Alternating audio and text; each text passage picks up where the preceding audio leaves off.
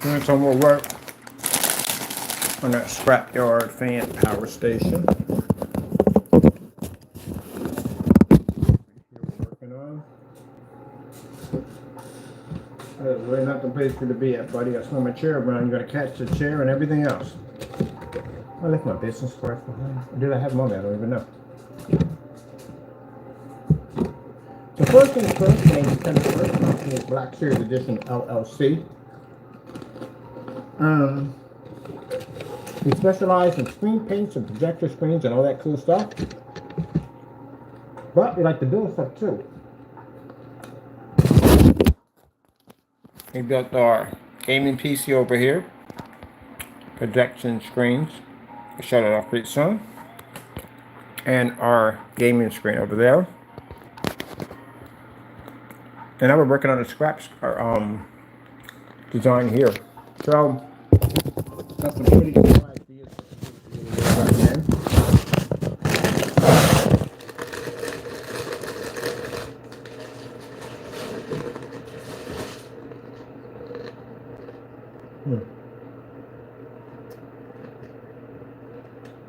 I'm definitely gonna have to get one of those over the table setups. I'm gonna have to get one. And some kind of table to work on, because this is gonna be my desk pretty soon. So first things first, I gotta get this up because I need to rearrange this.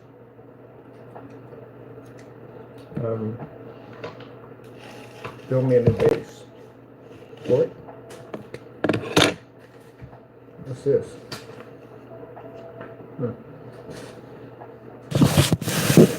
There we're doing.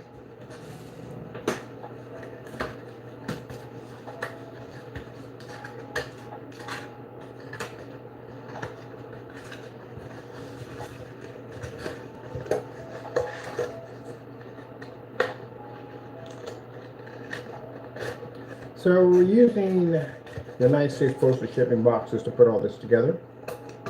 3 boxes. Somebody once, well, they come on my channel and say stupid stuff, but somebody came on my channel and said, oh, you're using all the boxes. Again, intelligent is not thy name at all. There's more than enough boxes. Let me see. And we got ourselves some, where's the glue at? I just bought brand new glue. Just bought brand new glue. Oh, yeah, here we go. Got some more glue to finish our job here. Well, you know, it's just somebody always trying to make trouble because they're bitter. I'm hoping to say that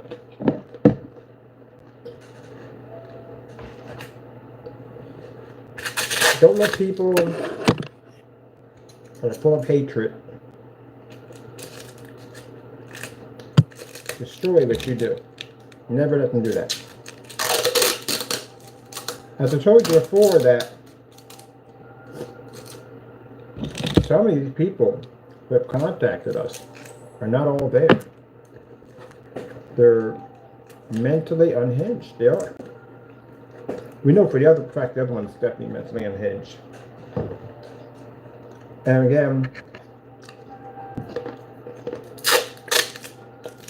you're doing business and you're selling products, that's something you don't want to become. You don't really label it as.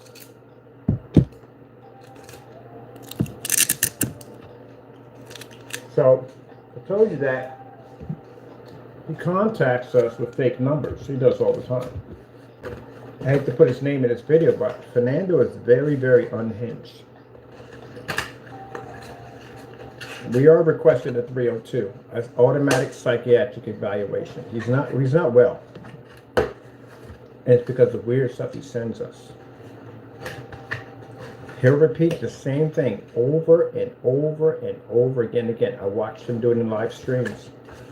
We went to his site to show that he's still selling screen paints that match house paint. And literally in the middle of a chat with him, trying to ask him why he's still doing this, he repeated the same thing more than one occasion over and over again.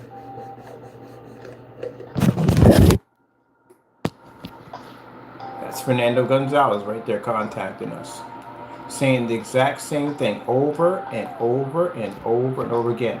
That's why I told you at the end of the day that he's not doing well. Told you that. So we send that over to the attorneys, of course. And when we get to court, we are going to suggest that he go through a psychiatric evaluation through court order because he's not well.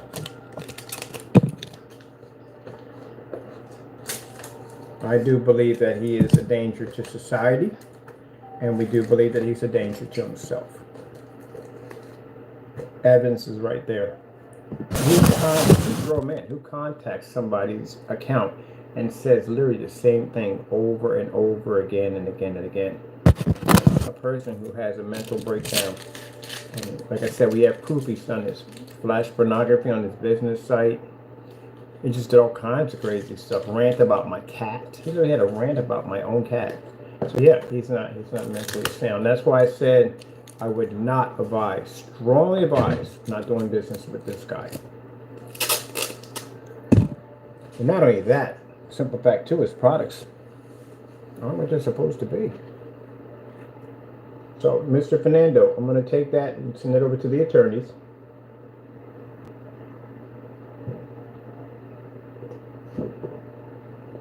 And I will advise, before I start this work right here, that now we're seeking you to go through a 302 and get a court order. See if the judge will grant us a 302 for you for a psychiatric evaluation, because I don't think you're really all there. We can show some very disturbing emails you sent to us. It's not normal behavior at all. All right, so I'm going to get back to my project. You just sent that to us about, let's see, 1027. Get that over to us. Told you. Not together. Probably snapped along the way, I don't know. But I wouldn't trust him with a credit card, I'll tell you that much. Besides, anyway, he doxed an address, so that pretty much damaged him right there. Once you do that, that's the end of it.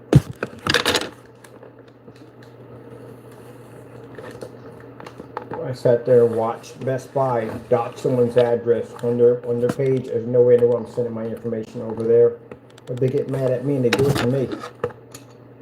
Even worse, he has people's information from people who purchase from him. He has their information. So when you start doing stuff like that, it's dangerous.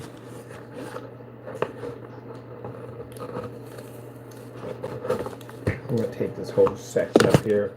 All right, let me get back to what I want.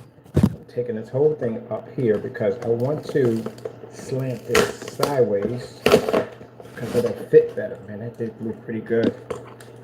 I want it to go this way instead. So that's where I realized it should have went this way, but I wasn't planning to build another section on this. I wasn't planning to do it, but now might as well, because we're going to basically widen this because I'm going to build my little power station in for my robots. I'm trying to figure out, they put it in the metro system for these robots. So I got to go in and figure out a translator for the metro system and how small these robots are, because I want to build my little power station over here. I'm going to start working on that. I don't like how that foundation feels right there. So we're going to have to build a little foundation to that. I don't like how that's feeling. I mean, it's standing nicely, but still. I have to make sure it's going to be sturdy. Alright, so we'll put that over there. I got some little sticky notes because these come in fantastic if I can get it from around the projector. Gee whiz, these right here come in handy. We can use that too. And we're going to use these boxes. And I think I just made another one around here somewhere. Oh, here we go. And this one is going to be for our base. Make sure this is not going to be too big. I don't want it too big. 2 might be. enough. 3 might be pushing it. Yeah, 3 is enough. So that's enough for the power station, for the base. Started off with something small, and now we're building this. All right, fresh glue.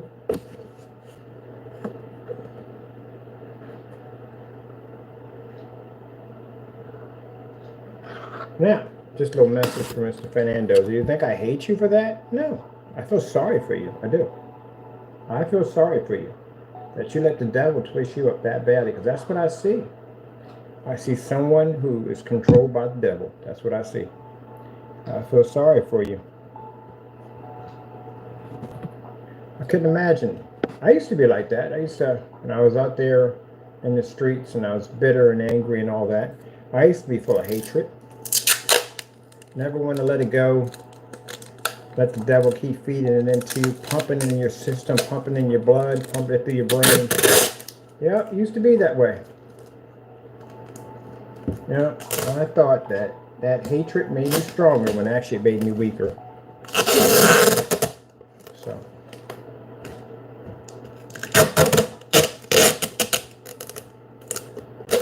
Feel sorry for you like that. You don't have any peace. You can't have peace.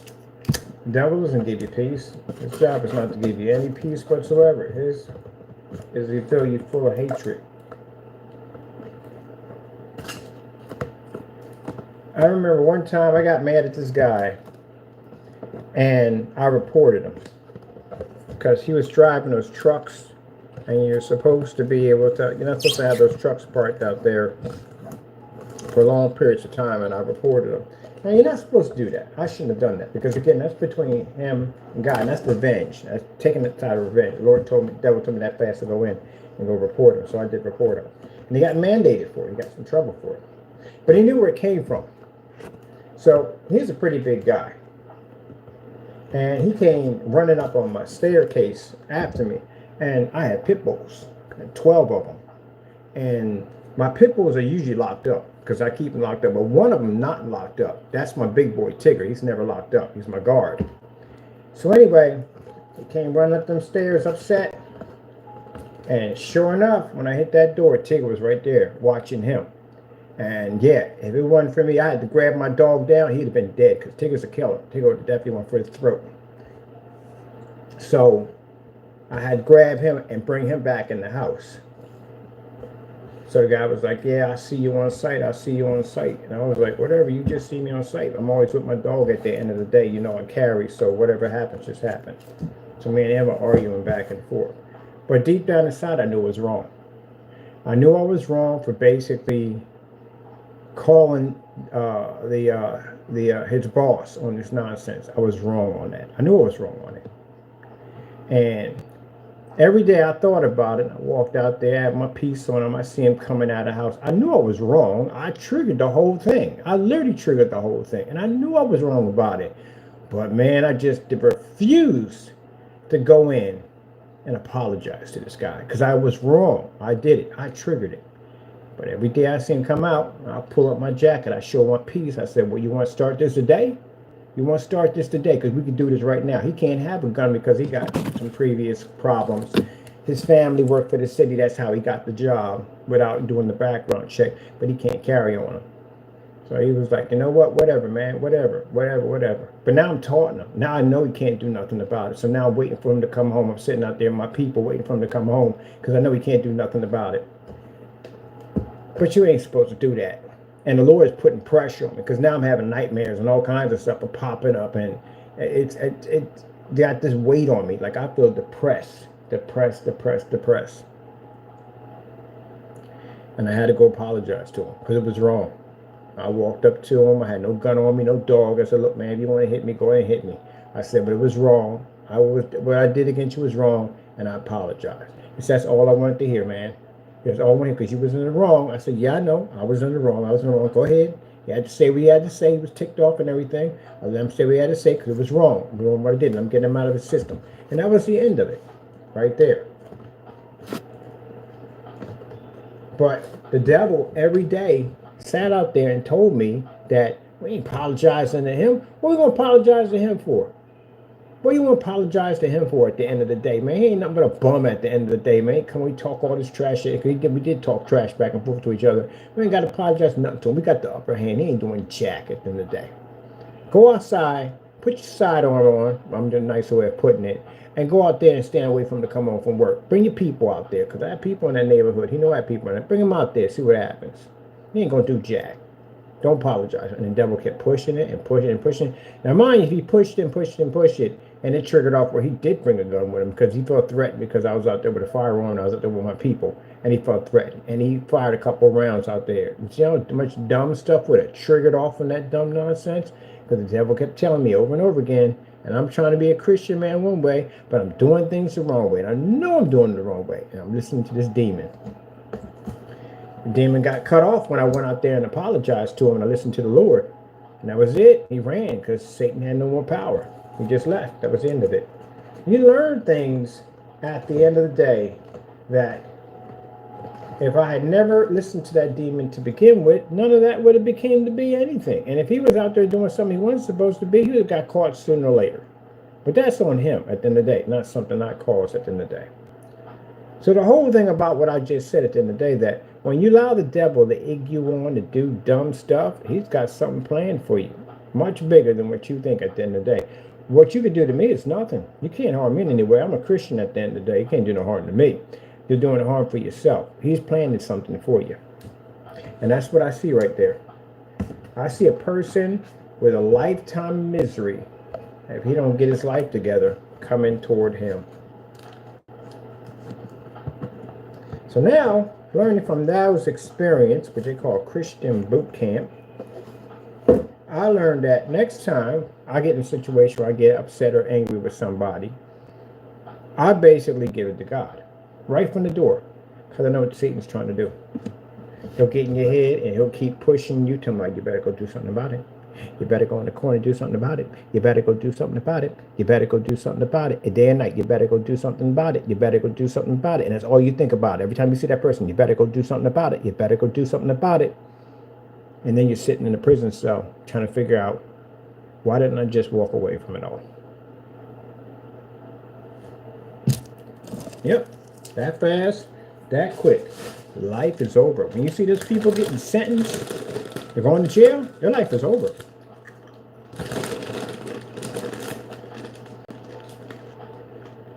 And watch court cases. You got a possibility to get out, you got a second chance, but some people don't even get that. They're getting 30, 40 years in jail, 50 years in jail. That's a long time.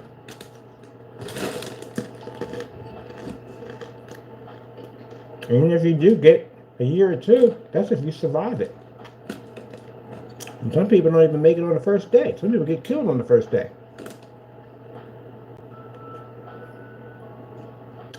As if you survive it.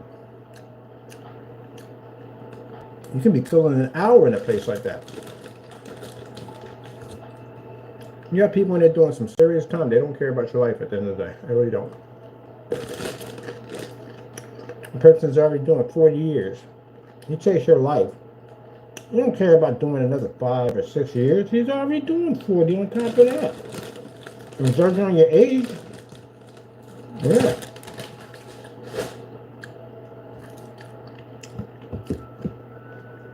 So, that's why you don't listen to the devil. Pay him no mind.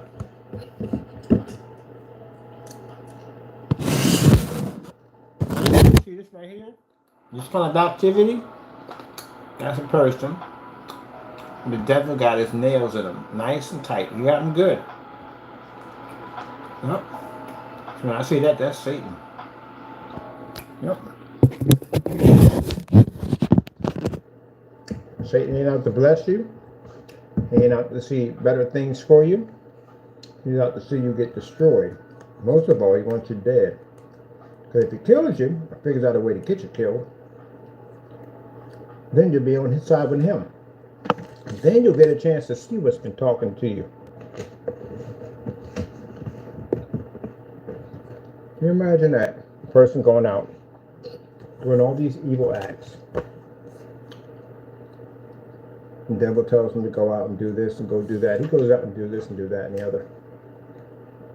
And then one day, the devil decides he's tired of playing games with you. He wants to take your life.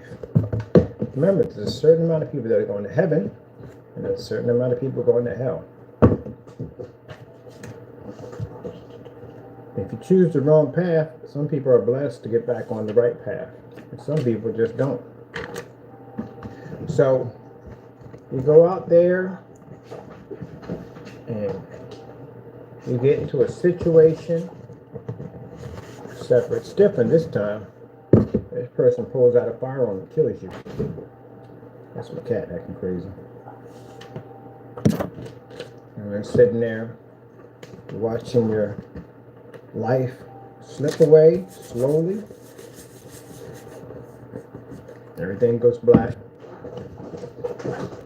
And you wake up on the other side. Except there's no light over there. It's nothing but darkness. Not in heaven. You know that already from the door. It's someplace else. It's not heaven. You don't see Jesus. You don't see God. But you see something else over there. You hear a familiar voice. The same voice told you to go and do all those bad things.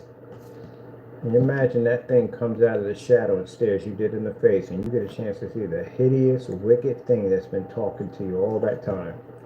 And what are you going to do? You're going to scream. Scream. Scream, scream, scream. Nothing you can do. You're in there alone with that. Whatever else is in there waiting for you. So basically, there's a place that you go to and you die if you haven't done the right thing. It's exclusive in the Bible. It's called purgatory. That's where you go. It's like a waiting room for hell. That's what it is. And that's where you'll sit. And that's where you'll be tormented until God decides to come back and save his people and bring us back. That's where you'll be at. So, not a pretty place to be at all.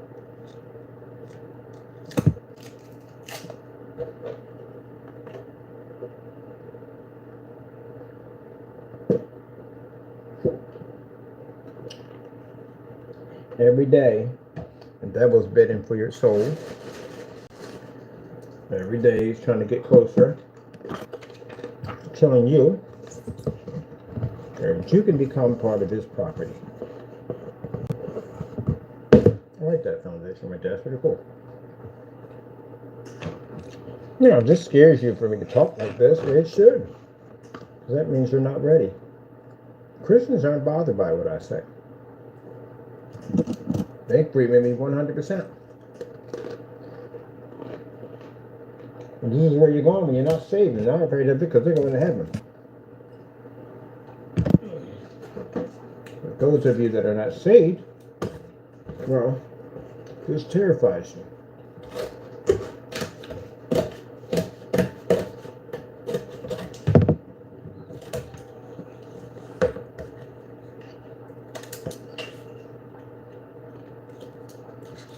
Terrified the daylights out of me too when I wasn't saved, scared to death. I didn't want to hear about it. I didn't want to hear about Revelations, didn't hear about the devil, didn't want to hear about God, but just scared to death of the whole thing. The whole thing, just terrified of it.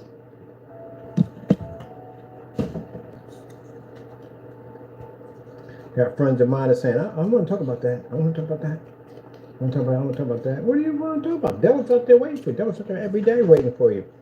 You're not careful, he'll be in your house waiting for you too. I want to talk about that. I want to talk about that. I want to speak about that. I want to talk about that. Well, you got to face that music sooner or later. We don't have immortality. We don't live forever.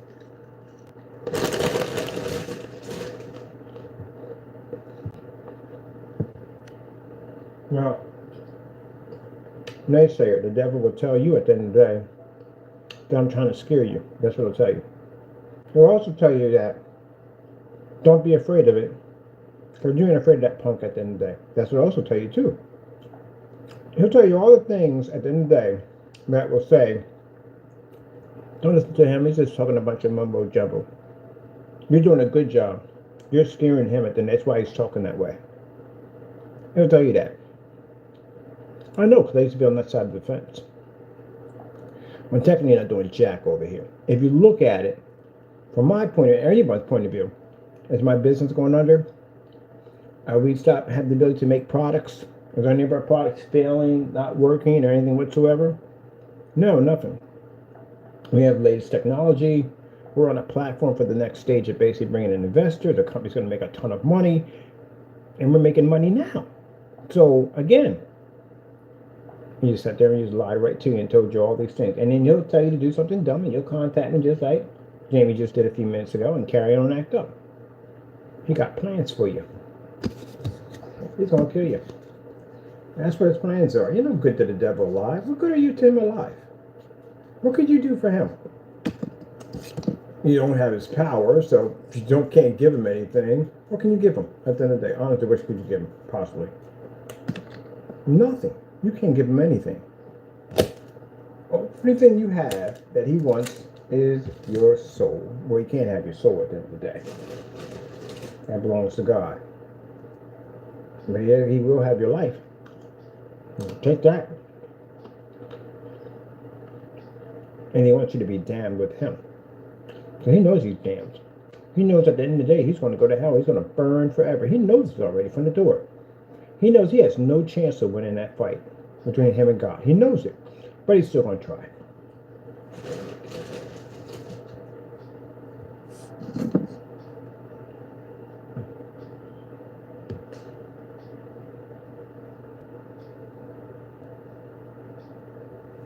Yep. So that's at the end of the day. You need to get yourself saved, my man. You do. You need to find a church and get yourself saved. Okay, if you don't, the devil's going to try to kill you. And get yourself saved.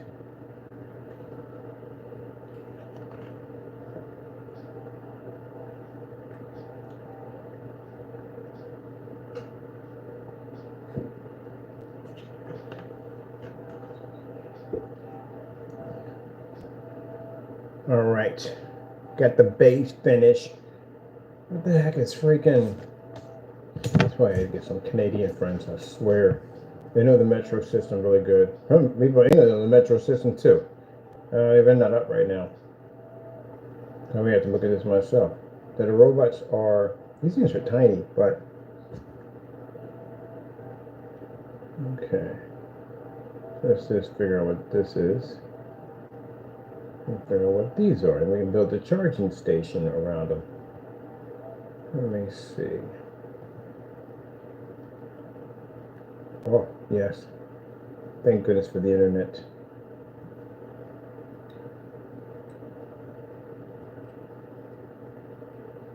They're ½ an inch? Ooh. That's tiny. That's easy to build around. Gee whiz. We can build everything around just on the side. We're going to put these things together. Okay, cool. That's pretty much it. They're really tiny. All right, let's start getting our scrappy section. We got the base already built. We don't need 3. I thought we need 3, but all we need is 2. Let's put all that together. We got to build a nice foundation structure around it so it looks like it's actually was welded into it. That's going to work on right now. And we got our little corners for that. Let me see. Where's the other piece at for this too? Can't figure out where to put that at. I'm going to bring all this down because we don't need all this here. And start the scrap pile. All the scrap pile. Where in the heck? Oh, here it is right here. This is the section right here. We're building right there. Get back to my build here. I don't understand people. I don't understand them. But anyway.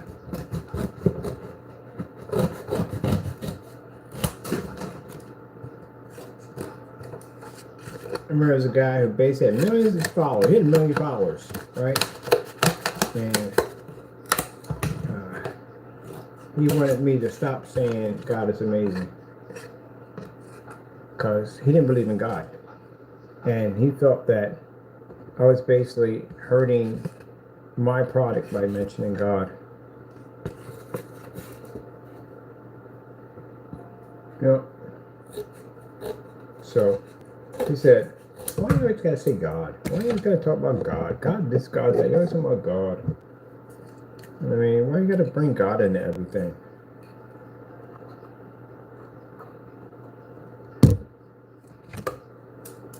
God's not everything. God's not everything. God is everything.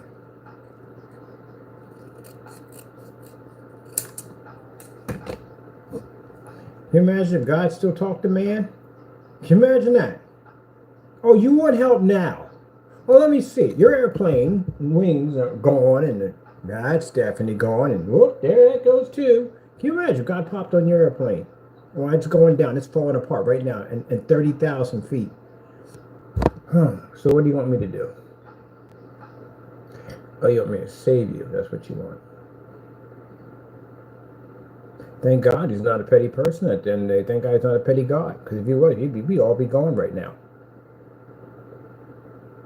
You sit there and go, so let me get this straight. You don't come to church. You denounce my name. You curse, you carry on, you drink, you act up, you fornicate, you do all these things, right? And you want me to save you. I mean, of course, yeah, I could basically just poop and you'd be on the ground right now. But I don't think you would learn from that. Because I think you would just, I'll save you and then you'll forget about me and you'll keep on doing stuff all over again. I think a lesson should be learned that you need to just not exist anymore. Can you imagine if God was like that? Thank goodness he's merciful. Oh, I'm telling you. That's the same thing could have happened to me. In that situation, when I was sitting up in that holding cell, he could have popped up in there and said, oh, let me guess. You want me to help you. Really? So you're praying out to me now, huh? Well, where was you last Sunday? And the Sunday before that? And the Sunday after that? And the Sunday after that? You didn't show up, did you? You basically prosecute my servants, which I did. I didn't like Christians. You call us cult members at the end of the day. You even threatened a priest one time. You can carry the knife into a church. And you want me to get you out of this situation. Well, there's your friend right over there in the next cell. The devil pop up and go, hey, how you doing? You remember me? Yeah, I know you. I definitely know you. You don't want that. Well, it looks like you're going to be doing some real serious time here. You got a 40 to 80 year prison term coming up. That's pretty bad. Well, see you around. Good luck. And the devil pop in your cage and go, hey, you know what? I've always wanted to meet you face to face. We've done a lot of work together, a lot of good work together. Yeah, you don't want that. Thankful God is merciful and forgiving God at the end of the day, because if he wasn't, I would still be locked up somewhere. But he's a merciful and forgiving God. So happy for that. Happy for that. Instead, that scenario turned out to be, oh, you took the book. And that's what I'm talking about. Yeah, you took the book. And the devil's on the other hand like, oh, man, come on, man. Like, please, flush it down the toilet, man. He can't do nothing for you. I've been taking care of you all this time. Yeah, he's been taking care of this time. Look where he got you at. Now you're sitting in a prison cell, and you're about to look at a 40 to 80 year prison sentence. Look where he got you at. This is where he got you. That's gratitude for listening to him. But I'm going to take care of you. Don't worry about that. I want you to read from this book. I want you to have faith that I'm going to take care of you. I want you to have faith that I'm going to get you out of this situation. Now, I'm going to let you know something here. You got to do some time. You have to do some. You have to. But you're not going to do the time that they're going to want you to do. And I don't care what the DA says. I don't care what the judge says. At the end of the day, I got control over the whole situation, and I'm going to give you what you should have. All right? Now, mind you, I want you to read that book. I want you to stay away from that guy over there and just keep the straight and narrow path. And I got your back. Yep. Got to be sincere about it. You got to be sorry for your sins. Can't just fake it. God will know you faked it. And I kept my word. I read that book. I read the Psalms that my mother told me to read. And got to know more and more about Christ and was more interested about who Jesus was and everything about him. And decided that I was going to change my life and become a man of God. I wasn't right away just because I was scared to death. I was scared to death. I needed God's help. But I wasn't ready to change into a Christian yet. It was basically learning about him and understanding how good he was and all the things he's done, or wanting to get closer to him and know him more. That's why I changed. And then after that, God just did what he had to do, and I was a free man. I went out on my first Sunday because I sat there and told my mom, I said, Mom, when I get out, because she said, you coming home soon, boy, you coming home. My boy coming home, he's coming home. Because they're already making a decision already. They gave me the time already. So I wasn't going to do that. She knows it's going to be out sooner or later. So they gave me the time already, 10 years. So she said, my boy coming home. He'll be home sooner or later. He'll be home. And sure enough, 8 years went by. And then next year, it's calling out my name, telling me to go home. Yep, I said, Mom, I'm going to get baptized. They told me a week I was going to be leaving, but I didn't believe them because, I've been there for a while.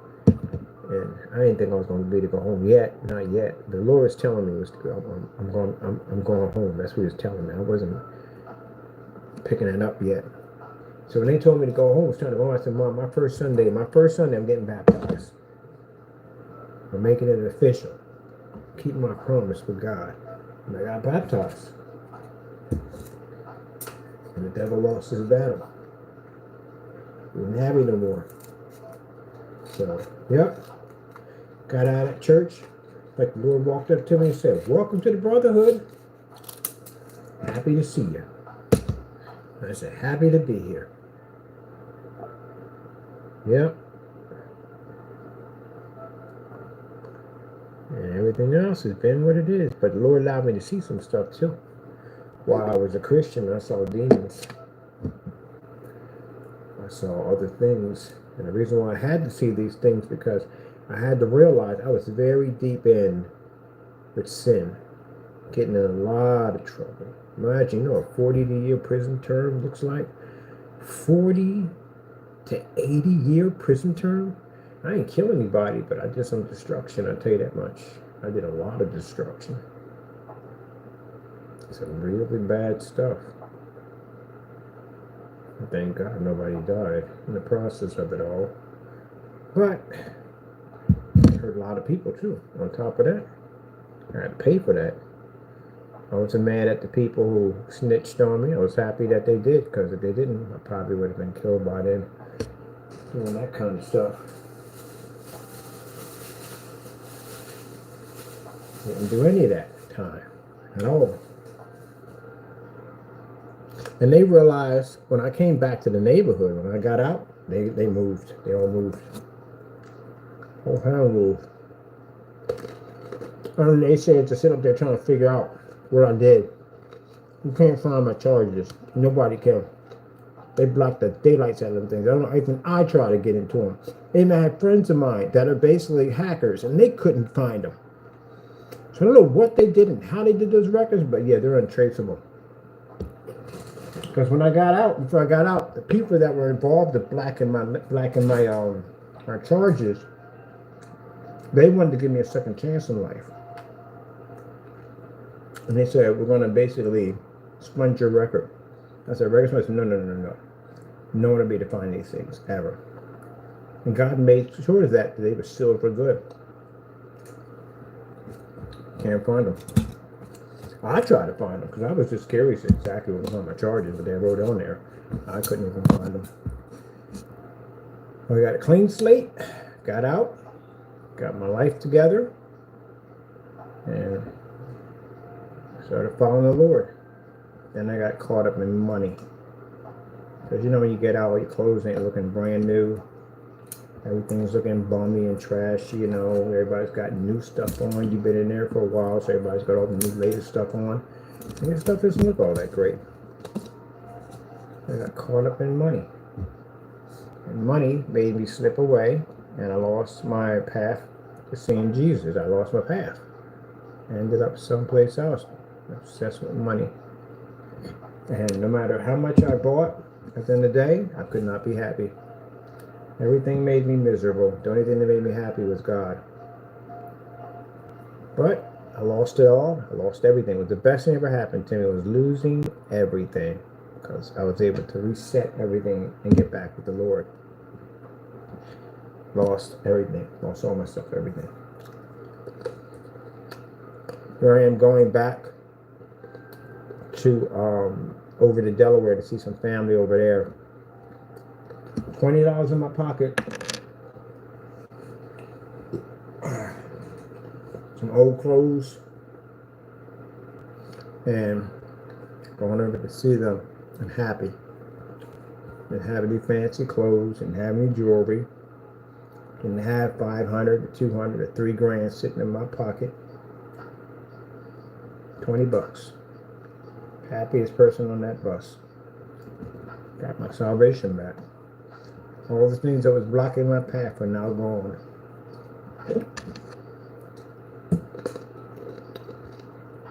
Like this. It's coming out quite nicely. The machines are trying their best to keep the station together. It's been here for a very long time. So it's been working. They've been just salvaging and getting scraps from different areas to put it all together. So now we have a theme for what this is. So basically, the outside world is all gone. It's destroyed. But there's this dome where they have this beautiful city. But the interesting about this beautiful city, this is what powers it. An old system powers the entire glorious city. So even though the city's gorgeous, there's more beauty here than it is there. This has personality. Now, are we going to design the city? Well, the city's going to be a projection in. So I was thinking about this, about maybe we have this nice platform. We get a nice little sheet of plexiglass over here. I know we went too far with this. We always do this. And then we have to put a projector, so we can put a real projector so we can project a little city in the background. So that'll look pretty cool. And those little robots, because they're outdated. They're not the high sufficient machines they have here. These are the outdated machines they put out here, and they keep all this running. So they have the most important job, because without them, that city doesn't exist. So my little buddy's got their little power station, the little quirky, cool guys in the day. They got their little power station. I gotta find me a little miniature, like gasoline pump or something, some kind of pumping station or something, because that's what they eat. And I drink gasoline and nuts and bolts and stuff like that. All right, there we go. So we'll put a little scrap area right there. That looks pretty cool. I wish I could show this. I'll get some kind of camera stand that comes over top so you can see what I'm actually putting this all together.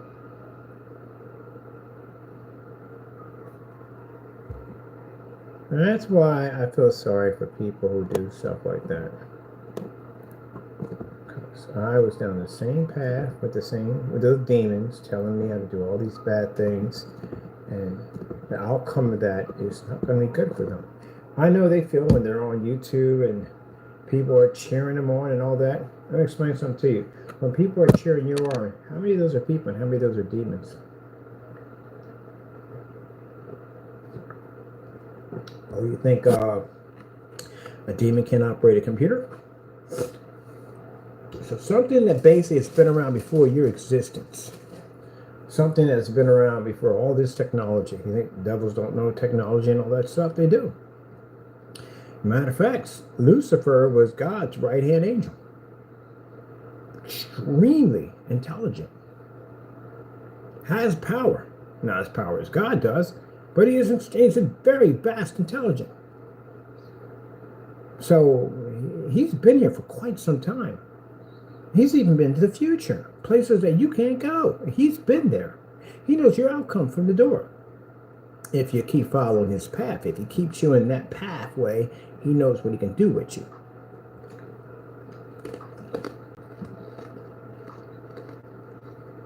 So, these are no computers. He's not in there in the group with your minions in there, carrying on and acting up with you, pushing everybody along to get them to keep going. And again, like I said, all that effort for nothing. You can't harm me. What kind of God do I serve at the end of the day that's going to allow the devil to come in and basically harm me at the end of the day. My Lord protects us.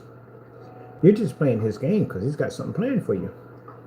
And God will warn you. God will tell you, don't do that. Don't do that. But you don't listen because you know why? You're bent by hatred at the end of the day. So the devil already has something planned for you. You could walk right out that door and anything could happen to you. Remember, you don't have the protection of God when you walk out the door if you're serving the devil. So he's got all kinds of plans to get rid of you. You can start your car up and it could explode on you. Anything can happen to you. So what's the point of playing the devil's game and then you're going to pray to God to keep you safe? You know what you're kind of acting like? You're like the water well, where it says that out of a water well, you can't get polluted water and clean water at the same time. It's either one or the other. So you can't sit there and curse somebody and then pray for God to bless your hand. It's one or the other. You can't sit with a table among angels and demons. It's either one or the other.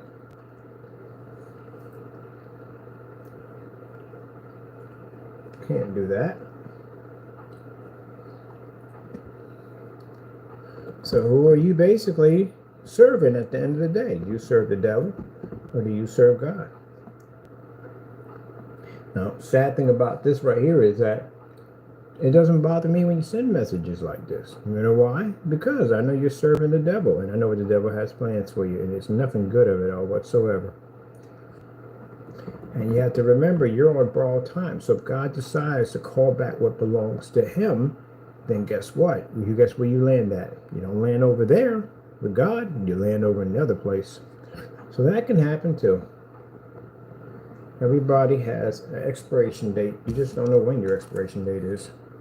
And I said, if you knew when you were going to basically die, then the day you had a time stamp, like, okay, apparently I'm going to die on this date right here. So let me go out and commit all the sin I possibly can. And then when it gets closer for you to be able to be saved, to die, I'm going to basically be a Christian. Yeah, that doesn't work that way. You don't know when you're going. Nobody knows when they're going. The fact that you wake up every day is a blessing because you don't have to wake up. You know, honestly, you just don't have to wake up.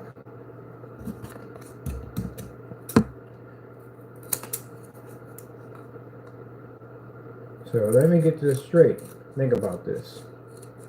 You're going to be blessed to wake up that day. And that day is a entire day is a blessing.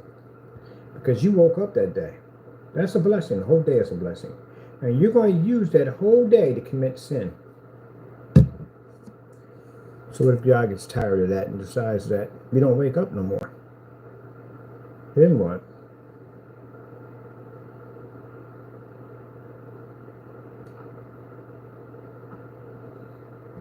So these are things that went through my head when I got saved. When I thought about when I got up every morning to go out there and do something stupid, get myself in trouble, ignore God,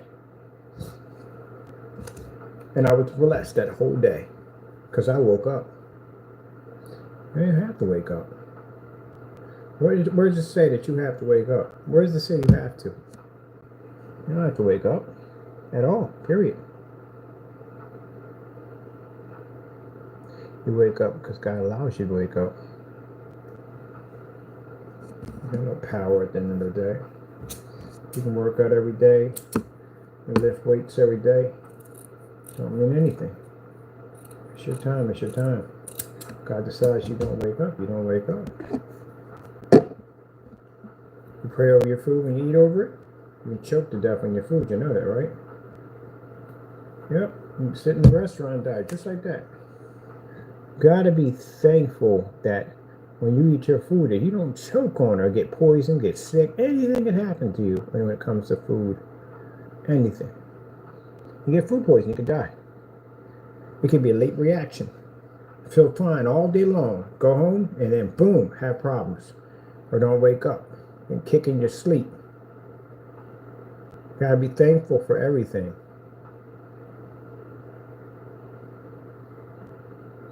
People get on this earth and they forget.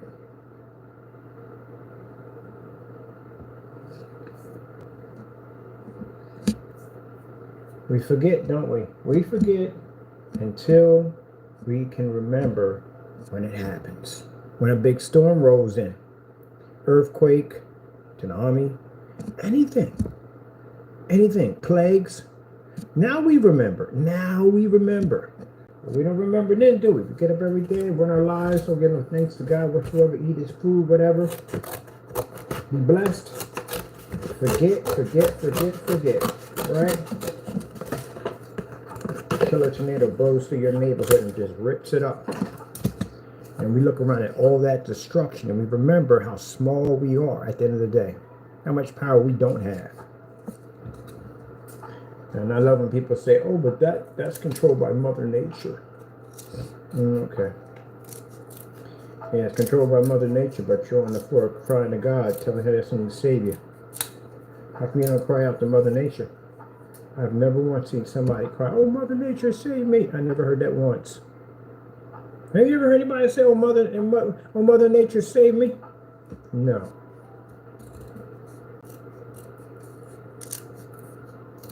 Yeah.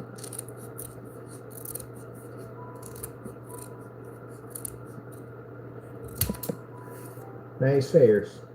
Like I said, I've seen demons. Let me explain something to you.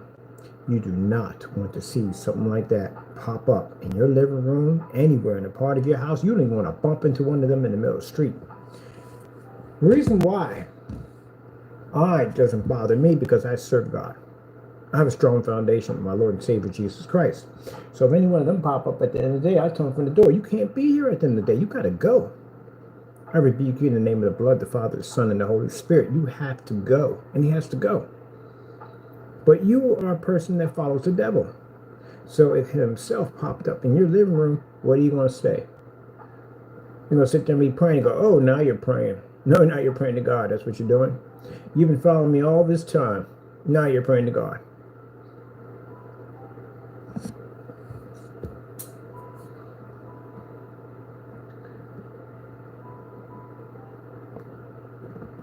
First thing he'll sit there and say is he can't hear you. God can't hear you.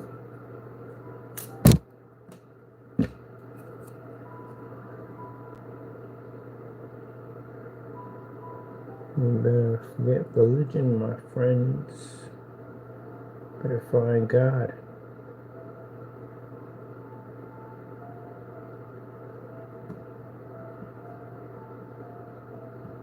Thing about it is nobody knows when he's going to come back.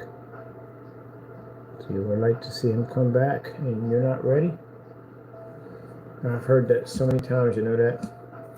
I've had people come up to me and tell me that over and over again. And I ignored it. And I said, come back. You ain't here. You ain't never going to come back. That's what I would say.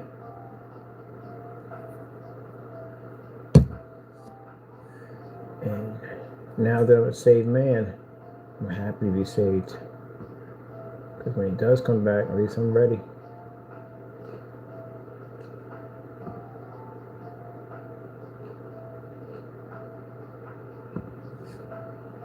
Nothing makes you want to be saved in a near-death experience, right? Almost die on a table, operating table. Almost die in a car accident. You know, sitting there being rushed in an ambulance and your heart's racing at 100 miles an hour and you feel like you're about to die. And you think to yourself, I ain't ready. I'm not ready to go. Start making your promises about how you want to serve God more. How you want to give up the old life and do something right. Right?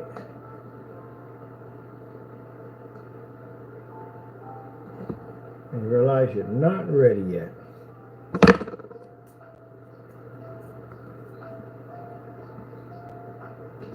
Meanwhile, the devil's on the other hand telling, come on, hurry up, die already. Hurry up. And you ain't ready to go. Oh, no, I'm not ready to go yet. No. I need to get saved. I need to find God. I want to go to heaven. I don't want to go. I want to be there with you. Can you imagine that? That sucker pop up in the middle of the ambulance with you, right next to you, looking at you like, hey, how you doing? Remember me? Yeah, I got you to do that really, really dumb act a couple minutes ago, and you got shot in the process, and now you're about to die. You're about to end over here with me for eternity. Can you imagine that? And you're sitting there praying. Oh, Lord, please hear me. Please hear me. Please hear me. I do not want to end up with that. Do not want to be with him. He's like, oh, yeah, definitely. You're going to come over here with me pretty soon. Oh, look at that. Time is ticking. You're just about there. And you can feel yourself getting lightheaded. And you feel your eyes starting to shut. You can hear the devil in the background laughing and laughing and laughing. And all of a sudden, you don't hear the devil no more. You wake up, you're in the hospital.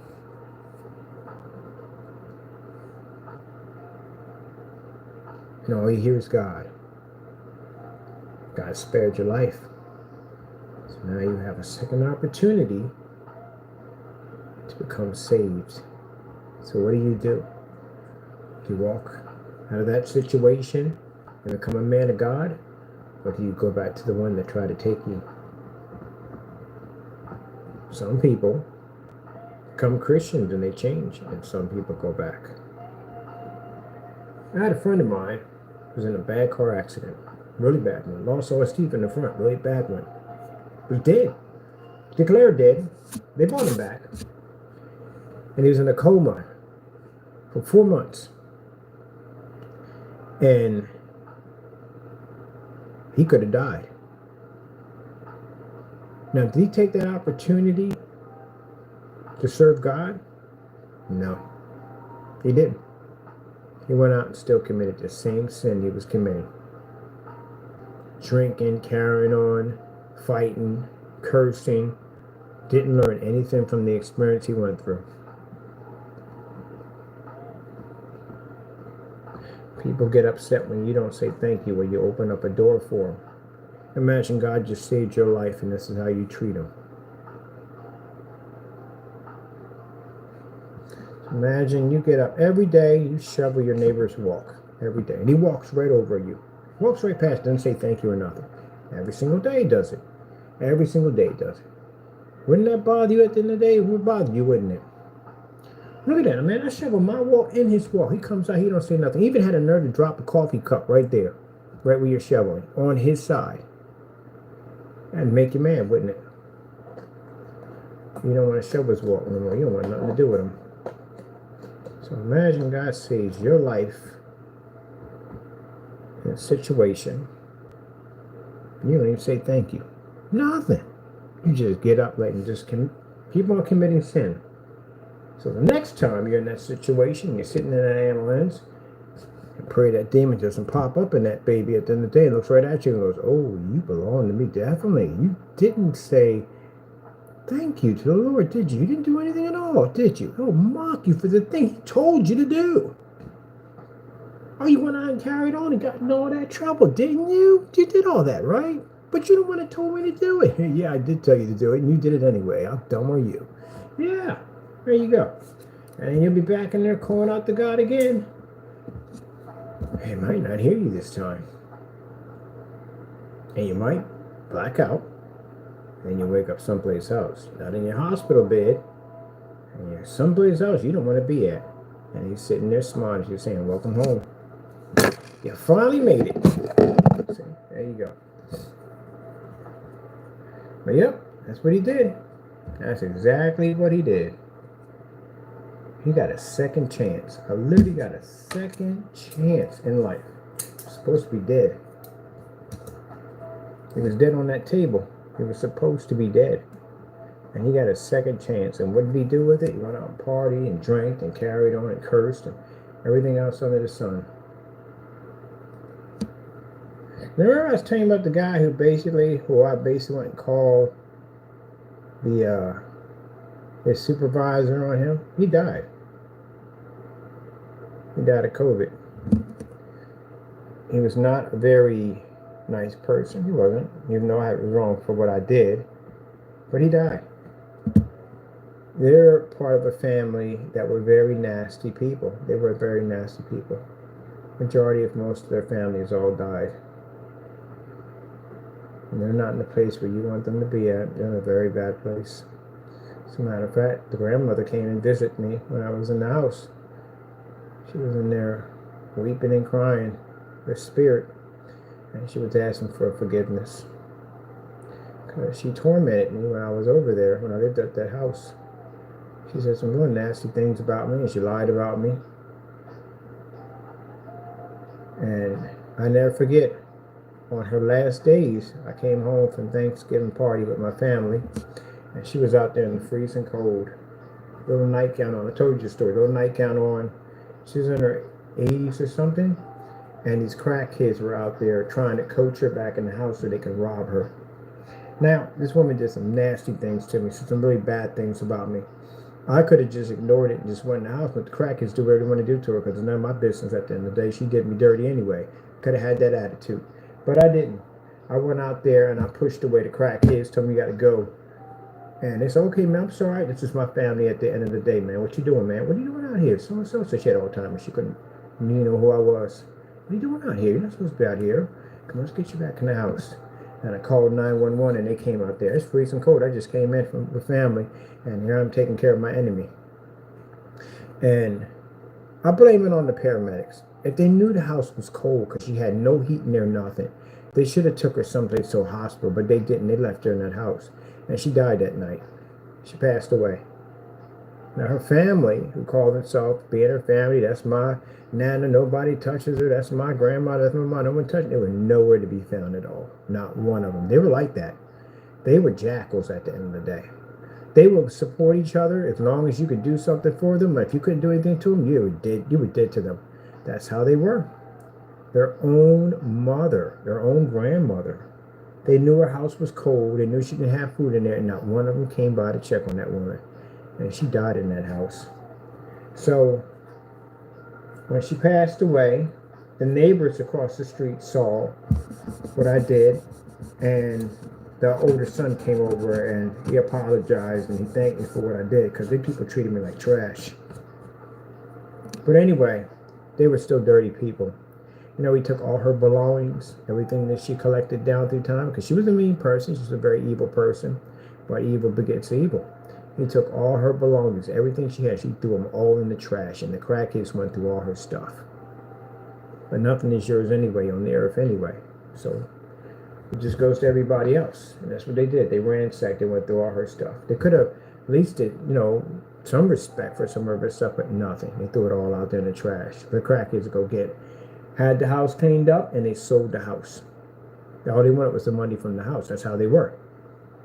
So a couple of days went by, and I remember I was in there watching TV, and I felt this weird presence in the house, and it was her. She was in the house. And she didn't come from heaven. She came from another place. She came from a really bad place. And all I could see, what I could see in the vision, was just her head. It's kind of like somebody drew her body out on a chalkboard. Like there was nothing to it. There was no body, but there was just the head. That was it. That was moving around. And this really dark world. Like there's nothing there. You couldn't see anything. No trees. Just absolute complete darkness. And just the sorrow and the pain was unbelievable on where she was at. I begged the Lord if he could take a year away from my own life so she can have one more year in this world to be able to save her life, to be changed, to be able to accept Christ as her Lord and Savior, do something to be saved. And the Lord said no. She had her time. And then I asked the Lord to get her away from me. Just please send her away. And she left. Yep. Never forget that.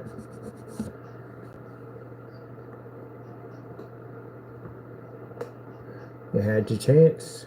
The chance was there. And it's gone now. She's in that place.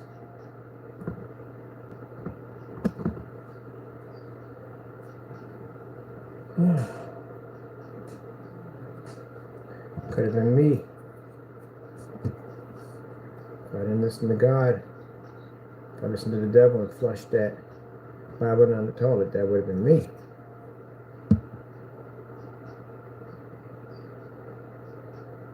So, yeah, demons can be on computers. Actually, they can be in your computer. Yep. I seen a lot of things. I learned a lot of things on the way of Christian boot camp. This is where you go through your trials and tribulations. And I remember when web TV was out. I had a web TV, and I was in a chat room doing dumb stuff that I shouldn't have been doing. I knew I shouldn't have been there doing dumb stuff. Lord told me you're not supposed to be in there, and I'm in there anyway doing dumb stuff, not listening. And there was something else in that room with me too. So there was this guy on there. Weird name. It was a really weird, strange name that he had. It looked almost Greek. It was weird looking, like old Hebrew or something. It was crazy looking. What the name was? I didn't know what it was. I thought maybe it's from another country or something. Me and him I got messing with him. I wanted to mess with him. I sent in this riddle. I said, red rain. No, I said, red rain. Killers love it. We all have it. It's blood. That's what it stands for. It's blood. And I'm messing with him. And he answered right away. He was like, blood? And I was like, oh, shoot, because most people don't answer that right away. And I was like, what the freak are you? And he was like, what the freak are you? And I was like, oh, so that's the game we're playing today, idiot? He said, oh, so you think I'm an idiot. I was here before you were ever thought of. Oh, so how old are you? Like, what, you 50, 60, 70, 80? He says, no, way beyond that. He says, so, he asked me a question. He said, are we having problems? And I said, what do you mean we having problems? I said, well, we're not having any problems. We're having a discussion, but do you want it to be a problem? And he says, you're lucky. You're lucky that it's the hour, it's not the hour at hand, because I would morph and come see you. I said, morph? What are you, a Power Ranger? So now I'm busting on about him being a Power Ranger. And then he clicked off. He was gone. So I didn't think nothing of it. You know, whatever. You know, some weirdo nut job on that thing. Weirdo on the chat. So a couple of days go by. It's late at night. Now, mind you, when I moved into that house, I took blester oil and I basically put a cross on every wall and every door, because you never know what's going to try to walk in. I always pray over an area before I walk in, because you don't know what used to be there, and you don't want what used to be there to come back. So I prayed over that whole house. So when I heard the dogs going off, I mean, they were barking like crazy, because usually they bark like that when somebody's in the backyard or something, or somebody's banging on the door. They'll bark like that. I know the difference between their barks, and they're just going off. And I went up to I was upstairs. I went to the kitchen window, and I went to go lift it up, and the window wouldn't open. That window opens all the time, but it just wouldn't open. God shut that window. Because when I looked out that window, I saw it. It's the only way you couldn't see it, but you could see it moving. You see something moving back and forth. It was trying to get into the house, but it couldn't get in. Couldn't get through any of the windows, nothing, because that blessed I prayed over that house. But it looked like something like, the best way to describe it didn't have horns or anything. It was like somebody was in a Spider-Man outfit, and it was just all black. That's what it looked like. But the way it was moving, it wasn't moving fast. It was moving like something was trapped underwater. That's how it was moving back and forth. It was just eerie looking. And when I tried to lift up the window the first time, the door shut it. Boom, the window went open up, because if it opened the window, it got in. And when I looked out and I saw, I said, oh, it clicked. The conversation that I had and what I was talking to, and it clicked right there and then what it was. The Lord told me what it was. Yeah, the conversation you had yesterday, you was having it with a demon. Yep, a demon was having that conversation back with me. That's what he meant by morph. It's not the hour hand. So yeah, took the web TV back and wiped the hard drive and took it back, and I was done with that. That's it. It wasn't the web TV's fault. It was just on that room. I should have never been there. That's why the Lord told me not to go in there, because again, they had Christian sites I could have went into and taught, but no, I wanted to go on a site and get into trouble. And I bumped into trouble, all right. Trouble was in there waiting for me. Yeah, never forget that one either.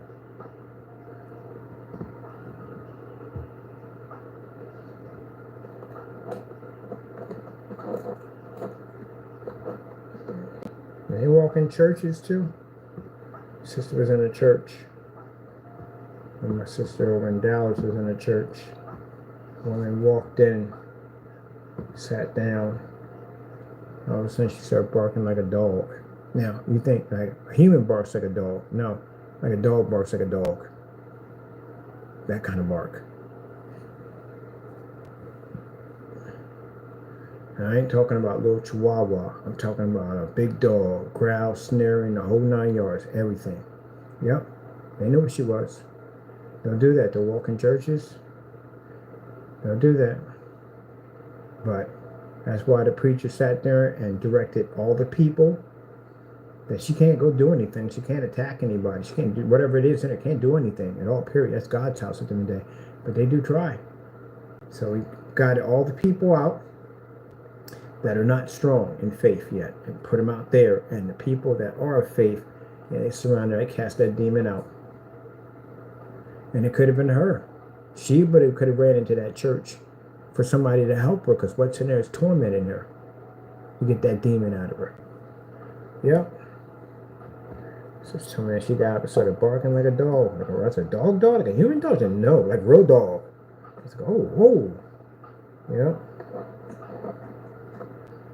Yes, sirree. That's why you're glad you stay with Jesus. Because the devil don't play with God's people at the end of the day. He stay far away from them. You don't want that at the end of the day. They don't want it. Don't need it.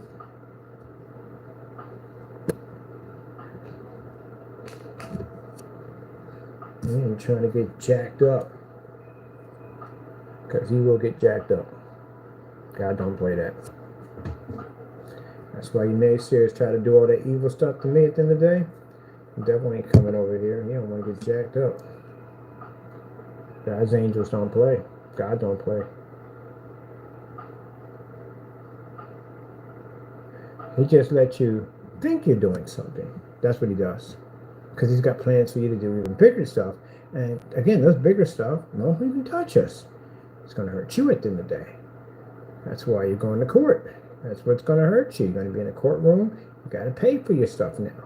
The devil got you to do all that dumb stuff. And not any of it harmed any of us over here. Nothing. Didn't stop my progress of sales. Didn't take any food off my table. Nothing. Not a thing. Nothing. We continue to be blessed. He got you in a situation now. You're going to court now. And you could, some of them are never coming home. And I lie to you not. They are not coming home. They spend the rest of their lives in jail. I'm not trying to say this in a way to scare them, but they are. You know how heavy a copyright infringement lawsuit? And then on the jail time behind one of those things. It's not a joke. Mr. Fernando is going to spend the rest of his life in jail. He's not going to ever see his family can come see him, yeah, but he's not going to be able to hold them anymore. No, he's going to be in jail. Those are very serious charges. He has a lot of charges that are coming up against him. He's never going to go home and see his family. He's never. He's there now. He's going to be, not there now. He's going to be there. If they knew, if he felt at the end of the day that he could have any way to get out of this, an attorney would have been able to contact us by now. They would have contacted and say, hey, look, Mr. Bird, you can't make these accusations on YouTube because you don't have any evidence that he did this. You have no evidence that he touched your copyrights. You have no evidence that he violated anything at all whatsoever. No one has contacted us. So he automatically knows he's going to go to jail for this. He knows the perjury that he committed. The devil told him to do that too. Oh, go lie on your sheet. Go lie on your LLC. Tell him it's only about 5 months. It's been over 5 months, 5 years. Oh, they're never going to find out. He knew they were going to find out.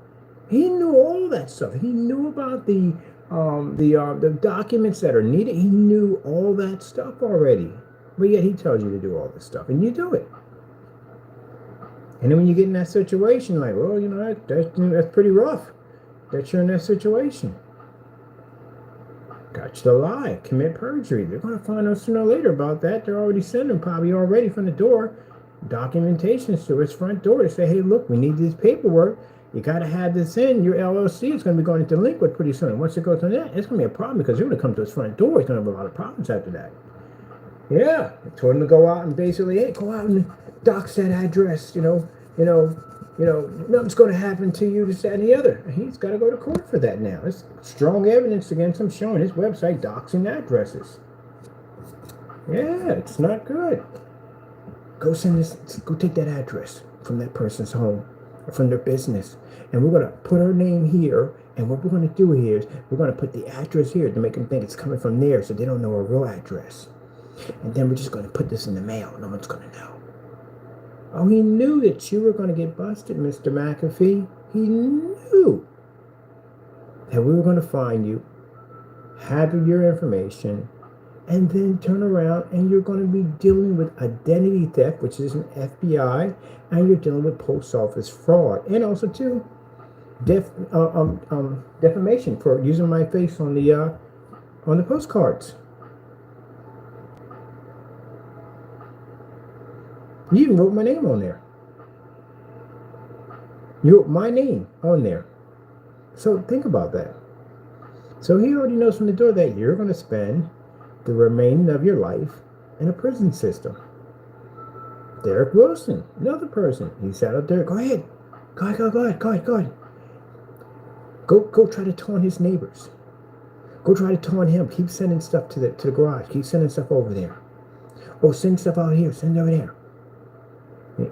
Keep talking to his email. Keep sending stuff to his email over and over again. Keep sending nasty stuff to his email. Call his phone up and carry on. All that's evidence used against you. You have 16 accounts of post office mail fraud.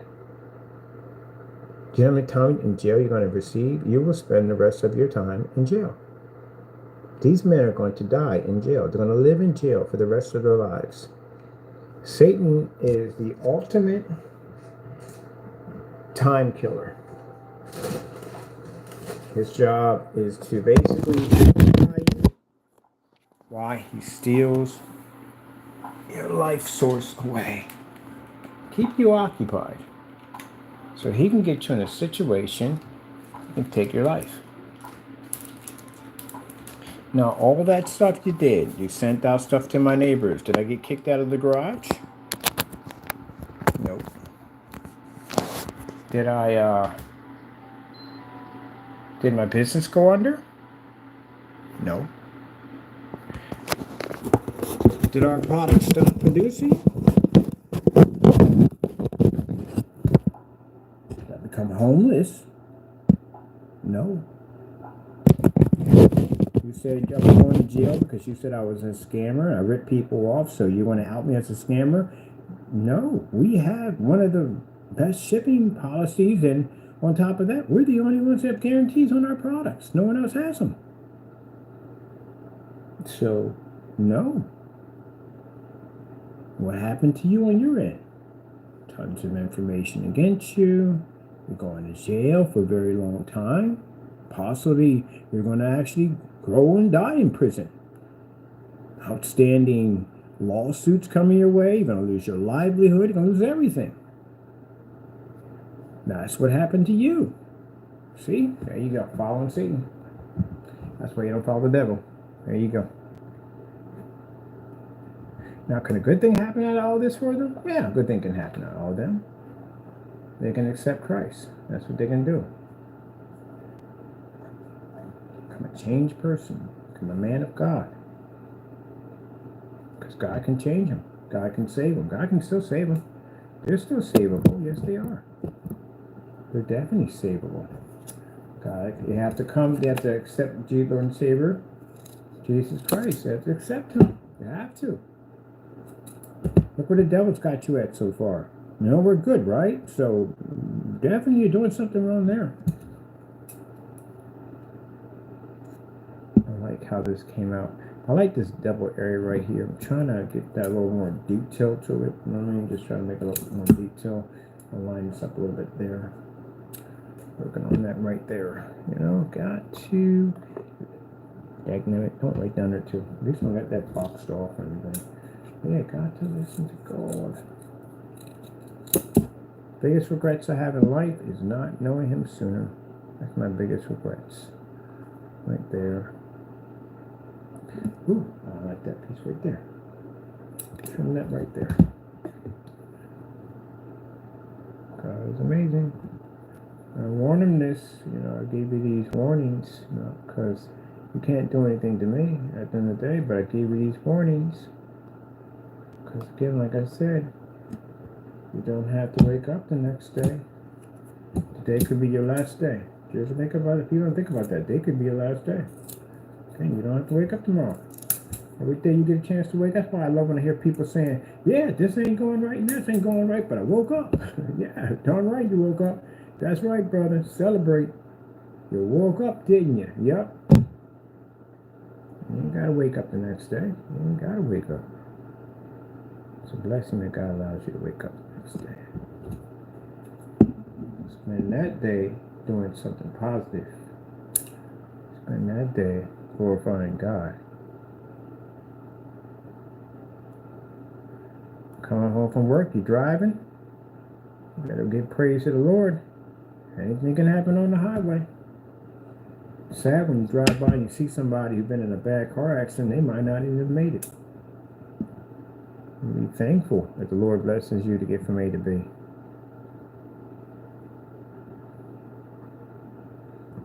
Like our little makeshift there, our little machines, putting it all together. We'll put a nice little scaffold there. Right over here. They've done a fantastic job keeping the system nice and running.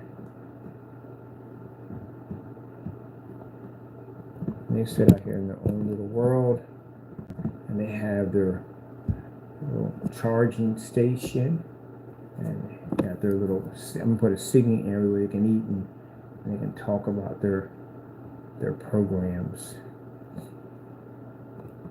Like today I uploaded Linux to my operating system. It feels fantastic. I love it. I'm about to get an update. I got Millennium system. Ooh! You ever had Millennium? Windows Millennium? Oh, man. Gee whiz. I don't know. Again, Windows Millennium was horrible. It was horrible. It was horrible. I don't hear anybody say anything good about Windows Millennium. I don't know where Windows 95 was good. 98 was still sucked. I didn't like it either. The wallpaper in 95 and 98 was just good. At that particular time it was good, but then if you got Windows XP, that's a whole different story right there. I still like Windows XP to this day. I like it. It was more stable. I like it. I'm picking up Windows 11. Vista didn't even work well with your hardware. It had a bad habit of basically denying your own drivers on your system. I made so much money off Vista. It was not even funny how much money I made. Everybody wanted to be converted back to XP. Windows was beautiful. It had a lot of glam to it. It was very glamorous to look at. But it had an issue with your drivers. Like if your keyboard and mouse weren't working, your printer wasn't working, monitors weren't working, because Windows Vista was not accepting the drivers, it was blocking them. So people load Vista and it was beautiful to look at. I realized the keyboard and hardware wasn't working. So everybody was paying me money to basically reinstall Windows XP to it. I like Windows XP. I'm gonna get another copy of XP and put it on a PC. I like XP. Windows 10. We got Windows 11 coming. Windows 11. I like Windows XP better. But if I'm doing my gaming system for my i9, I'm doing Linux. It's more stable. You have to do with all the freaking stupid updates. Windows will give you tons of updates on the dumbest things ever. You be in the middle of a game, update will come through and knock out your whole game. Like, what the freak is this for? It's an update for your calendar. Really? I meant to tell you I'm in a really awesome tag team match and you're going to interrupt me for a freaking update for a calendar? But you don't understand, it's not any calendar. It's a new calendar. It was a new calendar last year. It's a new calendar. Oh, man. You ever watch, what's that movie called? It wasn't a movie, it was a show. The guy from The Office was in it. About a space program. And they had like once every 20 years, they had this alignment with some star system. And they finally got there just in time to get the recording on it. They were trying to get the satellite online to make this recording. And right about 5 minutes in before they linked together, Windows popped up with an update. Oh my goodness, man! The curse words that were going off on that station were so funny. Now, wait a minute, what's going on? So I'm sorry. Windows is requesting an update. First things first, I don't think Master uses Windows. I think they use Linux. Let me see.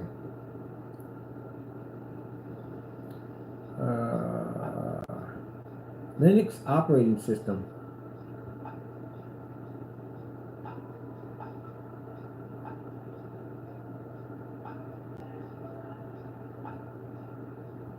Linux operating system for PC. According to Wikipedia, Linux is a generic name for a family of open-source Unix-like operating systems based on the Linux kernel, an operating system kernel first released on September 17, 1991, by Linus Torvalds. Linux for gaming systems.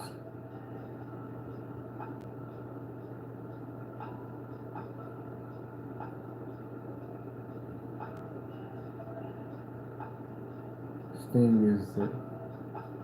That's what I'm going for the i9 system.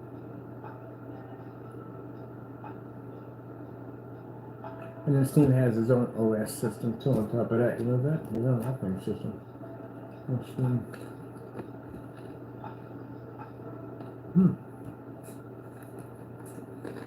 Right. So, here's how this dries nicely. And a little scrap design. Like I've seen more realistic. Where the heck is my original from, man? Oh, right down here. That's what's that. Over there. Covered in the other section of the section.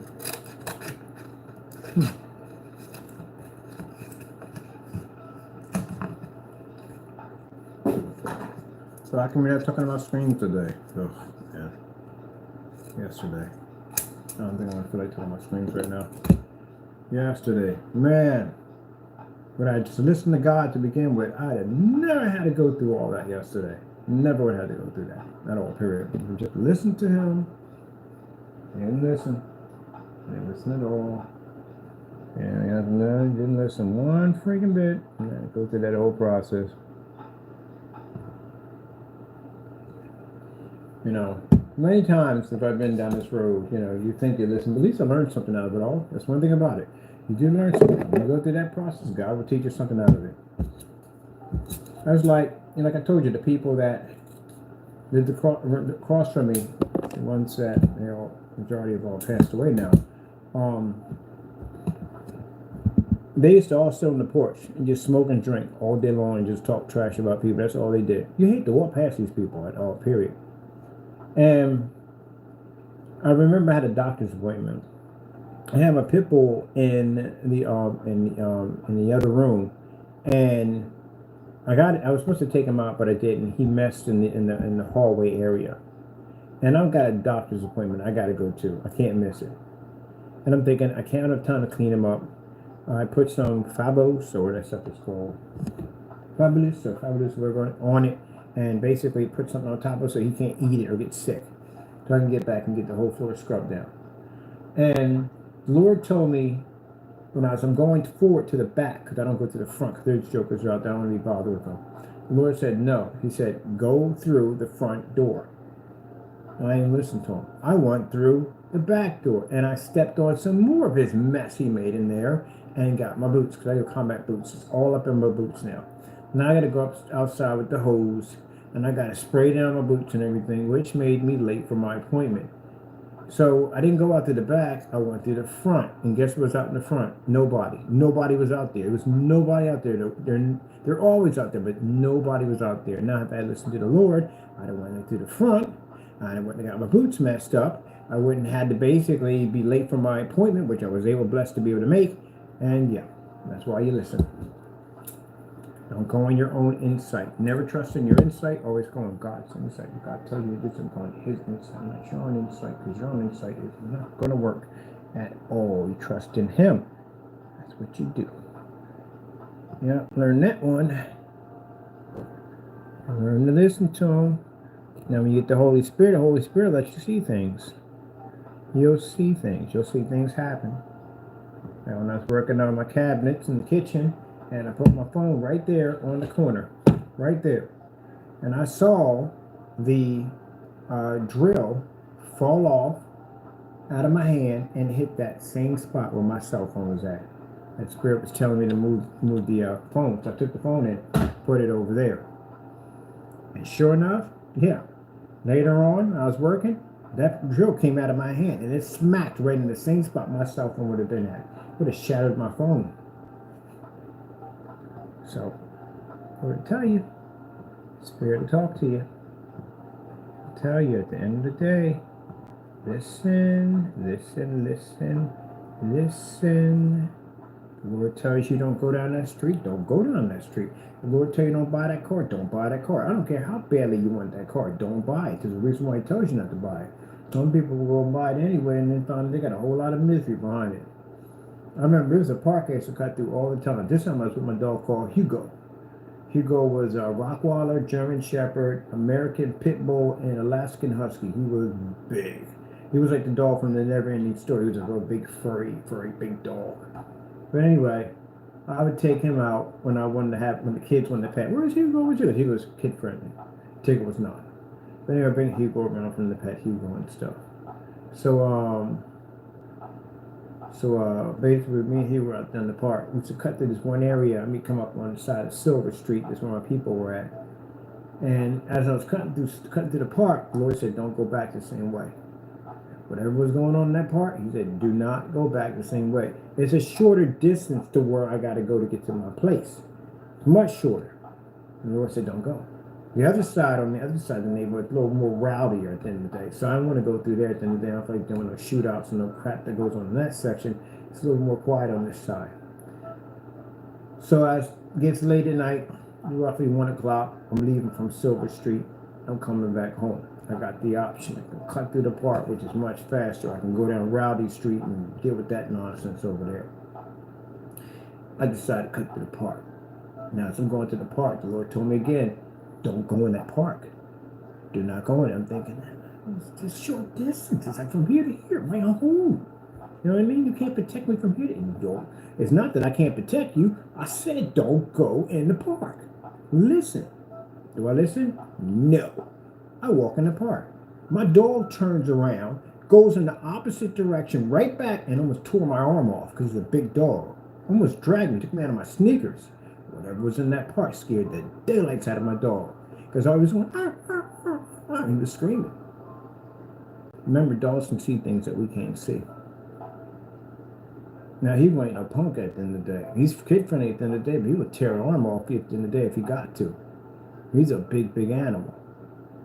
Very temperamental. You know, he was very, very temperamental. And yeah, he will snap at you if he has to. But other than that, he was scared to death.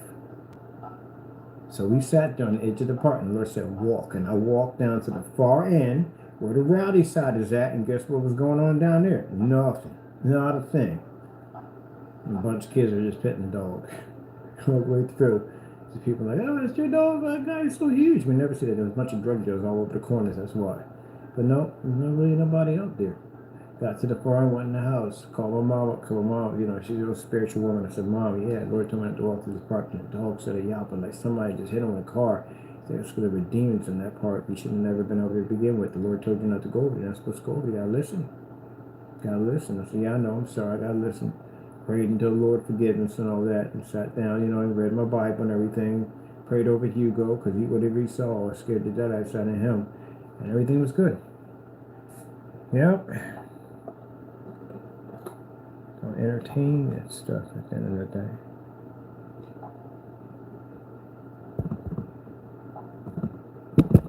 You can bring things back with you, or something can enter in you. That's why, you know, when I see people, my mom used to tell me when you get antiques and stuff like that, pray over antiques. Stuff that you buy, you pray over. Trunks and stuff like that, pray before you open those things up, because you never know what used to be in them.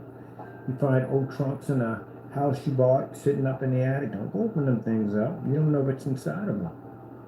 Could be anything in there. Person owning that house could have been into witchcraft. You would never know that. We had an incident like that in my neighborhood. The guy was an x-ray technician. He lived on the far end of the block. Now, that neighborhood was kind of interesting because the house he lived in was about right about here. But then there was a house over here that was abandoned for years. It was abandoned ever since I came there. And the story behind that house there was a cult that used to live in that house. And around in the 60s or 70s, they lived in there. And it's supposed to be a pentagram in the basement of that house. So I've never seen anybody go inside of it or go near it or whatsoever. Heck, nobody went around it. It just stayed right there. I don't know if it was true or not. But anyway, so the house over here was the x-ray technician on this side. And there was another abandoned house next to that house. And my buddy lived over here. And then everybody else lived down there. On the far end next to the x-ray technician was another house on the corner house. So he was in the middle house right here. So he was in some weird stuff. So basically somewhere he ended up in prison a long time ago. And somebody told him in a past life he used to be a warlock. He believed it. He started studying a lot of black magic. So he had one daughter. And she would say that she was friends with my sister. And she would tell her that in the morning she would hear people talking upstairs. But there was nobody in the house, just her. It wasn't an apartment, it was just her in the house. And you can hear people walking around up there. That would have freaked me to freak out. I would have been out. I would have packed my bags. Goodbye, Dad. Gotta go. I mean, disappeared. I don't care. But yeah, she heard some crazy stuff.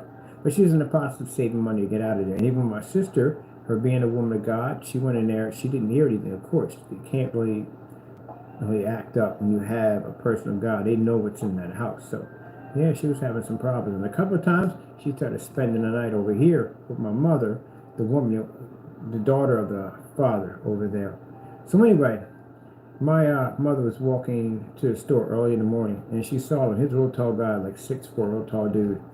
And he kind of stood out in the neighborhood. Like he was almost like, we didn't have a lot of white people in the neighborhood. Remember, this is North Philadelphia,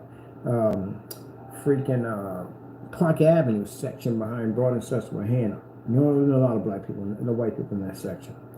Like she knew somebody who was married to somebody the only way, but other than that, it was mostly all black. But anyway, he was a really, really light man, so he could easily pass for a white guy. So he kind of stood out in the neighborhood.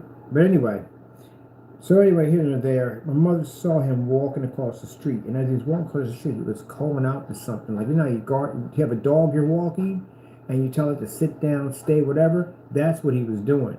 But where he was standing up, the thing had to be bigger than that, because where he was putting his hand up, that literally had to be as big as whatever he was talking to. So whatever he summoned, whatever he seanced, he did seances up in that house, he brought something through a portal. He was telling her that he was trying to buy the house that was next to his, which had that little history on it, because somewhere where his portal started, that one basically ended. So yeah, weird stuff, as I said before. Anyway, they said he had the upstairs looking like something out of Maryland. He made a lot of money. He's an x-ray technician. He was never married. It's just with his daughter. That was it. So after some time went on, about a month or two later, they found him dead. They found him. My friend, she came outside, not in front of his door, in front of somebody else's door. Like no bullet holes, no knife wounds. Nothing. Just dead. And in that neighborhood, there's always somebody outside. And there's corner boys on the corner. Somebody's hanging out on the porch. It's summertime in the hood. There's always somebody outside. Always somebody outside. Even the Temple kids come down to the neighborhood because they come down here to score drug and weed and whatever they want to get down here at the end of the day. So it's always somebody moving about. Nobody was out there. No one heard no gunfire. No one heard nothing at all. You didn't hear him scream, not a thing, nothing. They just found him dead. And you know his murder's unsolved? To this day, they don't know. There's no evidence. There's nothing there at all. Just dead. Yep. Something took it back. Something, whatever he was dealing with, whatever demons he was messing around with, came back for what they owe. What he owed. And his life is more important. Again, you can't give him nothing. Don't make it seem like you got power at the end of the day. Don't make it seem like you know, we need you to survive. They don't need you to survive. They've been here before you ever existed on the planet. The only thing they need is your life. And that's what they took from him. He died. And nobody knows how. Nobody knows how. So, she left. And this house sat there for years. The family wouldn't even touch it. Nobody would touch it. The crack kids wouldn't even go in there and touch anything in the house. Anybody went in the house, it smelled like rotten flesh. When the woman said she was in there, and you can't breathe. You know what it means when you can't breathe when you walk into a house? It means the house is so compressed with bad spirits. You can't breathe when you walk in there. So the house sat that way. Well, everything in it, no one touched it. Everything in it, the house, everything in it. So when somebody bought the property, they came in and bought the property, they basically went in and thought maybe it had something to do with mold poisoning or whatever. That's why they couldn't breathe. And the house was spiritually condemned. And they went in there and they gutted that house out, sold off the stuff that they had in there, and basically moved a bunch of college kids in there. That's why I tell people you gotta pray over places that you go into, because you don't know what used to be there, who was in there operating what in there.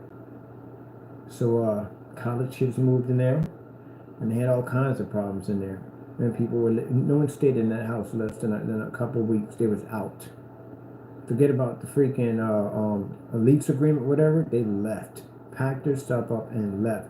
People were having nightmares in that house. People were hearing voices in that house. People were seeing things in that house. All kinds of stuff.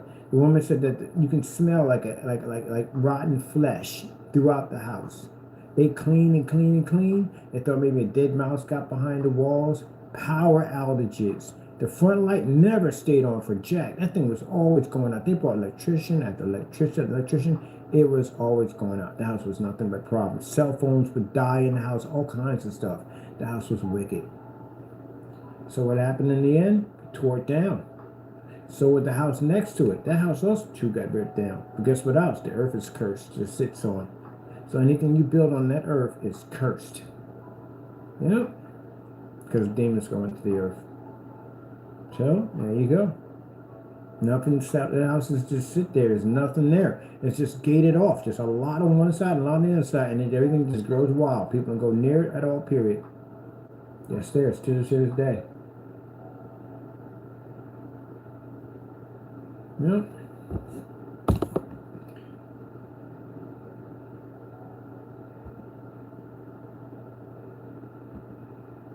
$2330 North Park Avenue.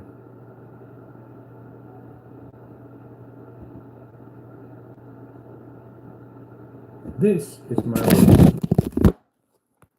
That's 2330 North Park Avenue, North Philadelphia, where I used to live at. All the people in this neighborhood are all gone. This is all Temple now. Temple owns all of this. Every single one of these houses, see how big these houses are? These houses were huge. These aren't the houses you see now, like McAfee, your crib at the end of the day. This house could literally fit in your house. These are 4,800 square feet houses. They're huge. Huge houses. These are antiques. Some of these have the back staircases. Some of them come with bear claws, the bathtubs. These houses are old. They've been around the 1700s. So that was the house I was living in right there. Over there, we had the next door neighbor, which was the woman I told you that passed away.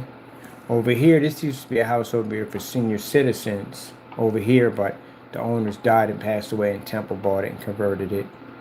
This over here is the halfway house. Let me see. We can go back a little farther into this. These are all new houses they put in because Temple came in and rebuilt all of this, so that wasn't even there. Let me go up the block real quick. Dad, they put those in new houses too? That's new. That wasn't there. Someone new right there. Yeah, Temple got all this now. Somebody moving in over there. See if we can figure out where it's at. So it should be on this block. Oh crap, they did turn it into a house. They didn't tear it down. That's the house where they were doing the weird seances at. That's the house right there. Not this house, the house a lot. That's the house right there. So they tore it down. Somebody built a new house there because they tore the house down. The original house was basically, it used to be a house there, just like this, just like these old houses, just like this. And they had problems with it. So they thought maybe it was like, they wouldn't chalk it up to being spiritual. You know, they would chalk it up to being maybe the foundation is sick or maybe the house is sick or whatever. So they tore the whole thing down. But it was an empty lot there for the longest time. And they put a house there. This place right here is cursed. Yep. And they converted this house too. Do you believe this? These are big enough to be apartments at the end of the day, but this was an entire house. So you're talking about at least 8-bedroom house, easy. Huge bathrooms. I mean, huge, massive hallways. These places were big. Ceilings were about 9 to 10 feet high in these units. They're big. These were all mansions at the time. Over here, before they put these two houses over here. I wonder if I can go back. Let's see more dates. Can we go back? Even way back. No, 7. I don't think they would have been had this in 7. We can't go back. 7 is the farthest we can go back.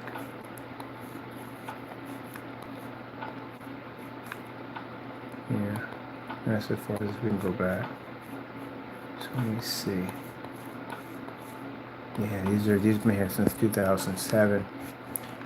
Right here, where these houses used to have recordings, so this is what these used to look like. There were two houses. They were big. They were way bigger than these. They shrunk these right here. But there were two houses. There was a house that went from here to here. It was big. It was made like this one right here. So this is the only one that kind of looks like it. See how they have the balcony across here? Like that. That's how it was made, just like this. So it was an old-fashioned house. It was built. This was all cement at the time. This one's different. This balcony wasn't here for this place, but they put this here anyway. I'm trying to explain what the other one looked like. So they had this huge balcony. All this was cement. So that house was a prostitute house back in the day. Back in the 16th century, it was a prostitute house. And the reason why is because it's the only house on the block that had a huge balcony. The women would come out here and they would basically advertise themselves right out here. And then we used to have them here, but they're not here. There used to be these poles with the loops where you could tie your horses up to. So yeah, men could come out there. This all used to be dirt road, and they would come through this town, and they would see the women out there showing their bodies off. What they did back then. They would advertise. So it was the only one that had this, but it was over here instead. So when I first saw it, when I came here, I said, "Why is the balcony so massive over here?" He said, "Oh, because that was a prostitution house." Yep. But all these houses, yeah, they've been around for a very, very, very long time. And each one of these houses have had some problems. Because the kids, we used to all sit out here and talk. Well, I was a little older, but they used to sit out here and talk, and they used to talk about things they used to see in their houses. So all these houses are basically have a little bit of weird history behind them. Matter of fact, the block is we consider almost haunted. Yep. So right here, let me see. Wow,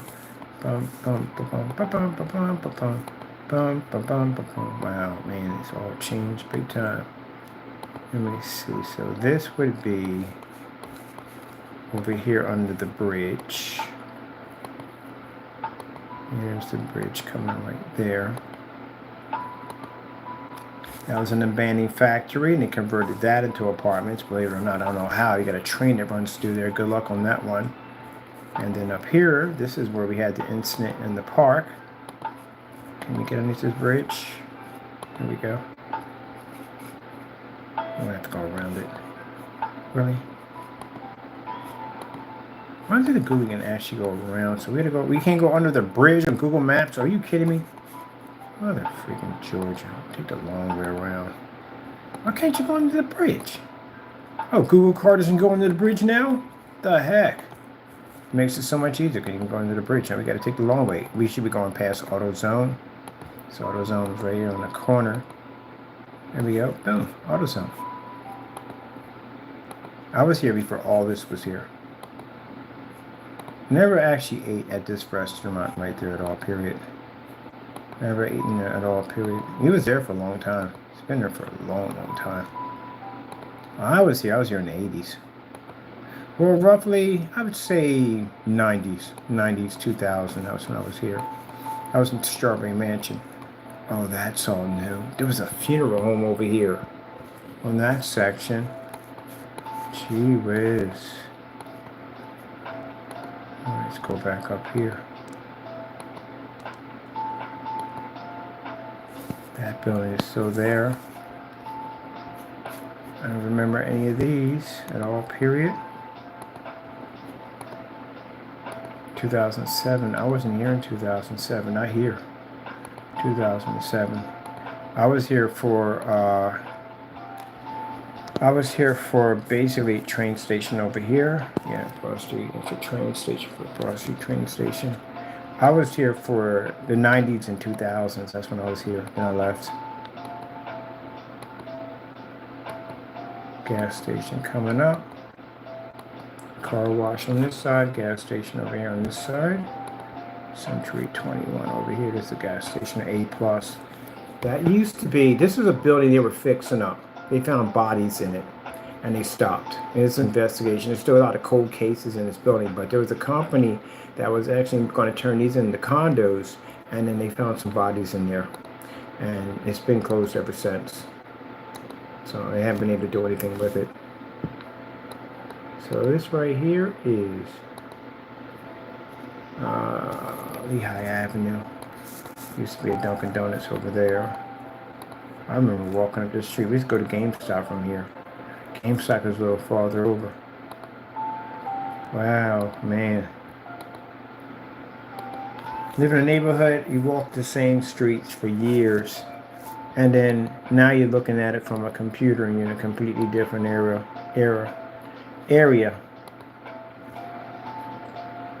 So let's see where we're at here. Bridge is down there, so that's where the bridge would be at. If you're coming up, you'd be on that side where the bridge is at. This would be going down to Germantown Avenue. Gas station should be here. Germantown Avenue is there. So you would turn down here. Oh, stopping grounds.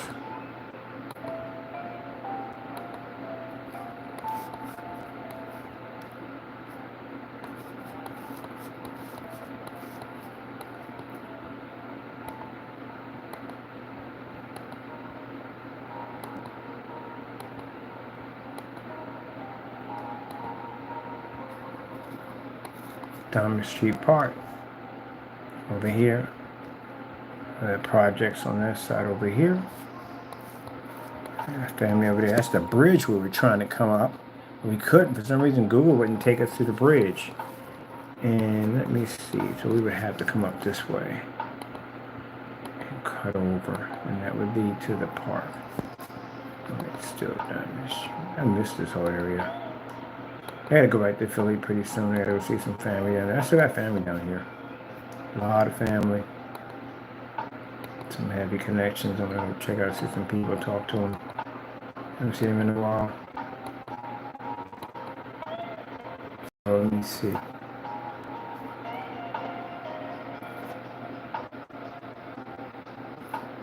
That's the park right there. That's when I was told to stay out of that night. Because my people live on this side over here.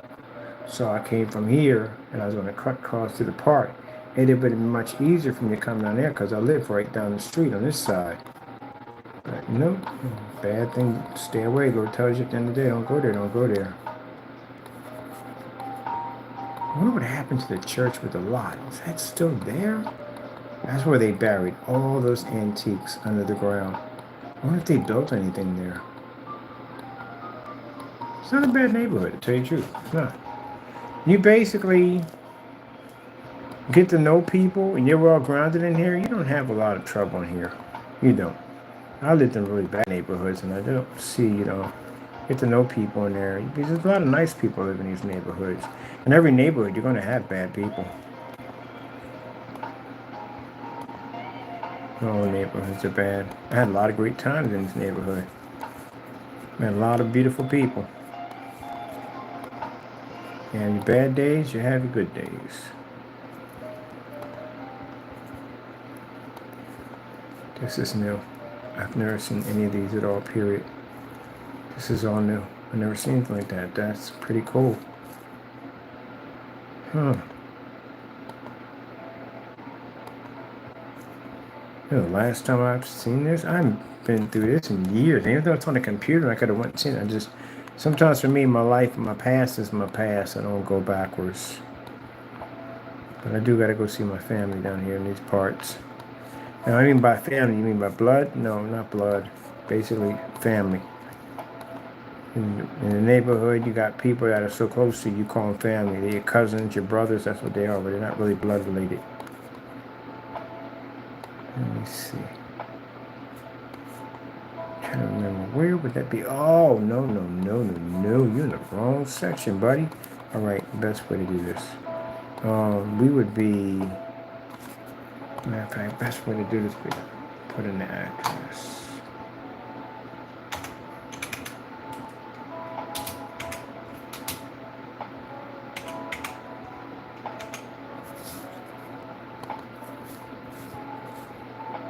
Now, this is where Jamie, hello, you decided to take my face from here because I was doing a ice bucket challenge. I actually donated money for the charity. People were just doing it for the sake of it. I actually donated money to the charity to help them out. And he decided to take my face from there and use it for a Dead or Alive poster that you distributed on the internet. Remember that? I'll see you in court for that real soon too, buddy boy. Yeah, because I'm definitely going to hit you at the end of the day. You should know better than that. You're a grown man. You should know better than that. Definitely. That's a year in jail right there for that dumb nonsense. Stupid. Do dumb stuff all day. Graveyard. It's a historical graveyard right here. I used to sit up here and chill in this graveyard right here. Because the people are gone. They're with God. And, well, if you did the right thing, you're with God. If you're not, you're someplace else. But anyway, yeah, this is a nice area right there. Nice, beautiful. I like this area over here. I was over here. Over in this section right here. Alright, so where's the church at? The church would be right down here.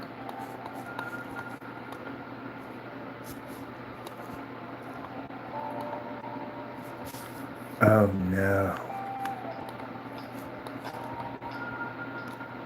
Alright.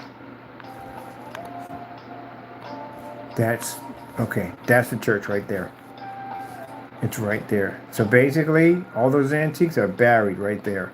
But wait a minute, this is 2007. So let's bring this up to date. 2023. It's still there. It's still the same. And somebody's buying it too. For sale. Yeah, they have no idea what's underneath this earth. No idea what's underneath of it. Yeah, it's kind of like if you knew where gold was at, like treasures are at, and you know exactly where they're at, this is where they're at right here. Right under that earth, that's where they buried it, right there. It was a church there. The thrift store I was telling you about way back in the day. Yep, it's right there.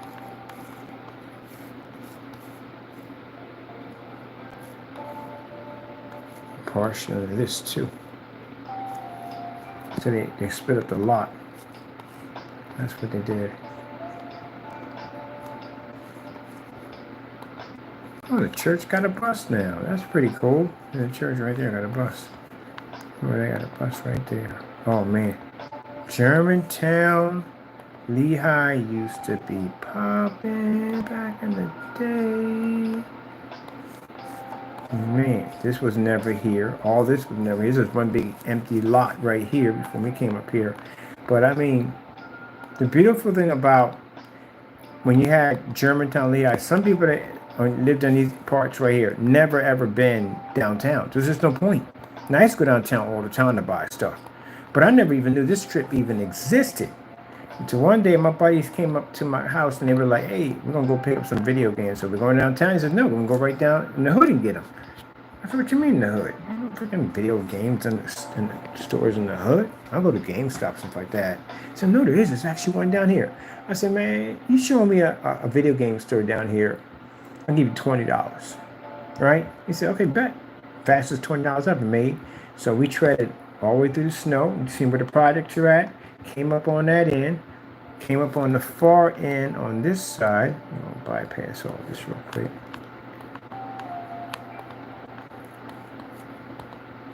Came up on this side. We walked down there. Forget, it was snowing that day. We had a light snow. Probably about a foot on the ground, and it came to my house just when Dreamcast came out. Dreamcast, Japanese model came out. And we walked. There's the projects right there. There's the projects. So we came up this street here and turned, this is our usual walk area, and came up on this side over here. So as we're walking up, mind you, I've never seen this. I never spent time in this section of the hood.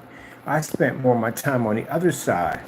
So we came up on this side. I was like, okay, because people were saying about don't go near the projects. Projects are dangerous. Da da da da da. Then I got to be hanging out on this section more on the other side, and I got to meet people over the projects that were up in this neighborhood. I met a lot of people up here, and there's some from the projects, some people over there. So yeah, I met a whole lot of people in this section. I actually met more people in this section than on the other side. So we got up here. All this changed now. This is not the same. This has been there since 2000. This has been there since 2000. 09, it's been there since 09. Church has been there too, on top of that. So this has been here. That's the fish meat market store. That's been there. This used to be a store that sold Timberland, sneakers, anything you wanted. Over here, Korean people own this right here. Germantown Avenue, keep in mind, used to be owned by all Germans. That's why I got the name Germantown Avenue. It was actually German. She used to own all of Germantown Avenue, and then basically, bit by bit, it changed. So right here, this is where you went and got your Timberlands at, got your clothes, all that stuff, all your gear, you got it from here. But they left. They left and went back to Korea. Fish store has always been there. This wasn't here when I was coming up. That wasn't here at all, period. I have no idea what that was. I don't remember. But I know it wasn't there. In the corner, it wasn't there at all, period. This over here, this store right here, used to be a store that sold like hats, gloves, mittens, jackets, hoodies, pretty much everything. That's what it sold. Now the family that was here, the father was white, the mother, she was Korean, and the son was half white and half Korean. He actually served overseas. He passed away, but he actually served overseas, and he was actually he was a ninth degree black belt in Taekwondo. I never knew that. Actually went in there. And the son was actually an 8th degree black belt. He taught the son. And the mother was also a high-ranking black belt also. She taught him. Well, actually, he was in tournament, and he met her overseas, but he was in the military, and he was in tournament, and he met her. I thought that was a cool story for them. But anyway, this over here, and I knew them two over there, too. They were pretty cool. Let me see. This over here was, they closed this down too? Really? Is it open? No, it is closed. This right here was a diner. They made fantastic fried fish there. This was a clothing store. This was a clothing store. Not anymore. This right here was a restaurant.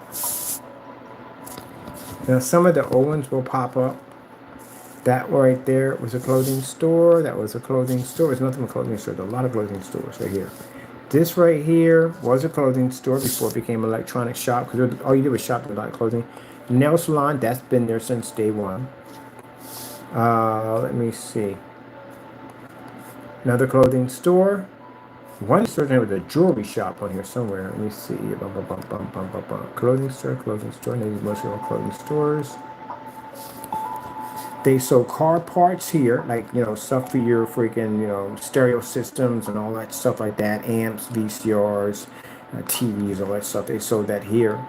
This was a jewelry store. It used to be a jewelry store.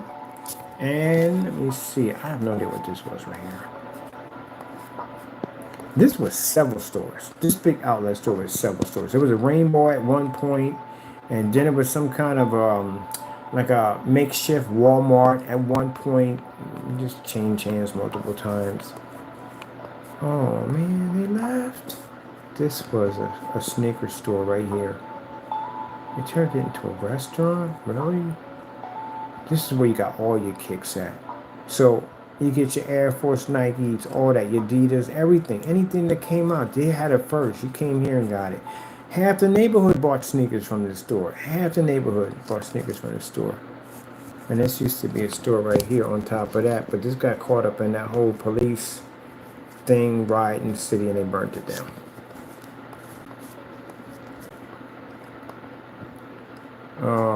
Dry cleaners has been there since day one. They've been there, Stan the man. This used to be a hardware store. There's a Korean guy who used to work in there. I know him. We're actually good friends. He's going there and buy a lot of stuff for hardware, for parents stuff and all that stuff. He went back home. What I mean, they went back home. Usually, some of them who don't have kids and stuff, and they came out here to make some money, and they start a business out here, they save money and they go back home. I think that's interesting. When I used to have conversations with people who do that, I think that's interesting. That they spend majority of most of their time here. I know they got to miss home. I would miss home terribly. And they come here and they make the sacrifice to earn money for their family. They send back money. You know what I mean? They build a nice nest egg so they can go back and they can retire in their own country. But I would still get homesick. I don't know what this is, but this used to be an electronics store right here. I know that for a fact. You can buy electronics and stuff in there. Oh, yeah, wait a minute. This also, too, was a game store at one point. It was the game store here. A long time ago. This is where we got the Dreamcast. We get Dreamcast from here, but this was the game store.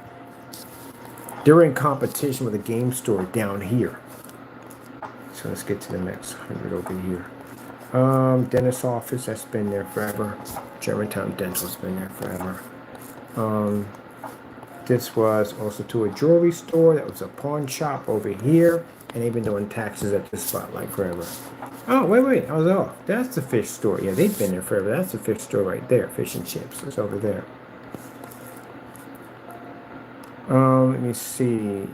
Chances are clothing. Mostly all of this is pretty much clothing because you got Rainbow right here. This whole strip was like clothing, beauty, makeup, did nails, all that stuff was back and forth through here. This is another area that sold technology, like stuff like that. They sold like cell phones, watches, radios, all that stuff like that, TVs and stereo equipment, all that stuff. Some people still have their stuff up here. That's been there forever. Oh, the dog house is still there. That's the dog house back in the day. We used to go to eat breakfast there all the time. Oh my goodness. This used to be a electronics shop right here, where they sold basically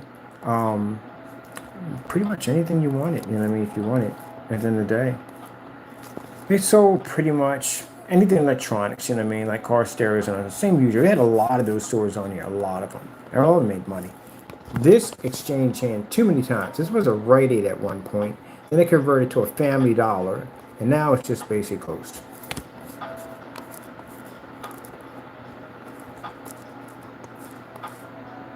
Yeah, that was the jewelry store. I got that mixed up. No.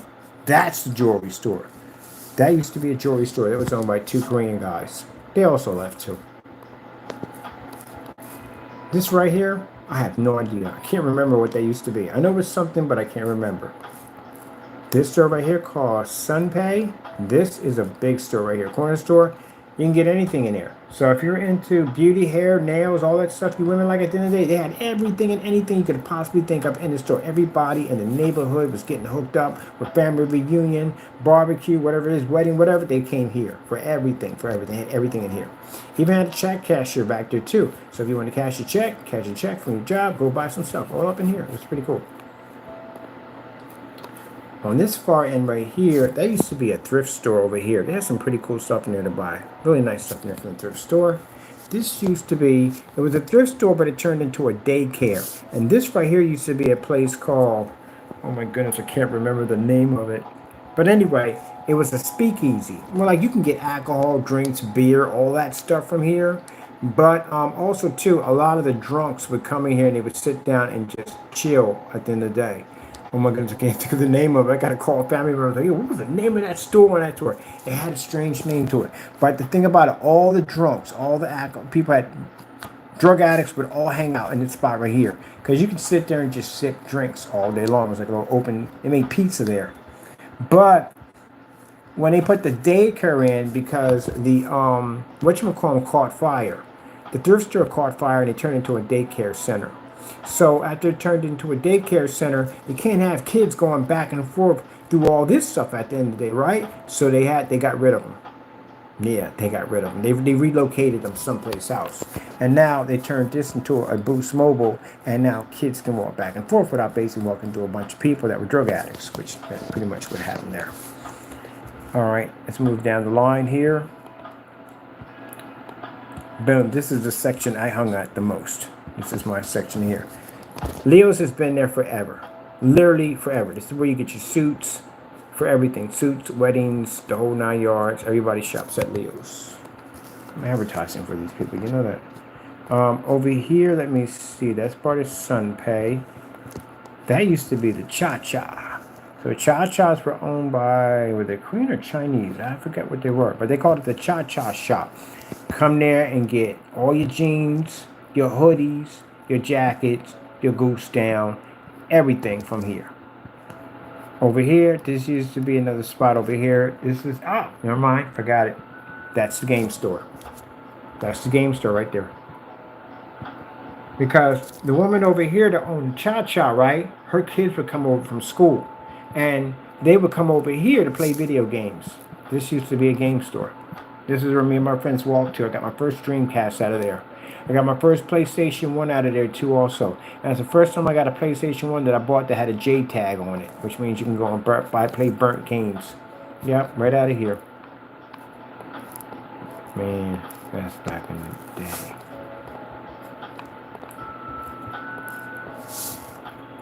This was several places. I bought my first stereo system from here too. My rack system, all that from here. This used to be a place where you can buy stereo systems, sound systems, TVs, amps, DJ equipment, all that from here. They still got some of the old signs up here too on top of it from back in the day. This could be anything. It could be beauty salon store or basically nails. It could be one or the other because chances that's what they had in there. But they did have this spot. Oh, this used to be a supermarket. It was also owned by Koreans. Matter of fact, Koreans had the whole strip. When you think about it, they did have the whole strip. But they were most, man. People think they're rude. They were very nice, pleasant people to be around. They were down to earth. We consider them to be family at the end of the day. You rob one of these people at the end of the day, you got your behind kicked in. We didn't tolerate that nonsense. They were family at the end of the day. You know what I mean? They came in the hood. They basically gave a lot of people breaks and helped them out because some people couldn't afford to pay for groceries, and they helped a lot of people out. So they were very nice people. They became a part of the neighborhood. But yeah, you got disrespect for one of them, yeah, the whole neighborhood would kick your behind for that nonsense. And we took care of them. They were real nice people. I miss them. This guy right here was interesting because the guy he was like 6 something. He was really tall, and I didn't know Koreans could be that tall, because, we used to see them in the neighborhood, they're really short people. But this guy was like 6 something. Them black girls liked him too. All the black girls liked him. They walked in there. But anyway, this is interesting. He's a real tall guy. Let's see. This is an interesting story. So this store has a very interesting story behind it. It was, we call grease in a box. So the people owned it were Arabic. And they made this amazing pizza. Oh my goodness, that pizza was so good. It was just the right amount of grease on it. The nickname the neighborhood gave was called Grease in a Box. It was fantastic. So you get your grease in a box pizza from here. And over here, they also own this. They sold donuts in there, hot cocoa and all that stuff, coffee, teas in here. And they would take the donuts and they stick them in the microwave. And it wouldn't be just right. It'd be like super flaky and hot. It was like biting into a cloud. So you got your grease in a box from here. The Coke over here was freaking amazing. I don't know how they made it that good. And you got that nice donut. And then we would all walk up to here and we played Bond, like James Bond, GoldenEye for 64 up there. Yeah, that's what we did. Right there. And then these other Arabics got it. And the guy was doing really good. He was doing really good. He was making money. You don't get a lot of fruit in the hood. You don't buy a lot of fruit stands. You can go buy, apples and oranges and all that stuff. And he sold all that stuff in there. So a lot of people went there and they were buying apples and oranges and fruit and fresh fish and all that stuff. Besides other street on the other, and they sold fresh fish too. But he sold a lot of good produce in here, And he was doing really good for a long time. But he got hooked up in some bad stuff. Started basically popping pills. He was popping Percocets. and getting the Percocets and got into gambling and stuff like that, and he lost the store and got deported. But oh no, very nice guy. Family's very beautiful. This was a beauty store right here. They sold hair, nails, all that stuff out of here in that section over here. This was a pawn shop for gold over here. Wow, it's not even there anymore. It's a pawn shop for gold. Sneaker store. Sneaker store. This used to be a deli right here. That's gone. That was a tax place right there. I don't know what this was right here. Wait, is this right across from? Oh, I forgot about this store. Hold on. Let me go right a little bit more. This store right here. This changed hands a couple of times. So at first it was a Jamaicans got it, and man, it's the first time I ever had a jerk chicken barbecue pizza. It was freaking amazing. Man, they used to put this freaking smoker out here. Whole block be smelling like jerk chicken, man. You could not resist it, and the jerk chicken was freaking amazing. Just fall off the bone. I mean, this man could cook his butt off. The first time I remember coming out here, I'd be over here in this space right here. Where is it at? Shoe Center. That's where I be buying my sneakers at. I get my Pumas from here. So I was over here buying my Pumas. I walk outside. I smell barbecue. I'm a big fan of barbecue. And I walk across the street over to here and took a couple bites. They had food, came back over here, walked over here. My buddy and my friends used to chill over here all the time. And they're, what you got? I said, man, they got this freaking food over. It's amazing. So we over eating it, right? And I go back over when I'm done. I bought $40 worth of their jerk chicken. Took all that back, walked down this street. Of course, you would get the Cambria Street because that's where I used to be at. And basically gave it to my people on that side. So he just remembered me, but the guy, his first order was $40. That was us. Or his highest order was us, was $40. And I was bringing everybody from the neighborhood in here. So yeah, this place was popping. The jerk chicken, the freaking oxtail. Oh man, it was freaking, all the food was gorgeous. It was amazing, amazing. So what happened to it? Well, he opened up another spot. Both were doing good, but the people that were running this spot didn't have the same passion he had, and the food started to suffer, and everything just led to another. They were spending too much money. They were going on buying nice cars and stuff, and this and the other, and business just went down. So he just abandoned it and left. And then later on, it was turned into a church chicken, but as you can see, that didn't last long at all, period, because now we have this here, which I've never heard of, silver spoons. And that's no longer there. Interesting, isn't it? So what do we have here across the street? Let me see. This right here, don't know what that used to be. I know these were kids' stores for kids' clothing. Kids' clothing over here. That right there was a pawn shop. It was a pawn shop and the guy did repairs. That was the shadiest person you would have ever met in your entire life. That was actually over there. Super shady. Guy would rip you off on just about everything and anything. To sell you a TV, it would literally break down the next day. No lie. Let me get my phone out of this charger real quick. No lie, it'd break down the next day. Like the minute you get it, it'd break down the next day. And then you have to get somebody to lug this big old TV back over there. And then he would give you some stupid excuse like, well, blah, blah, blah, blah, blah. But this is what I'm going to do. I'm going to hook you up with this model over here. It's only an extra $30, And then that'll break down on you. It's just shady as can be, man. But everybody went there because, nobody really wanted to go out of the hood and get, new stereos and TVs. You can get it cheaper here. Every once in a while, you get something that would work. Once in a blue moon. But he was good. He knew how to work with stuff in the day. He was good basically with fixing stuff. It's just he didn't fix things to last. He fixed things for you to keep coming in there and keep adding more money to get something else that would be crap. But this is where you had the old tube TVs were in here. The big old Sonys and RCAs. That's what was in here. Paper comb speakers, all that stuff, because that's what was hot around that time. Let me see. So that would have been that whole store right there. Let me see. Bring it back. This was a smoke shop, but this was several things at the end of the day. The last thing it was a smoke shop. That's the last thing it was. Come on, really? Seriously? Get the freak off my menu. Asking for menus. I don't want menus. Get out of here. All right. So that, I don't know. That changed over. It was abandoned for the longest time. Somebody converted to a smoke shop. And then after that, it just went under. There was a shooting. Oh, yeah. That's what happened. So they used to have a nightclub on the top floor. All right. And there was a shooting up there. Somebody got killed. And that was the end of that. Let me see. Bunch up. Oh. Which one is it? All right. This used to be a bakery. It used to be a bakery. But by the time I moved down here, it was closed. So basically, they went out of business. This is now a bakery. No, this is the bakery restaurant. Yeah, right there. So somebody reopened that? Apparently they did, because that was closed the longest time when I was down there. They did nails over here.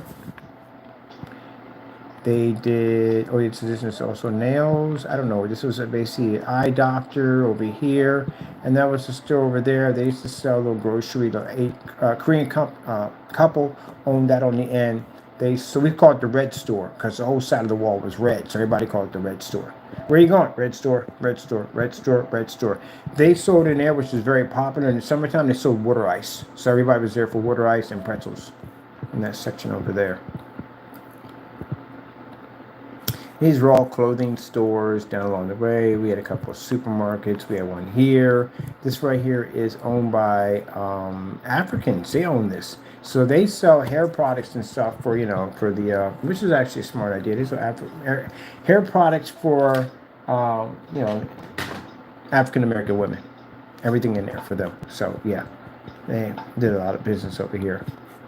And then once you get down here, well, basically, this used to be in this section, and this one section over here. There was something here I don't remember. It's probably a building here, but I don't remember. I know it was a building there, but I don't remember the building. And there was actually a building on this side too, but they converted it into a park on this side over here. But I do remember that place. This is where I was getting my cassette tapes for Run DMC, Kool Moe Dee, Curtis Blow, LL Cool J. All from there. They sold records, they sold cassette tapes, everything right from there. Everything you would need, they would have it right from there. That's where you want to get all your music from. And this was a barber shop, but it wasn't always a barber shop. There used to be something there. Church was always there. Daphne was always there. I don't know what this used to be because I never went this far down, but I do know that one of these in here used to be a laundromat. So that was a laundromat right there, which is still a laundromat, but the guy who used to own it was a Korean guy who used to play guitar, and man, he could actually play guitar. He played acoustic. So he would come out when we were washing clothes and he would sing music. He was a cool dude at the end of the day, and also too on top of that, he was a heck of a fighter. He got in an argument. I'd never forget the day, man. He's a little dude too, little dude. And I remember he was out there. He's not a big guy, not a really big guy, little guy. And this really big black guy was arguing with him. Never forget that. And his name was John. Now, Asian guy. Of course, that's not the real name, right? His name was John. And the black guy was being nasty with him. And the guy was like, really? He said, you want to go down that road? Do you really want to go down that road? He said, come on, John. Why don't you fight me, man? Because everybody knew in the neighborhood John knew how to fight, but no one ever seen him fight. Come on, John, why don't you fight? Why don't you fight? And John was like, no, you don't want this. You don't, trust me, you don't want this. And the guy kept egging it. John just looked at him and said, nope, you don't want this. You have to understand, they're trying to stay out of trouble, okay? You get charged, whatever. Anybody in the neighborhood would have vouched for him. Everybody in the neighborhood, they would have vouched for him. John's a real nice person. He's a real cool guy at the end of the day. All his machines work. He doesn't try to jip you or rip you off. At the end of the day, he's a real nice person. So they'd have vouched for him. The guy was like, go ahead, John, kick his butt. Because we'll vouch for you. We'll vouch for you. Please come here. We'll definitely vouch for you. He better not do nothing. Yeah, because other people in the neighborhood, yeah, there's one. He ain't doing jack. Yeah, John can fight his behind though. So we're in there, and John's in the backyard, and he's hitting his makawaki, and he's no joke. John is no joke. Like that IB kind of no joke kind of guy. You gotta understand. These people are trained when they come over. You know, a friend of mine that I'm cool, one of my friends, he was in the military. Do you know that citizens at 18 have to go to the military over there? It's mandatory. Do you know they come out with skills of basically weapons training, stealth training, survival training, and hand-to-hand combat training? So each one of the citizens have to do a year or so in the military. It's mandatory. You have to. So it's interesting. They come over here, the most humble, sweetest people, but man, you have no idea what you're getting yourself into. You really don't. You get nasty with them, and a lot of them would just let it slide. But you're going to bump into that one that's not like that. He's going to whipping your behind for it. They're like that. You don't know what you're getting yourself. I never knew they would train like that. One time I seen him strike a Makawaki in the back. It's like he's good. Now some people, they take their training a little farther. He eventually took his training a little farther. But the other fellow I remember, we was in the store and the guy was getting nasty with him. This is one of my buddies. And the guy was getting nasty with him, and he was real patient. But my buddy, my buddy, he's Puerto Rican. He's different. He's cut different. He's getting ticked off because he's hearing the argument go off. So he comes out and he's carrying his gun, and all his people throughout this whole neighborhood. He got a lot of heavy ties up here. So he comes out and he said, "There's a problem at the end of the day." And dude's like, "No, ain't no problem, ain't no problem. Oh, well, you want to get nasty with him, but you don't want to get nasty with him because they know him at the end of the day." So he said, "Yeah, okay, take it out the store. We're done. You bang, you don't come back no more." So TK was like, "Man, I try to be patient. I try to be patient, and we think, Asian guy, he don't know much. He's scared in the neighborhood. It's the hood at the end of the day. That's what it is. Man, he's back there practicing form, man. Foot going straight up in the air. Bring it down. Put to the side. Bring it up. Train. He's a fighter. He would have beat the living snot out of that guy easily. But they had that self-control at the end of the day. He didn't have it's not necessary at the end of the day. That's why I say you don't know what you're getting yourself into. If they came from there over to here, yeah, you better, they can whip your behind easily. They have to go through that. And we got to talking, I was like, how come you didn't do that out there? You could have whipped his behind. He was like, no, not necessary. Situation was not like that. It's not necessary. But just getting out that I guess, I know he's upset about it, but that was basically about it. But he was cool anyway, nothing was going to happen there either way. But still, gee whiz, train like that. But we got to talk, and I was like, so where do you learn that from? Like, who's your teacher? All this stuff like that. He says, no, you understand. He says, over there, we have to do, when we turn 18, we have to do, I guess a year or two, or something, 2 years, something like that, in the military. And they teach them all that stuff. So, yeah, it's mandatory. Now, if you don't do it, you can't come back home, because that's what happened to one of them. So he had a friend of his. It was a group of them. There was a group of them that actually came over here and decided to try to went to schooling over in the United States. But there was one other group that didn't go to the military. And he was a bit of a party boy, kind of lied and made some excuse and didn't go at all, period. And what happened is with that is when you leave, you cannot come back at all. Doesn't make a difference. If your parents pass away, whatever, you do not go back. So he can come back and forth, but the other one can't. That's what he explained to me. That's what goes on. I was like, okay. Yeah, cool dude. Funny guy at the end of the day. It's funny because my buddy, like I said, the Puerto Rican guy, he spoke Korean because he was working there longer than the other guy was.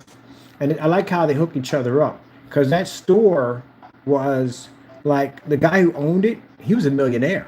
And he came here with nothing. And he built the business. He became a millionaire. He had 8 or 9 of those sneaker stores. And everybody bought from him. And the other guy up the street. You want buying from him, you was buying from him. But anyway, he had several of those stores. He was rich. He had money. And what he would do is he had openings like there when people came over here and, they don't have a job or nothing. He would give them jobs so they can get on their feet. And he would hook them up with his connections so they can basically still be able, they hooked each other up. But the interesting thing about it was June was not Korean. He was Puerto Rican. And because June was there longer, June had seniority, which I find really interesting, because they could easily say, well, you're not Korean, so he coming in would have more seniority than you, even though you've been here 15 years. No, it's the other way around. They look at it differently. June's been there longer. He has more seniority, so he is boss over TK. which I thought was cool. And the interesting thing about it, June spoke fluent Korean because June has been there for 15 years. And you speak one language, you can easily pick up another one. He speaks Spanish, so he can easily pick up that one at the end of the day. So sometimes he would speak Spanish, which the boss couldn't figure out. But then after a while, the boss being around June forever, what's his name anyway? That's what his name. His nickname was June. Anyway, he ended up speaking Spanish. Isn't that funny? So one ended up speaking Korean and speaking Spanish. And he didn't realize how much he knew until one day the family came over and they were talking about something. And they were talking about how why there's piles of sneakers in the corner because they were sorting on the sneakers out to get them ready for inventory in the back. They got to change everything else. He's a sneakerhead, by the way. He's got an amazing collection of sneakers. Amazing. He works at a sneaker store, so there you go.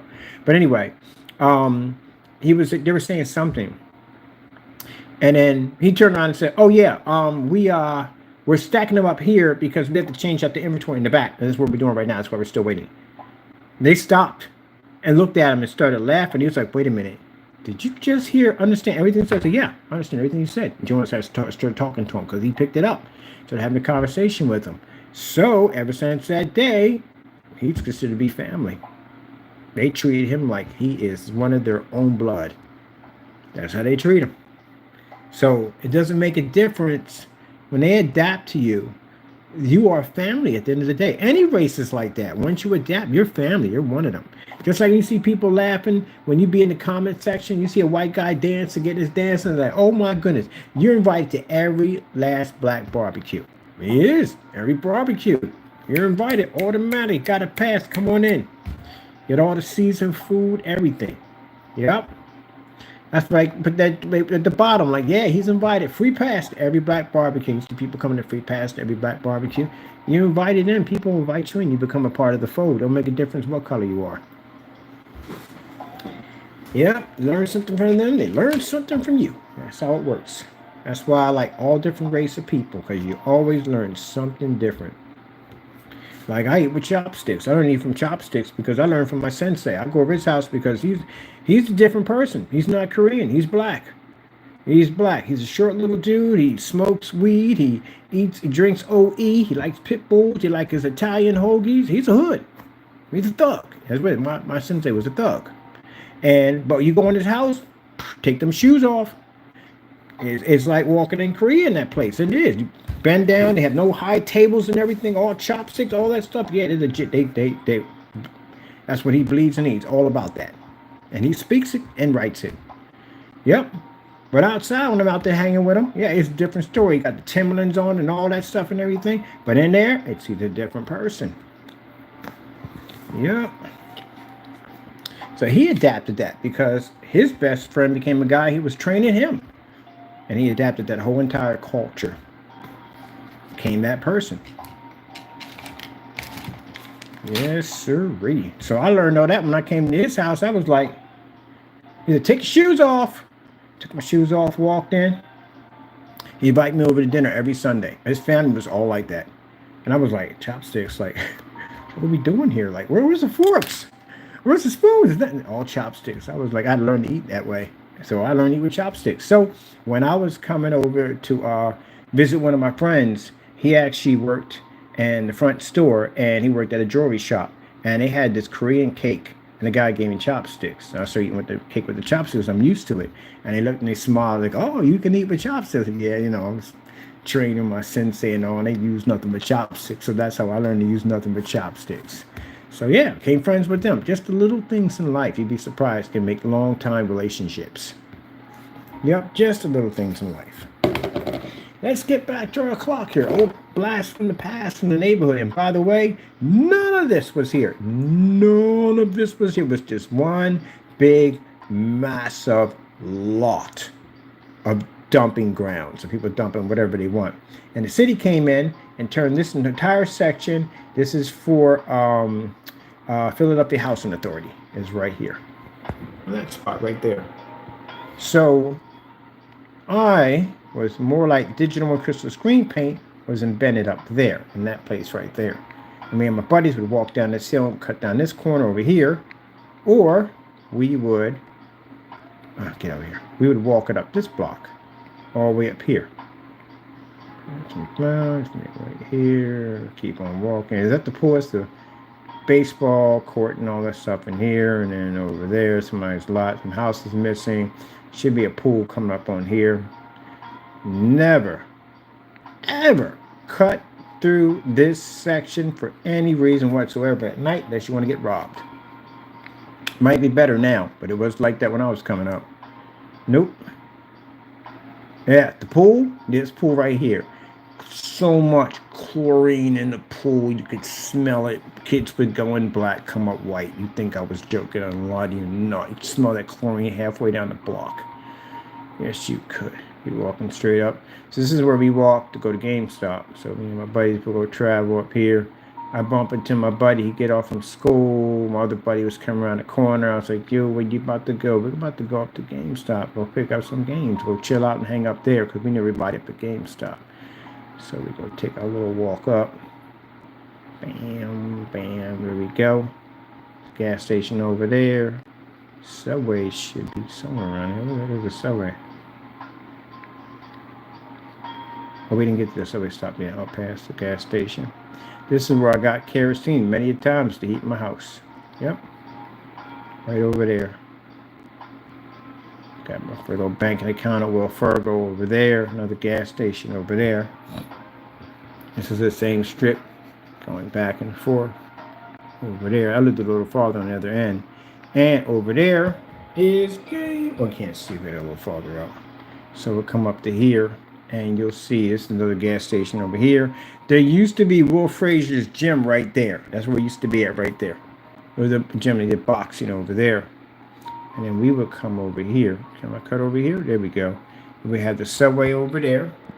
And then over here, GameStop. Man, many a days, man. Many a days. For your console gamers that believe at the end of the day that I was not console, I was console. So when I had the Xbox 360, I just come all the way up here to buy games. Every day up here to buy games. My buddies all get together and buy games. We used to hang out here every single day, just hang out here and just chill. And then we get done with that. Sometimes we walk down here and over there. Because they had this thing called the Baja Blast. Oh, we can go underneath this bridge. Oh, we can't. We were just going under the bridge. Okay, we caught halfway under the bridge. I don't know what that was about. Anyway, we're not going to go around. But over there in that corner over there was a Taco Bell and Kentucky Fried Chicken combined. And they made the Baja Blast. I used to always go and get me a Baja Blast over there every day. Give me a Baja Blast, grab me some games. And this is when I was working with digital and crystal swing paint. Yep. Bam. And then we just turn around, and you don't want to walk down this way. This will take you in a totally different direction. You can definitely be off point. You got to walk down this block. Over here, we had a bar over here. So basically, you pick up the games. We had to pick up games like the games for Gears of War. I never forget that day. We had to pick up Gears of War. And I bought the Lancer. I'm walking it back to the hood. The game in Lancer. Yeah, because, you can get robbed on any one of these corners. They can get you. On any one of these corners, they can get you. Man, never forget that, buddy. Never forget that. My buddy went with me. He's licensed to carry. He had it right on the open on the sides. He walked right in with the gun. He walked right with us. Right down to that strip at freaking 7 o'clock at night. Yeah, easy to get robbed. I'll never forget, this whole corner was piled up. Your brother's on this corner right here. We walked right through him right here. He looked at them. They looked back at him like, what? What you want to do? Oh, he thought we was going to have a shootout right there. Nope. They're just talking trash. What you got there, man? What you got in the box, man? That looked like something I would like. It was like, this look like something you would like too? And that was the end of that conversation. Yeah, it's crazy stuff, man. Just walking from the store, just minding my own business. And guys try to take my stuff from me. Yep. Because I wasn't licensed to carry at the time, and he was. He was like, "Want me to go with you?" Like, what you want? Yeah, I'll give you like 21s, man, $20 just to escort us through. He said, no problem.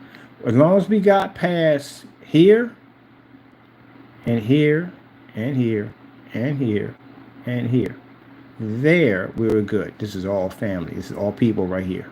All people. This is all our people down here. His people, my people, their people, all down through this strip. That's us. we're good.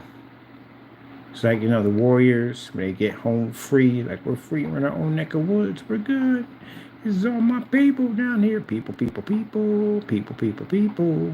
All your people. But especially down here. This is all us down here. So we was good. We had this spot down here was definitely good. Come up the hill. Still people, still people, still people, still people. Still people, people all down here. And this section all up in here is all people. So, yep. That one strip in there, that was different. Oh, man. Boy, back in the day. Blast from the past. Man. Now, for you nut jobs that like to stalk people, send them letters at the end of the day and see what happens. I'll give them your address. You don't want those people out there. The people I know out there to have your address because they will come see you. So you know that. I'm just letting you know. They don't play around that neighborhood. They will come see you. Different type of neighborhood. You play that nonsense at the end of the day, yeah, you'll have a couple of black vans sitting outside your house and some brothers coming out like, hey, you so and so and so, and that's it. Boop, boop, boop. Yep. You don't play in that neighborhood. There's people that do dumb stuff at the end of the day. Man, you're lucky, like my sensei and his family, all of them, they went someplace else. He passed away. But you did that nonsense when I was in training. That particular section down there, and it, oh man, yeah. You'd have found out. You'd have found out. And you can call the police all day long. They don't care. They don't care about that nonsense. They didn't care about it here. They don't care about it over there. Yeah. They'd have flew up there and came up there and want to see you. All right. Let's get our little whatchamacallit done. There we go. There we go. Look at that. The scrappy unit's looking nice. Got time doing the scrappy unit. I'm waiting for all this to dry. We're having that conversation over there. So now we got the scrappy unit nice and dry. Still got to do the back area of it. I'm going to give it a more scrappy look to it. It's looking kind of scrappy. Extra scrappy. Scrappy. It's like Scrappy Doo. Still got to do the back part. So, got to flip it around. Got to do the back part. Now, the back part's got to look a little scrappy too. Scrappy. I couldn't stand Scrappy too, by the way. I'm sorry to people who like that cartoon dog. Couldn't stand him at the end of the day. It just threw it off, man. It wasn't the same as freaking Scooby-Doo. You know, it wasn't the same. Scrappy-Doo. Oh, my God. Gee, where did that come from? Some people like Scrappy. Some people didn't. I don't like Scrappy at all. Trying to get your way so you guys can see this. But I don't know. I have to recharge and come back in and make a part 3. You know, just started off to be a basic plan, and then we decided to go berserk. I expect you to do what we do. But I'm glad that, you know, thank goodness that I'm not in my, I miss my neighborhood, I do. I miss my people and all that. Everybody does miss their people. But I'm just glad that in the end that this nonsense happened why I'm here and not over there, because I wasn't a person that was doing things in his right mind. I'm going to do this to sand people with a charger in it. I wasn't a person at the time. I was still getting in trouble. Let me get something for this. I don't know how we can make this stand. I got a stand. I'm just going to go buy one. I'll get a stand first. Stop being lazy. I'm getting around to it. Don't I have a bottle of water on here somewhere? Oh, it's on the floor. Why is it on the floor? It's the last place we need it on the floor. But yeah, I'm glad that I don't hang with those people anymore. Even though they are family at the end of the day. You know, still my buddies and all. But I'm glad because the stuff that these guys do at the end of the day, you know, these guys will hurt you. You give them a see, you give them a reason, they'll hurt you. And they're not the talkers. We all know what I'm talking about. People, you all know what I'm talking about. They're not talkers at the end of the day. They're not like that. They are all about action. So it's glad that I'm not, you know, in ties with it anymore.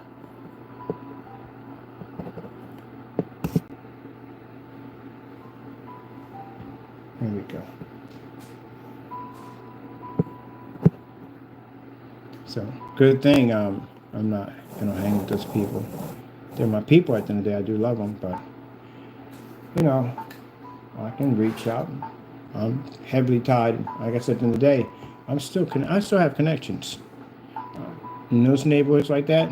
They call me what, an OG now because I'm older now. Yeah, yeah, but yeah, I have connections and all that stuff. But do I? No, that's my old life. My life. I died on the day that I got baptized. That person died. He doesn't even exist anymore. So he's dead. But like I said, if I had nothing changed and I was that same person, we would never have the conversation. There'd never be no back and forth, none of that. The first minute you would have made initial contact, we would have came out to see you. That's it. That fast, that quick. We don't care if you call the police, don't care about none of that. Don't care. That the attitude I had when I was young, that's what got me in that whole situation with a 40 to 80-year prison term over the top of my head. When I didn't have that kind of attitude, I had a different kind of attitude. You live in neighborhoods like that, I can tell by the way these guys look. The other one, he looks like he's been in a couple bad neighborhoods. Mr. Williams does. But the rest of them, no. Especially McAfee, no. You don't look like the type of person you would stand out in prison easily. All right? I'm not trying to be nice here. You would stand out. Rogers definitely would stand out in prison. Jamie definitely would stand out in prison easily. Easily. You guys, yeah, you would stand out. You'd be first targets. But in a neighborhood like this, you would stand out so easy. It's not even funny how much you would stand out. So they would know from the door you were new coming in. Especially if you have a habit of constantly putting your head down. You don't want to look around in your environment. You're constantly putting your head down.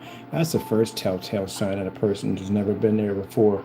They're constantly putting their head down. They don't want to look in any direction. They'd rather just look straight down. So, yeah. But I'm glad I changed. I'm glad I'm not that person anymore. I'm happy to not be that person. But when you live in neighborhoods like that, you got to be able to move through your environment, your neighborhood. You got to swim with those sharks every single day. You got to know how to deal with them. Ones to deal with and ones not to deal with. Ones to stay far away from, ones you can click with. There are people in that neighborhood that can end your entire bloodline. So again, you got to know how to basically swim with the sharks.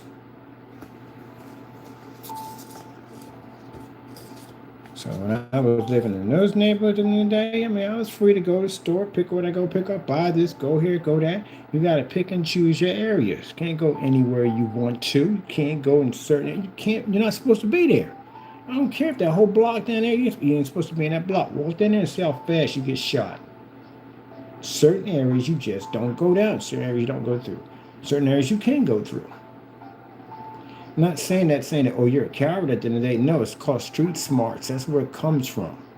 That's why you end up living in the most violent neighborhoods in Philadelphia, and you can live to be 56 years old and see it all. Because I did all that nonsense already. Seen all that violence. Have you ever heard of Strawberry Mansion? I was in Strawberry Mansion in the 80s when crack first came out. It was an extremely violent neighborhood.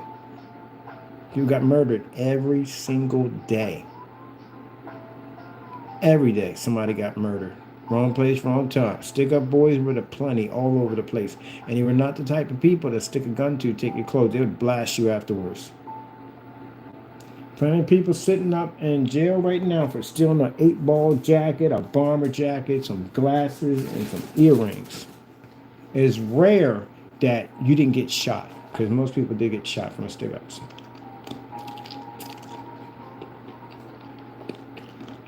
On the basketball court, after playing the game, you have no idea what the heck went down in that basketball game. Something could have went down, somebody come back with a gun and shoot the whole place up. And in that situation too. Drug deal go wrong, right in front of the basketball court. They decide to start shooting. Been in that one too. Yep. They call it wrong place, wrong time. Done that one too many times to count. This is why people ask the question, we're having a party, who's going to be there? You know why, right? Because you don't want the wrong type of people showing up at a party, especially when they got beef with each other. That you don't want. Been there and done that one too in the projects. On the 15th floor. Yep. All I heard in the bathroom was, oh, so it's like that. And that was it. That was it. And here I am playing Spider-Man, jumping from freaking fire escape to fire escape till they didn't freaking one off. Yeah. So, yeah. That's when I sit back. I remember I had some people came down to the house. They were from my stepping grounds. They're from my area. They're about my age from my stepping grounds. And they were customers. Came down, became good friends. And they said, what you doing, Mr. Burris? I don't know, working a few things. Want to come on down? He lived that far from me. Want to come on down? I said, sure. Come down, we had talk. He's a cool guy, nice guy at the end of the day. I said, man, Mr. Bird, I can relate to you, man. I lived in those neighborhoods. Yeah, so you know what I'm talking about. I said, yeah, man, they don't understand. Them neighborhoods was brutal, man. It was brutal. It's funny, I don't know him because I knew everybody in those areas. But yeah, he was in my stomping ground area. He said, yeah, neighborhoods were brutal, man. I said, yeah. So you be telling the truth. That's how it was. Yeah, that's exactly how it was. Did that whole make sure you're home before the street lights come on? That works in the suburbs. That don't work in the hood. You can still be in front of your house and still get murked. That don't work. I lived in the suburbs. That's the crazy thing about it is that the change, the transition was unbelievable because, we left Delaware to come up to Philadelphia. We were supposed to go to Texas, but we came to Philadelphia instead. And we came to one of the most violent neighborhoods in Philadelphia, Strawberry Mansion. That's where we went to. So that's where we ended up at.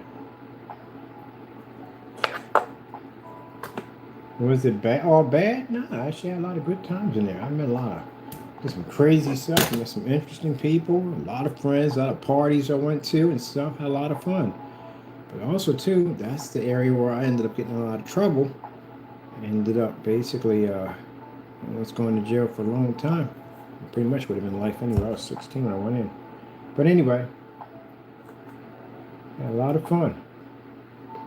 I had to wear my patent leather Adidas and went to see the Tougher and Leather tour and got a a nice job working at Pizza Hut and went to the Roxy's up in New York City. Met this cool Latino guy and the day was in there cracking up. Met him in class in detention. I met him in detention. He got in trouble because he's in there writing his tag up. And he was practicing writing his tag upside down because he wanted to do this bridge. He wanted to tag so badly. But he couldn't trust anybody. For some reason, I don't know why he trusted me. He was like, hey, wondering, I got this bridge I want to do. Because I was talking about his work. I was like, why are you doing this upside down? Like he said, man, I got this bridge I want to do. I said, that sounds pretty interesting. You can put the tag upside down. That's pretty cool. So I guess he liked my interest in what I thought he wanted to do. And I had another friend I used to hang with all the time. He's a big guy. And I was like, hey, we can hang you upside down over the bridge while you put your tag in. That's what we did. So we hung him over the bridge. So we got him over the bridge. I said, man, what if a cop comes by? Because he's a really light-skinned Puerto Rican dude, man. And I'm brown-skinned. My other friend's dark-skinned. I was like, don't look like we're hanging a white guy over the bridge. You're definitely getting shot. I said, man. But yeah, he put the tag up nice. It was beautiful. Job done. It's painted over now. But we have a job done up, and we became all good friends. Went out and got something to eat. Everybody was going to White Castle because of the Beastie Boys. They're talking about White Castle. We're out there laughing and joking. And something like, yeah, so, so what you guys doing Saturday? I said, man, trying to get into the Rocks. You can't get in, man. And they don't let us in. We just ain't got that popularity to get in. So, oh, man, that's no problem, man. So my brother's a bouncer at the Roxy, man. I'll get you in with no problem. That's how we got into the Roxy. All from being in detention. All because I got smart with a teacher. I ended up getting sent to detention. Meet this guy in there doing his tags upside down because he got in detention. Isn't that kind of weird how things come together? And he was in there freaking feeding in class. And Ended up becoming good friends with him, joking and laughing. And then he ended up trusting me and one of my bigger, my buddy, we call him G Black. He's a big guy, G Black. He's real dark, we call him G Black. Me and G Black hung him over the bridge and put his tag, and he was happy to have his dream complete. Got his tag put up there and everything. So we went over to White Castle, get something to eat. We're over there chilling. What y'all doing Saturday? So I'm trying to get into the Roxy, man. Trying to get in there. Cause I thought he was going to say, yeah, man, I've been trying to get in there too. He says, no, man, my brother's a bouncer over there. I said, bouncer? I said, wait, so you can get it? Yeah, I can get you in. I can definitely get you in. We got in too. Yep. Came up to the front. Said, yo, what's up, little man? These my people right here. He said, no problem. Your people, my people. We walk right on in. Yep. So when you watch that Beat Street and they do the, yeah, just like that in there. Just like that in there. Yeah. A little power station's coming on quite nicely. The robots are doing a fantastic job. You got to get them doing a fantastic job. Got to put a nice little charging station. I know I ain't talking much about the whole, what we're building here. I should talk more about what we're building here. We're building this beautiful scrap power station. Kind of reminds me of Borderlands, it really does. Just finding scraps to put things together to build better things. That's what we're doing. Hey, you know what? Console gamers, don't feel so bad at the end of the day about basically getting to buy a brand new system, because everybody has to go through it in technology. Let me explain to you why. Remember the shortage on graphic cards? I don't want to think about that ever again as long as I live. Yeah, that was jacked up. And graphic cards were costing so much money in the middle of COVID. This is why you don't make parts overseas. Don't say anything wrong with that, but come on, do both. At least have something here in the United States and have stuff over there too, because they need jobs too. So do both. Have them over here, have them over there, just in case something happens. At least we've got parts over here, because that's what happened. The shortage on parts. You remember the one on Mad Max where a guy was giving him water and he goes gives them water and everybody's running to get the buckets? Yeah, they kind of made a meme out of that for PC players. It was graphic cards coming down instead of water. Yeah, the graphic cards went to the roof. Everything was so expensive. Gee whiz Louise. Come on, man. You can do both. That'd be nice. Then you can have jobs over here in the United States. You know, it's funny, I hear that, and every politician says the same thing. Do you ever notice that? Just sit back and listen. They all say the same keywords. Better jobs, better jobs, better jobs, better jobs, better jobs, better jobs, better jobs, better jobs, better jobs, better jobs, better jobs. They all say the same thing. Did you notice that? They all do. They all give the same speech. Better jobs, better jobs. And every once in a while they put a little twist in there. But it's still the same thing. Better jobs, better jobs, better jobs, better jobs, better jobs, better jobs, better jobs, better jobs. No, that's what it comes down, people. I mean, I say vote. Yeah, do vote. You should. But if you're a Christian, God is going to get you the job. Not a politician. God is going to bless that man to have a business to run, which he's going to bless to become successful, which he's going to need people to work at his job, which he's going to bless you to have the job. See how that works? Bringing in more jobs. Okay. Heard that one too many times to count. That's why I put my trust in God. Meanwhile, the machines are basically building the power station. And they're doing a great job at it. And we're sitting here building a power station out of cardboard. Taking a break. Talking about all sorts of things. I know about a lot of stuff.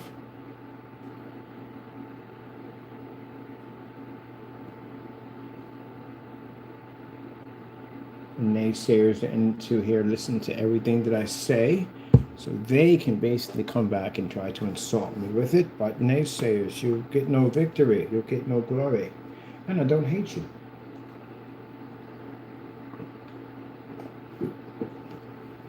I feel sorry for you. And I mean by I feel sorry for you because the devil controls you. That's what I feel sorry for.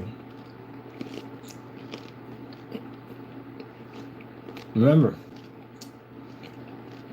every day, every time you go to sleep, you don't have to wake up. And you don't have to come back.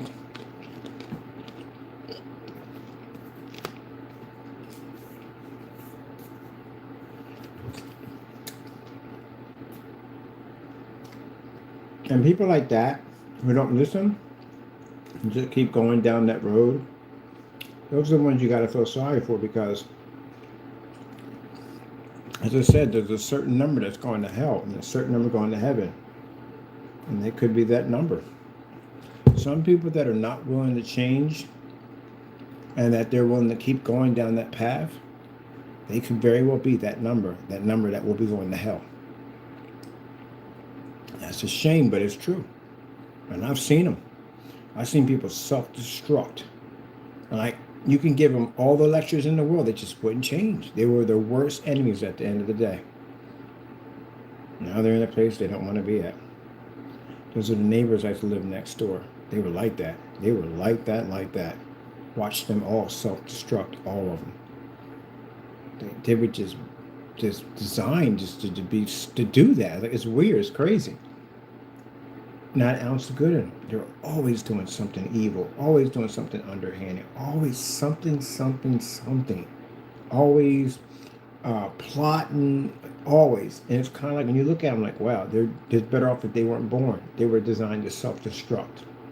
So like I said, when they said there was certain going to heaven, there's a certain going to hell, I seen the ones that were going to hell. And they died. You know, told you the guy died of COVID. Yeah. Does that make me happy he died of COVID? No, it's sad. It's sad, because I hope he found God. I hope he did. But they were just like that. They were like that. He's in a horrible place right now. You know, not a good place to be at.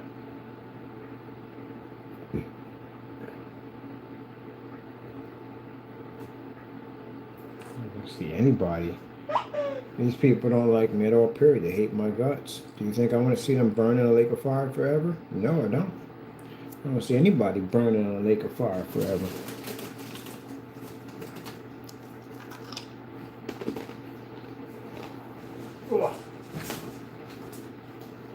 People may sit there and say, well, you're following charges. I gave him options. I did. I literally gave this guy a ton of options to get out of the situation. He never took them. Every time I gave him an option, he spit in my face, or every single time. Took him to the CCB. We tried to take him to the CCB because I didn't want to see him go to the court system. He turns around and God blessed him. He didn't see it. All we had to do was open the case and just go in and just pay the money. And we could have had another process server at his front door to serve him. But I'm thinking, okay, maybe this will scare him. Maybe he'll back down and we don't have to take it to federal court and get him locked up. He went on YouTube and started mocking me about how I didn't have enough evidence. I really didn't talk to anybody about that whole situation, about why a process server and how much evidence a process server needs, or how much a court needs to get a process server sent to your front door. There has to be evidence enough to take to court, and apparently there was enough. We would have never been able to pass the first and second process of it. You ever fill out enough things before for CCB application for basically for the Copyrights Claim Board? It's an interesting process to go through. I know I did one. You have to go through all these different levels you have to go through. They have to make sure, one, this is how serious these charges are, very serious. So they have to go through this whole process. They have to go through one section of evidence, another section of evidence, and they got to look over this, and they got to look over that. It's got to pass a whole lot of stuff before you can actually pull a copyright claim on somebody. You have to make sure 100% this person did this before they can get it to a process server, because after the process server, and all we do is take the picture, it goes directly to court, and then we set up for a court date to be seen by a judge. So literally there was enough evidence to prosecute him to get to that part. Did he take it as a blessing by thinking, ooh, man, okay, this came too close. I'm bailing out of this. I'm done. No, he just kept on going with it. He literally turned around and smacked God in the face by saying, oh, well, guess what? They didn't have enough evidence, so I'm just going to keep on going. Stupid. So now, in that situation you put us in, now I'm thinking we got to take him to court now. We literally got to take him to federal court because he doesn't want to stop touching the copyrights. And that's literally what the judge is going to hear. You know how bad it's going to get for him in there in that courtroom? The judge realized that we gave him multiple opportunities to get out of the situation and he slapped us in the face for it. They're going to hit him with everything at the end of the day because they're going to use him as an example when they get done with him. Especially with him also being a YouTuber. It's going to be far worse because he used his YouTube channel to spread the nonsense. Which now they're going to make an example out of him, which means they're going to strike him hard. And not only going to strike him hard, anybody who followed behind him is going to get the same amount of suffering. I told y'all, leave it be. And he wouldn't listen. And then to sit there and say, hey, but we sent him a cease and desist order too to leave him alone. And he still kept touching him. Mr. Fernando, you ever been yelled at by a judge? It is not pretty. You ever seen a judge lose his temper? It's not pretty. That means they're going to hit you with maximum. That's why we avoided trying to take you to federal court. That's why it was avoided. That's why I said some people are designed to self-destruct. They're the worst enemies. Too late now. We filed. It's too late. Ain't nothing can be done. We just got to deal with whatever when he gets there. That's all. What you can do. May God be with him because he's going to have to be because it's bad. Sit in that courtroom, you tell that judge, well, he didn't have enough evidence. The judge is going to sit there and tell you, Mr. Fernando, do you understand how the court system works? If you didn't have enough evidence, a process server would have never made it to your front door.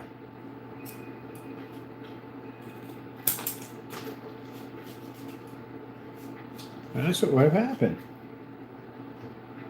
Like I said, I was wanting to let it go because I figured that would have scared him. But no. Devil told you to go do something else stupid because you knew what the next step was. So the devil set you up.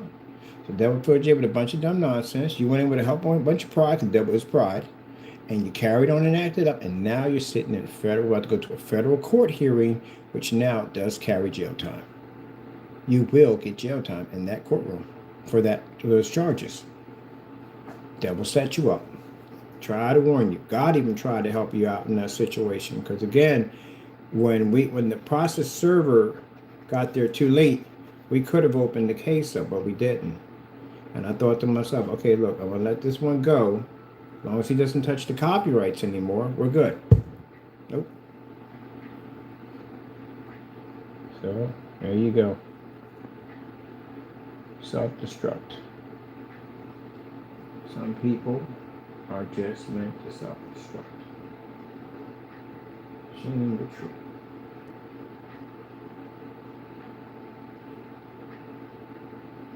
And that for some reason he's got it in his head that he believes that nothing's going to happen to him. That he can touch anyone's copyrights, anyone's trademark, which we're going to show the judge that you have a history of doing this stuff. Frankenstein. You've touched their trademark, made money off their name, and used their name to make money. And you have a history of doing this stuff. You can't be going around doing that. All right. Our men are, is it a half of an inch? Things are tiny.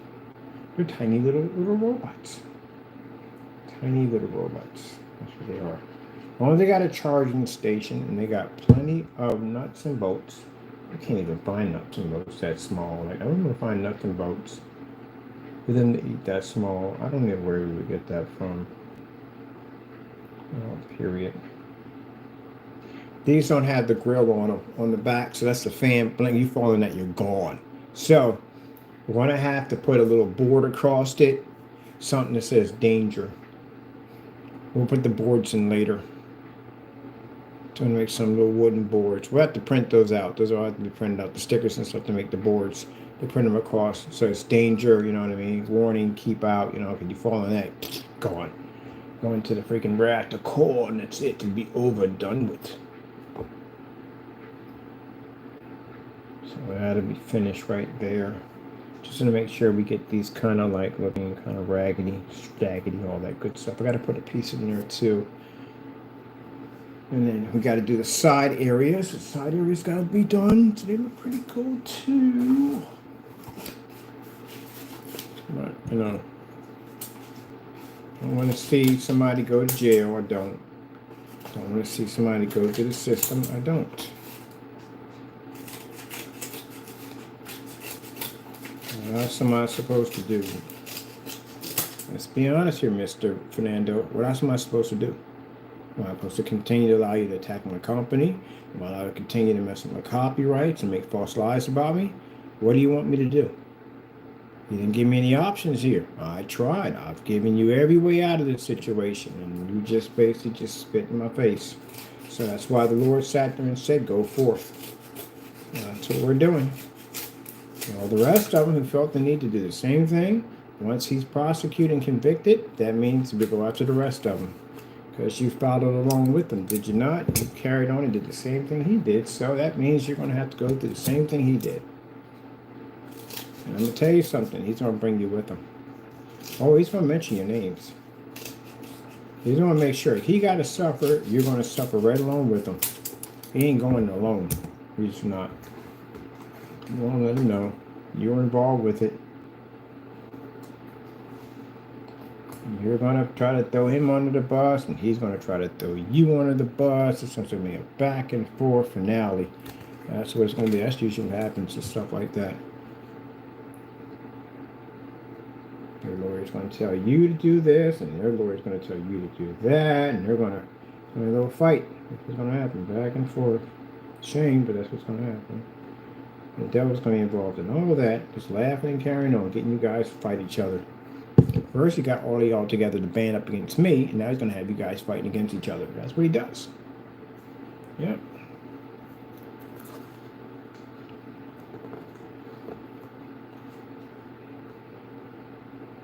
That's what he does.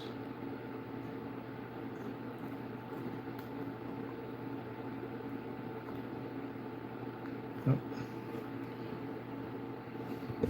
I want to stay far away from that joker. I'm so reedy.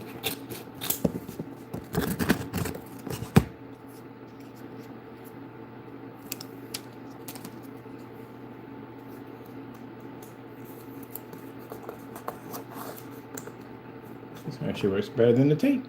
Should have went with distance tape. Works much better. We're putting the sides on it now. We're doing our sides. That's what we're doing right now. We're going to talk more about our little engineers here, our robots that are outdated and no one appreciates them out there working and trying to make sure the power stays on. But every once in a while they turn the lights out because you guys are jerks.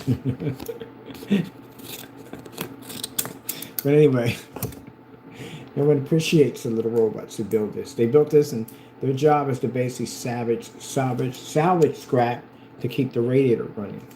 And you know, they got this, the beautiful thing about it, you got this glamorous city, right? This glamorous city, but truthfully, it's all being run by this scrap power of a power station here. You know, it's out in the middle of nowhere, far away from the city, so nobody can't see it because it's an eyesore. But it runs the whole city. And all these people live this glamorous life and not realize this freaky machine out there in the middle of nowhere pretty much keeps their life the way it is. But, you know, they got their futurist robots. They take all the old robots, you know, that are discontinued. They stick them out here to work on this. Since you want to be jerks about it, we just turn your power off for a little bit and see how you like it. That's what I would do. Lights out. You're not going to come out there, are you? No. They're going to put us out there in the wasteland because we can't die out there with machines at the end of the day. But you can't come out here because, yeah, the wildlife will kill you. Isn't that a funny story? So no one will go out there. So machines feel it's funny every once in a while. Let's have some fun with the humans. Just turn off their power every once in a while. It's funny. That's a sense of humor.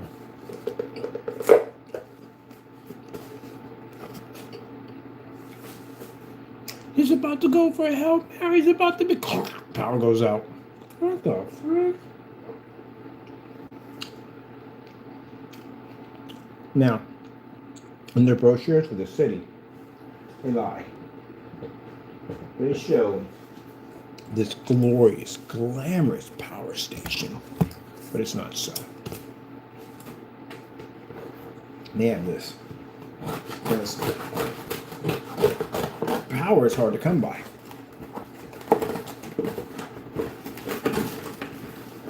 Yep. Very hard to come by. What's the story of it all? Story. We got to make a story for this whole thing. We don't have to build a story around this. Power is hard to come by.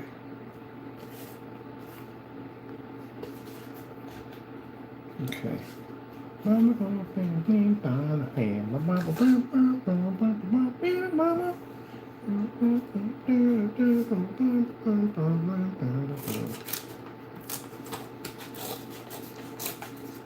I hope everybody else is doing fine today. I hope you're having a wonderful day. Hope you are.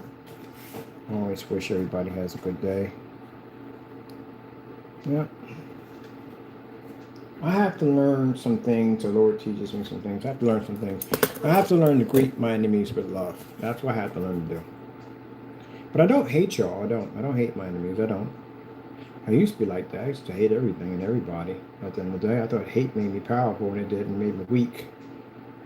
I don't hate any of them at all, period. I know they've done some nasty things to me, but no. That's why I said I have to, when I go pray on this, when I'm taking you to court, I have to pray on that. I have to pray on what part of me is taking you to court. Is it a part that hates you and wants to destroy you? Or is it a part that basically just wants to see justice be served? And you know, I have to really think about that, you know what I mean, when I come to this, you know what I mean? And truthfully, when I think about it, it's just basically I want to see justice be served because you owe me this. You have to do this time because, again, you did it, you know?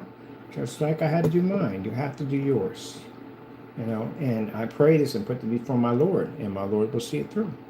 Because my Lord knows what you did was wrong. Come on, we know what you did was wrong. You got to pay the price. You got to serve the time. You got to. And you will. You will.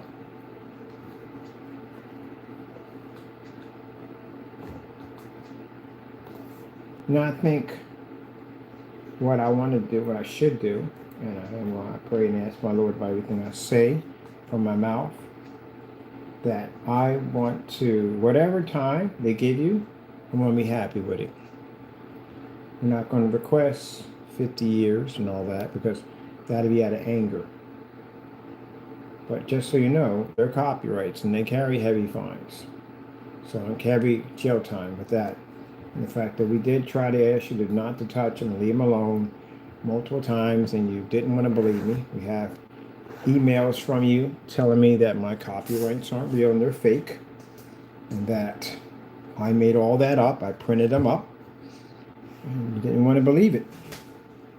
I mean, wouldn't you just go to freaking copyrights records and just look me up? I'm right there. That's all you had to do. Now, we had a person that was using the cube without our permission. And all I had to do was go over there and say, hey, look, this is my cube.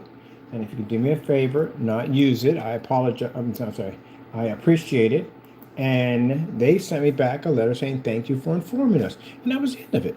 There was no cursing me out and using it in any way and none of that. They were very respectful about it. And that was the end of it. That's all. No, it's this one. Power station. I think what I'm going to do is we're going to have some fun with these little robots.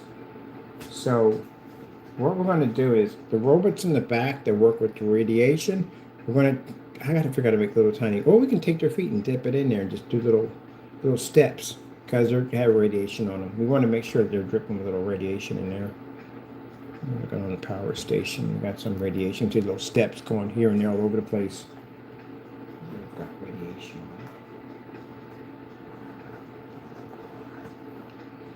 So like, whoopsie-doo, radiation on me.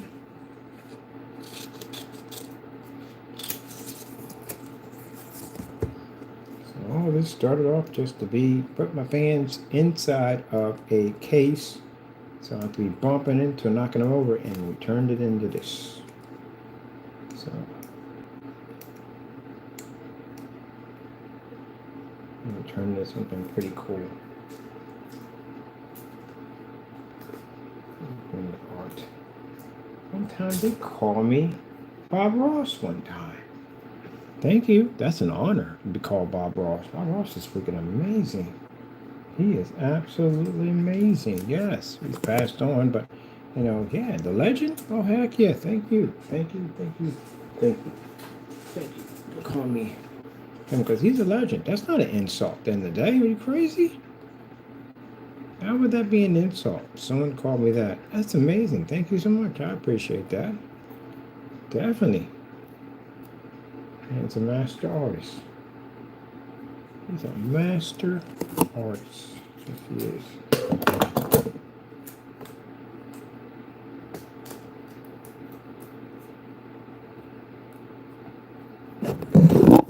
Oopsie. Oh, bumped everything. Everything fell over with it. Yeah, that's what happens. Let's get this back up there. Sorry about that. There we go. Bought myself some sweet to eat, but I can't get into that right now. I'm so excited about this. I'm loving it. I can see the whole thing in my head. Everything. I can see it operating. I can see it running.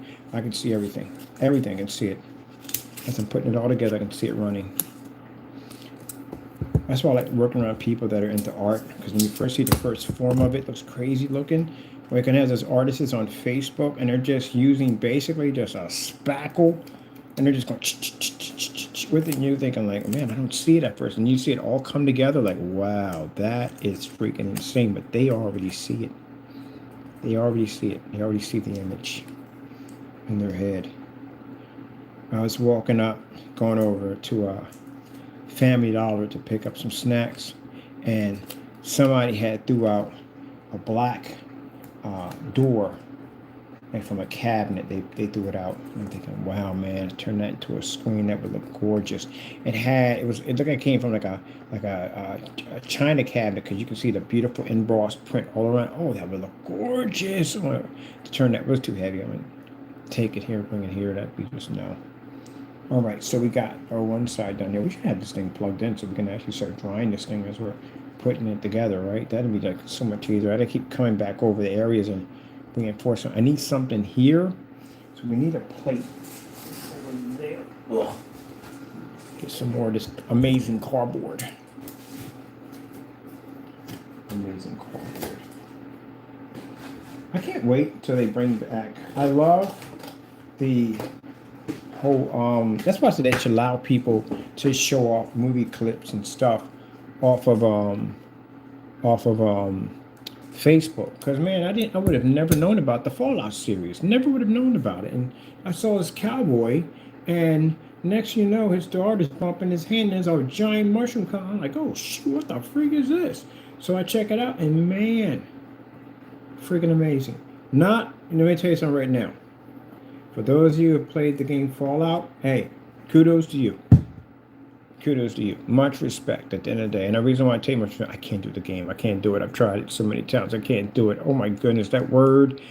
When they talk to you and you got to pick what word and all that. No, let's just go in there and destroy stuff right away now. Like I can't. I'm impatient. I'm a kind of running gun person. That's what I'm at the end of the day. You know, they do the whole Call of Duty, and they put that joke behind it about basically when the mission calls for stealth being optional. I'm the one that comes in with tanks. That's me at the end of the day. I love them. So that's what I like. That's me. I only do stealth if I have to. Chances are I don't want to. I'm a running gun person at the end of the day. Run, blow things up. You've seen how I play games in Far Cry. Just destroy everything. So that's me. But those of you who beat that game, whew, man, how did you do that? Because I can't do the whole questionary. You know, they say a question, you pick which one and whatever. I can't do that. I just can't do it. I can't do it. That's what I like about freaking Assassin's Creed, man. I love Assassin's Creed so much. I wasn't really big into Assassin's Creed. I didn't like the first one that came out. I wasn't a big fan of it, so it kind of turned me off from all of them. And then I got hooked on Unity, and man, freaking started saying, man, they're all like this. But my buddy said, these are like that. So after that, I just started downloading them like crazy, man. I've been a huge Assassin's Creed. I just didn't like that first one. But man, let the stabbing begin. Because every time I bring out a game, somebody's going to get stabbed. Man, I was poking everybody up on that game, man. Gotcha. Got you. Come to the window, poke ya. I got ya. Man, like Assassin's Creed, I love it. The puzzle system is easy to a certain degree. Some of it's a little nutty. It is. Especially when you get up on top of that roof. I forget which one it was. But you're on top of that roof and you got to basically change the gears around in the clock. Yeah, we had to go cheat on that one. I'm sorry, people. I was cheating away on that one. Who did it first? Show me how to get past this freaking nightmare. All right, we got a little tabs in here. Got a big old plate in here. Right there. So keep in mind, the undercoating is going to have a bit of an apocalypse kind of like burnt out look to it. But each one of these slabs is going to be a piece of metal. And each one of these pieces of metal is going to have a screw in it. Real actual screw. So you can make it look realistic. That's what we're doing. And then after that, we're going to put some wooden boards here. I should do popsicle sticks. Like make some real wooden board popsicle sticks. That's what we should do. And have them aligned across here. Because we don't have a grill system. You know, we don't have the money to put up a grill system. This is a scrap system. So we got to put a couple boards here and here and here. You know, now for those people who are saying, well, you know, you're locking those in there. They're meant to be locked in there. If they burn out, all the well. Fantastic. These are going to be soaked in so much freaking green goo in there. These is freaking the generation. So these shut down. This is no problem. Because I'm going to have a multi-fan system here on top of here and one on here. So that way those fans can be taken apart. This is just for decoration. So if they shut down and died, that'd be fantastic. But still, it would be a part of the art. It becomes the art. It feels the art. It is the art. I go to the art museum over here. And you got people in there that are like really into art. Maybe in there like talking really loud so everybody can hear their feelings on the art. And it's like, no, it ravages me. It fights me. And yet it makes me cry. And I just look at it like, it's beautiful. It is. I love art. It's beautiful. Art is different to everybody. And everybody's going to get the same feeling out of it. Everybody's going to see it differently. It's like drawing a bowl of fruit. And everybody's going to draw the bowl of fruit the same way. It's impossible. Each artist sees it differently. It's beautiful in everybody's eyes. Never look at yours and look at somebody else and think yours is ugly and theirs is beautiful. Because no, yours is also beautiful too. Because it's the way you see it through your eyes that makes it different. If all art was exactly the same way, the world would be boring. So that's what makes art beautiful. The way each artist sees it. That's what makes it beautiful. You can have screaming oranges. Doesn't make a difference. It's how you see it. That's what makes it beautiful. You can't expect for your art to look like that person at the end of the day, then it wouldn't be original. I tell you, if I didn't choose to get into this field, I think I would have became an art teacher. And teach kids art. That'd be a fun job at the end of the day. Wouldn't it have been teach kids art at the end of the day? That'd have been awesome. Teach them art. Because I like art. Art is fun.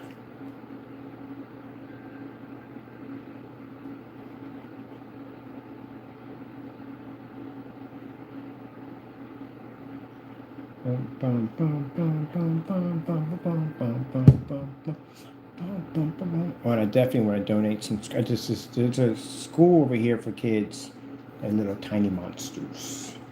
I definitely want to donate a screen. So I'm building this screen. It's a cloud. It's beautiful. It's blue because we make colored screen paint. And we're going to basically use this cloud system that we do with the lights, like we did the last time. In the garage, we built that nice little cloud system in there. And we're going to make a screen out of that so the kids can watch their learning educational shows on a cloud. It's going to be beautiful.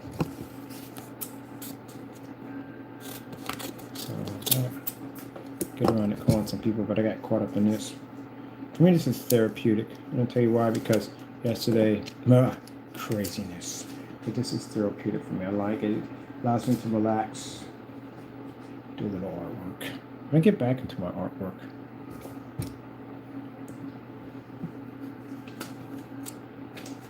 Where's another piece? Oh, here we go.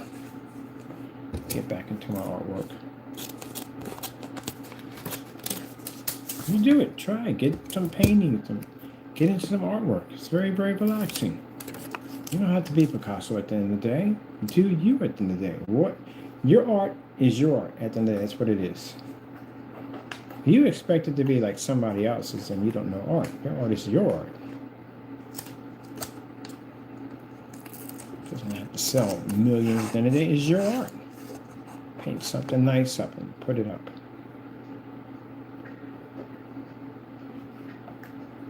That's what you do.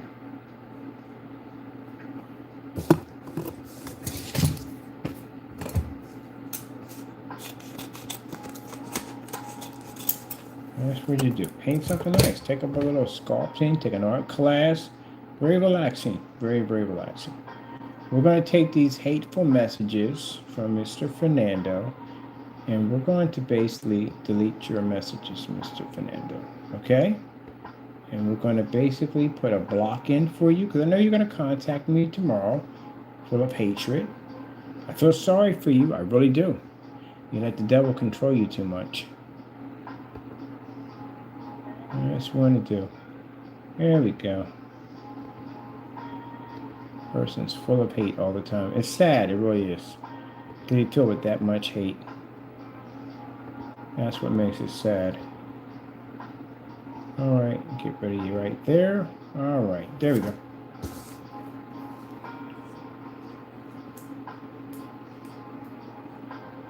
I think they keep trying because they think that I'm going to do the same thing they're going to do. Nah. I already know the devil's game. I'm good. I'd advise you stop playing it.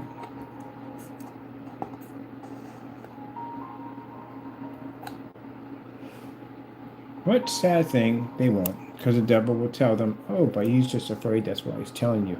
No, we're not afraid. I serve God. You should be afraid. But, again, when you keep playing this game, he's got something planned for you. You just can't see it. He's got something planned for you.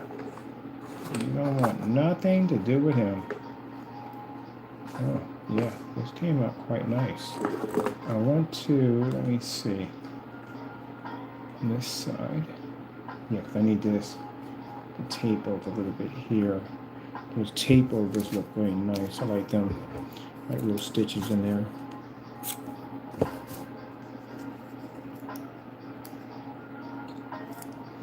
Yeah, our old power station. Old power station. We have a new power station. Where's your power station? Oh, it sits off in the wastelands. That's where it sits off at. We put it out there because we knew no one would go out there and tamper with it. That's what they tell people at the end of the day. Actually, it's really an old power scrap station. That's what it is. That's what they tell them. They don't tell them that, you know. We got to fake it, you know. And they give no credits to the robots out there that are out there making sure they have power. They don't give them no credit whatsoever. But it's okay. It's cool. You know, every once in a while we shut the power off, let them know who's boss. That's what we do. Shut their power off, let them know who's boss. Oh, okay. That's a game we're playing tonight? No problem. Oops, almost knocked you guys over. Trying to get this piece in here a little better. Give me a minute. I'll get you guys back over here. There we go. I'm trying to keep my phone charging. I'll get a stand, I promise. I've just been a little busy working on everything right now. It's been a little busy couple of days for Mr. Bird. Wait, how much charge should we have in this thing? Here's something for you. Oh, we're good for a little bit. We're good for a little bit. Let's put this over here. Oh, don't you even dare fall off. I'm going to knock you already. Got a little bit of charge in there, so we're good.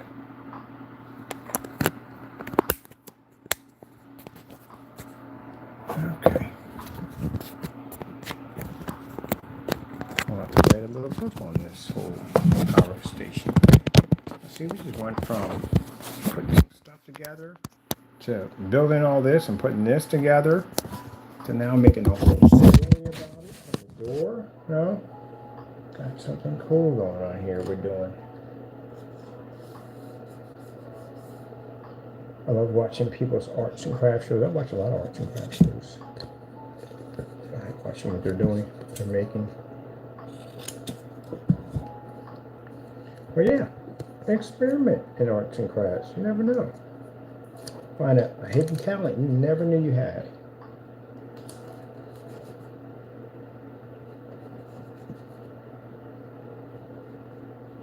That was interesting about what went on in COVID, which was pretty bad, but a lot of people realized they had talents they didn't even know they had. Learn how to do something different, you know? There we go.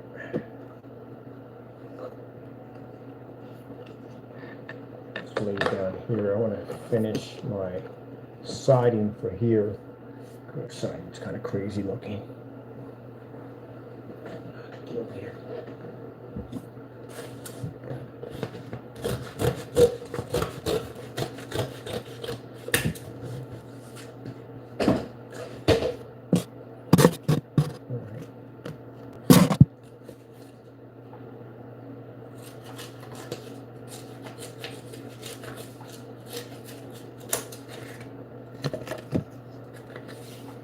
Ever a heat wave, tropical heat wave. My favorite singer of all times, Frank Sinatra. I love Frank Sinatra. I love him. Well, Blue Eyes, beautiful music. Beautiful music. I just play Frank. I play Frank a little bit sometimes, but most of the time I played Frank when I was in the other house all the time. I listened to Frank. Music is beautiful. I like the old-fashioned music. That's where it's at. New stuff they have today, I can get with a little bit, but no. I like the classics. That's where it's at.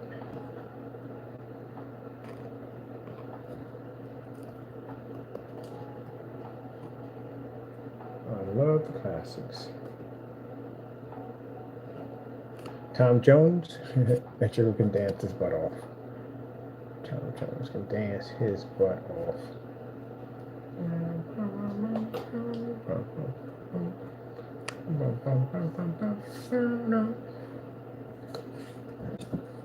I like Frank Sinatra. I like the music. I like what they sing about in their music. Be a lady tonight.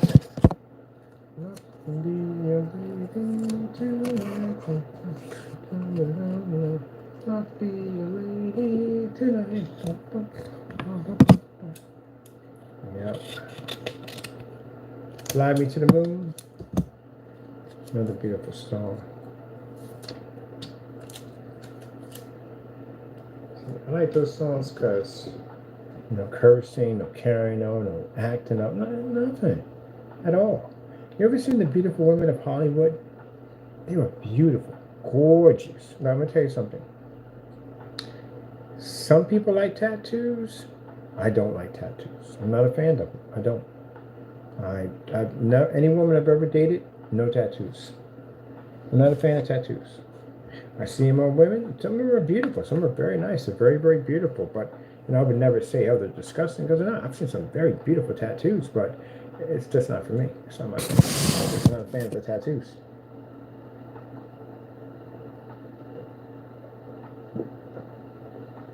See so much of it now, right?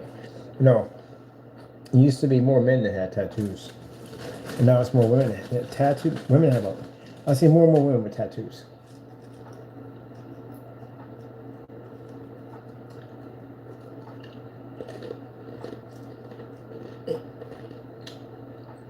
And with men,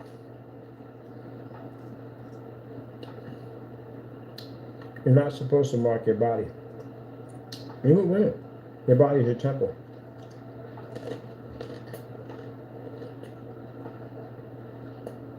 Would you configure inside of a church or outside of a church? You wouldn't. That's forbidden, right? That's what the body is. The body is your temple.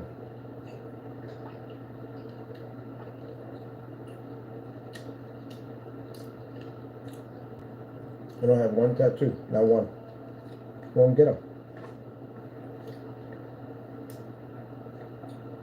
Your body is your temple. Now, a person comes into a church is covered in tattoos. Should he be shunned away because he's covered in tattoos?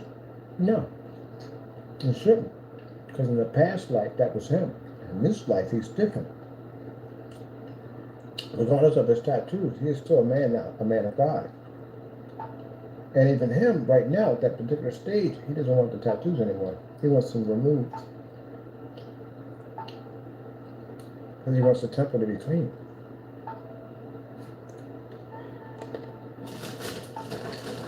Bible says, come as you are. But even when you come as you are, you'll recognize their flaws.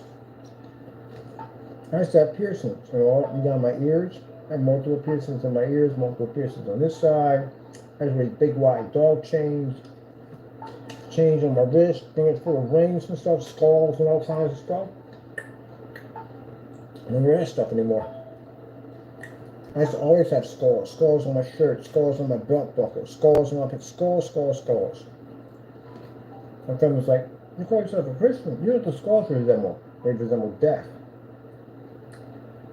That's why you see the pirate ship, the big skulls and bones, it resembles death. How can you be a Christian and you worship death? I don't wear a slipper, I don't wear any of his rings anymore. I tossed them all in the trash. Got rid of the dog chain, everything, threw it all in the trash. I don't wear no more. I remember when you first get that feeling, when you know that your life was a sin, you don't want to be a part of life anymore. You want to be as far away from as possible. I remember going up and I had an amazing CD collection. Heavy metal all the way up there. Up there all day long, tossing stuff in the trash. I don't want it. I don't want to listen to it. Burns my ears to hear it. Just throwing stuff in the trash. You changed. You're not the same person anymore. Ain't that right, Mr. Taco Man? Ma'am? Ma'am. Ma'am.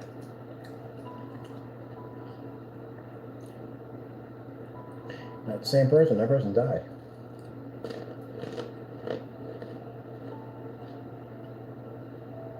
You alright?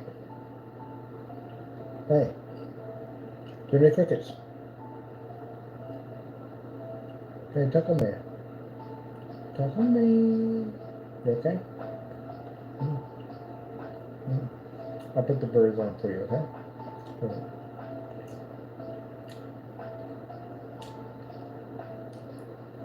No, you change it. The same person, no more. That person dies. I'm a new person.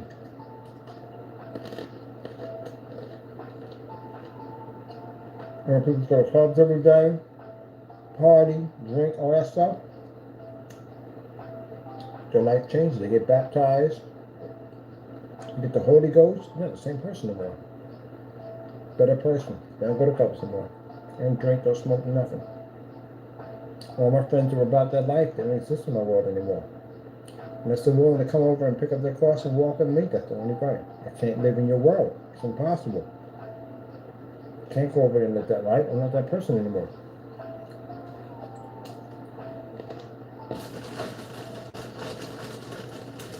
I find a much better peace. Like on Forrest Gump, the guy in the wheelchair. The first guy was just screaming, yelling, and carrying on in that rainstorm. Came down, completely different person. And got that hate no more. It's gone. The devil got no more control. That's what happens. When your life changes, when you're washed, those sins are washed away, the devil doesn't have a hold on you anymore like he used to. You don't want to listen to the music anymore. You don't want to go to bands. You don't want to go to parties and stuff. You don't want to drink. You don't want to smoke. You don't want nothing to do with any of that stuff anymore.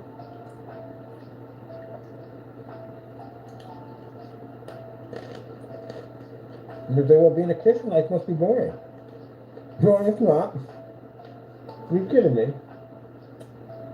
I get to build computers and all this other crazy stuff I get to design, to build a scrap tower and stuff. Man, life is amazing. Yep. Best decision I ever made.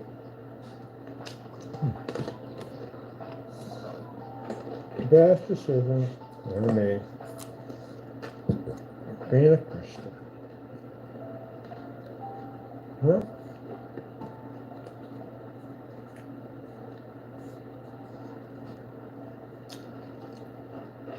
worst decision I ever made was taking too long.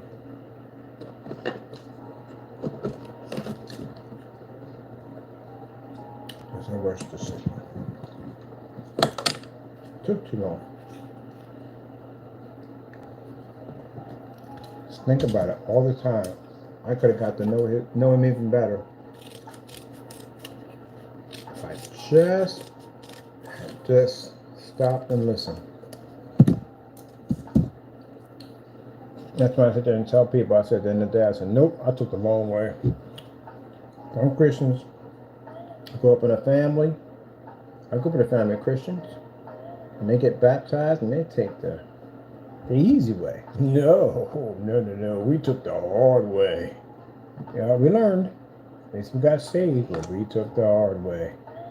Yes, we did. Gee whiz, Louise.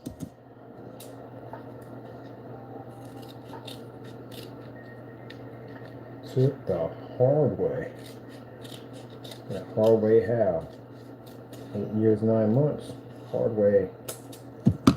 But at least we learned. I'll do that one over again.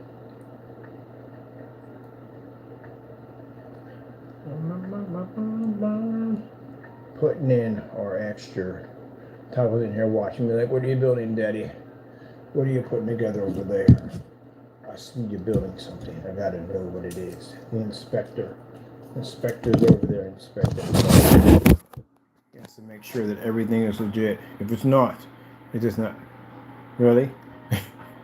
Well, you were just inspecting the parts. Are you ready to take a break already? But you're inspecting the parts. Hey, Taco. Taco? Well, inspector's off the clock. He's like, whatever. I'm not going to do that. I was going to inspect the parts. Oh, he's over here now. All right, so can you read what's going on in that diagram right there?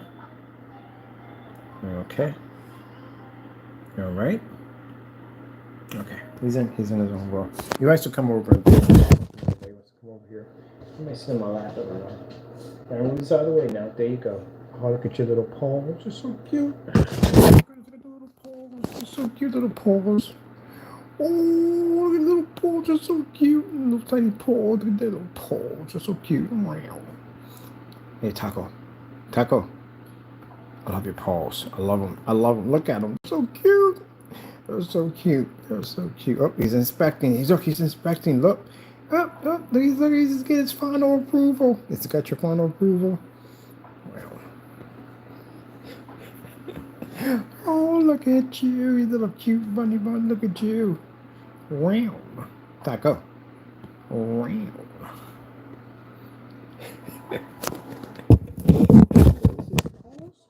Cute they are. Oh my goodness, they're adorable with little tiny paws.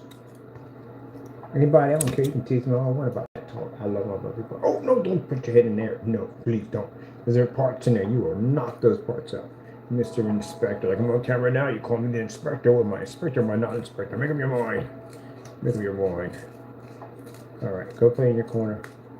There's a little area he likes to play at. That's his area over now. He just fight things over there. He just fights things over there is what he does. He's always fighting stuff over there. He's doing battle. Doing battle for Hortico.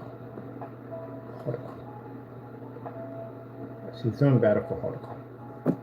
Hortico. Yes. I gotta get him some armor, some Japanese armor. He ain't Japanese armor for cats. It's pretty cool looking too. He needs one. He's always at battle with his stuffed toys. So we need to get him a little samurai suit.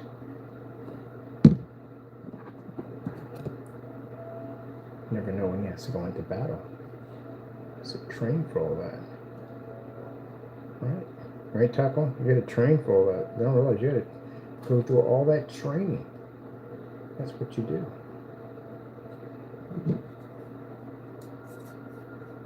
Put our sticks up there. Little tiny robots. And okay, they're fantastic. They're the perfect size too. On top of that.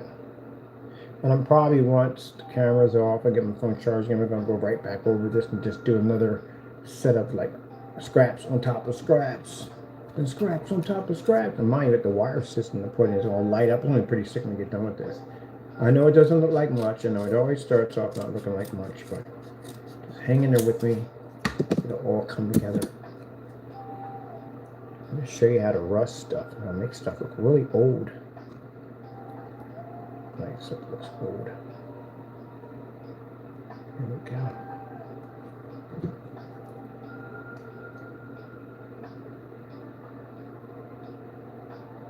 So we're going to pick a little box area, because now I got a nice proper measurement of how big these little robots are going to be. So we're going to make a little power station, and the power station is going to run all this one. There's little lights running back and forth and stuff, and then we're going to have a little box that lights up, and it's a little charging station. It's a robot charging station for them to charge. Right there, we'll have a couple of them in there. We'll make a unit that'll have probably like 4 of them in there charging up.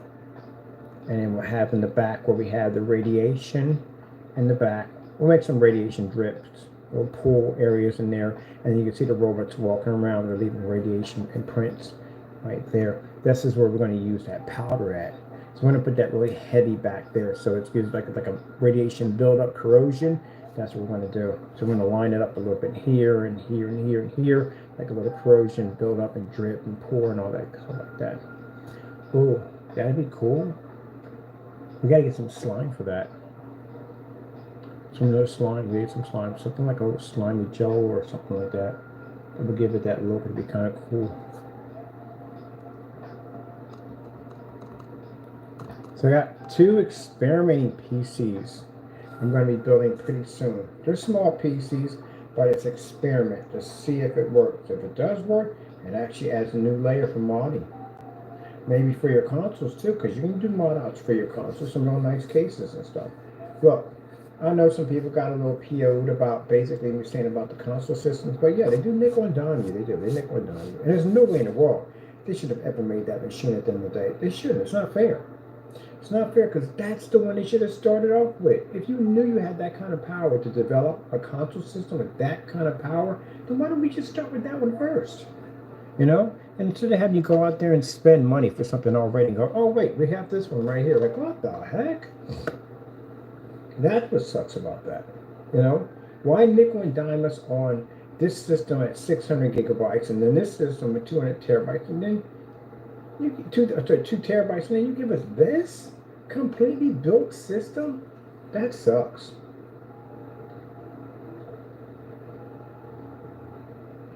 If you're going to sell to me a next-gen system, sell to me a next-gen system.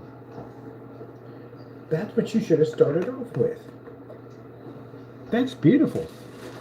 I'm just hoping that they have it with more airflow. That'd be nice. But other than that, that's beautiful.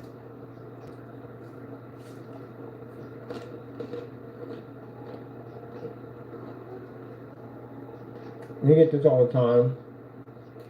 When people get mad when I say airflow, let me explain something to you. How many PCs brick from overheating? Mine's been on for 10 days. How many PCs like overheat from they brick from overheating? They don't. There's a ton of air pushing through these machines. That's why. You have to consider the fact that when the winter months come, your apartment or your house is going to be hot. So you're really not cooling your system up. You're sucking in hot air. The PCs do it too. You suck hot air from in your environment and you push it through your console or PC. But the difference with PC is we can put these units in there. And that's why I was explaining to somebody at the post office. He has a computer. It's constantly overheating. He has console. It's constantly overheating. There's all these fans all over it. You got to go to the cooling system. Because all fans do is just push the heat from one section to the next. So if your environment is hot, you're sucking in hot air through your intake fans, and it's blowing that heat into a system that's already hot, and you're pushing through an outtake fan. And it just repeats the process. That's it. But you're going to stick your thing in a refrigerator somewhere. That's the only way. Liquid cooling's a little different. Get a copper block that sits on top of your CPU. There's water in that thing. That block, there's water. Or some kind of antifreeze, but there's water in it. When your CPU heats up, it's going to heat up the water inside the copper block. You got a fan, you got like a little propeller fan that pushes the water. It's going to take the water and push it up through those tubes. That tube's going to feed it to the radiator system. The radiator system with the fans on top of it, as the water starts to push up, those fans cool down the water to make it cold. And that water is pushed right back onto the CPU. Constant flow from hot to cold to hot to cold, keeping the CPU nice and cool. Take away the heat, redirect it, cool it down, bring it back. Fans push out the heat. As you suck in the heat, push out the heat, bring the heat back in. Because if your environment is warm, guess where that hot air is going at? It's going right into your system. That's what's going to happen. They don't ever mention too much about that. They just say keep it out of a cabinet, keep it away from heaters. Why keep it away from a heater? Because the heat that comes out of a heater pushes right into your system, heats up your system, and you push it right back out. Well, your apartment's going, their house is going to do the same thing when the winter months kick in. Your apartment's going to be hot, so guess where that hot air is going? Right back into your system, coming right back out the other end. And I've realized that when I had a PC, I don't do fans anymore on my PC. Not for the CPU, I don't, because I had a computer called Red Dragon. And it was sitting under my desk, and because this thing would actually had temperature control on it, that when a certain section became too hot, the fans would speed up. There's an automatic fan controller on it. And I heard this thing click, click. It was actually changing gears under my desk. I'm like, what the heck? This thing's like a Batmobile. That's because the hot air in my environment was sucking through the machine, and it was heating up with the PC already being hot, trying to cool down. You got hot air coming in. Yeah. This is why I do liquid cooling. So everything I have is liquid cooling. And the fans in there, well, the fans are just in there for show. That's all. I don't know what hot air we're going to be pushing out of there, to tell you the truth, honestly, but yeah. So that's what I like about the air conditioning. That's what I was explaining to him. Now, if you're doing submersive's nice. Yeah, you do keep things cooler, but you have to remember, still, heat comes off the CPU. Where are you sending it? If you send it out to the vegetable oil is not going to, where's it going to disperse it? How's it going to send it out anywhere? So that means that it's going to be trapped in the vegetable oil. And that means that vegetable oil is going to heat up along with your PC and cook it up. You're going to probably cook your system. So that's why you put a liquid cooling system directly on top of the CPU. And how you amp up the liquid cooling system is you put a double fan system on it. One at the top, one at the bottom. One at the top is going to be standard. The one at the bottom, try to keep your RPMs at anywhere between 2,000 and 3,000. That's really nice. And then from there, get yourself a high-speed fan controller to speed up them RPMs. And then get your PC down to 17 Celsius, which I showed you out of a Tupperware container. We built a PC, hooked up that nice old system, got it at 17 Celsius. Yep. Bam. Bam. Bam. Bam. Bam. That's how you do it. Yep. I'll be doing the same thing on the PS5. I'm going to do the same hookup. Same thing. Put two fans up there, radiator system, dual fans, fan speeder, and drop it right on top of that cotton block. Freeze that whole sucker down.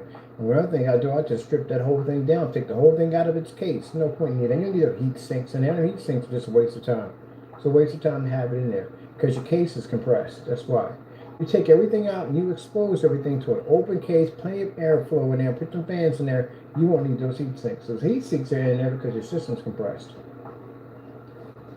So as I said before, there's already people betting that the new system's going to brick like crazy. Because again, same small size, same less air, compress, but more powerful parts. And I already said this in a video. You can't keep making console systems with high power parts if you don't have proper airflow. But we have airflow. We have liquid metal. Good luck with that one. Because liquid metal ain't going to help the rest of the stuff that's going to be going haywire in there. Hold on for a minute. Come here. Come here. You okay? Let me see. What's going on? I got you. Come here.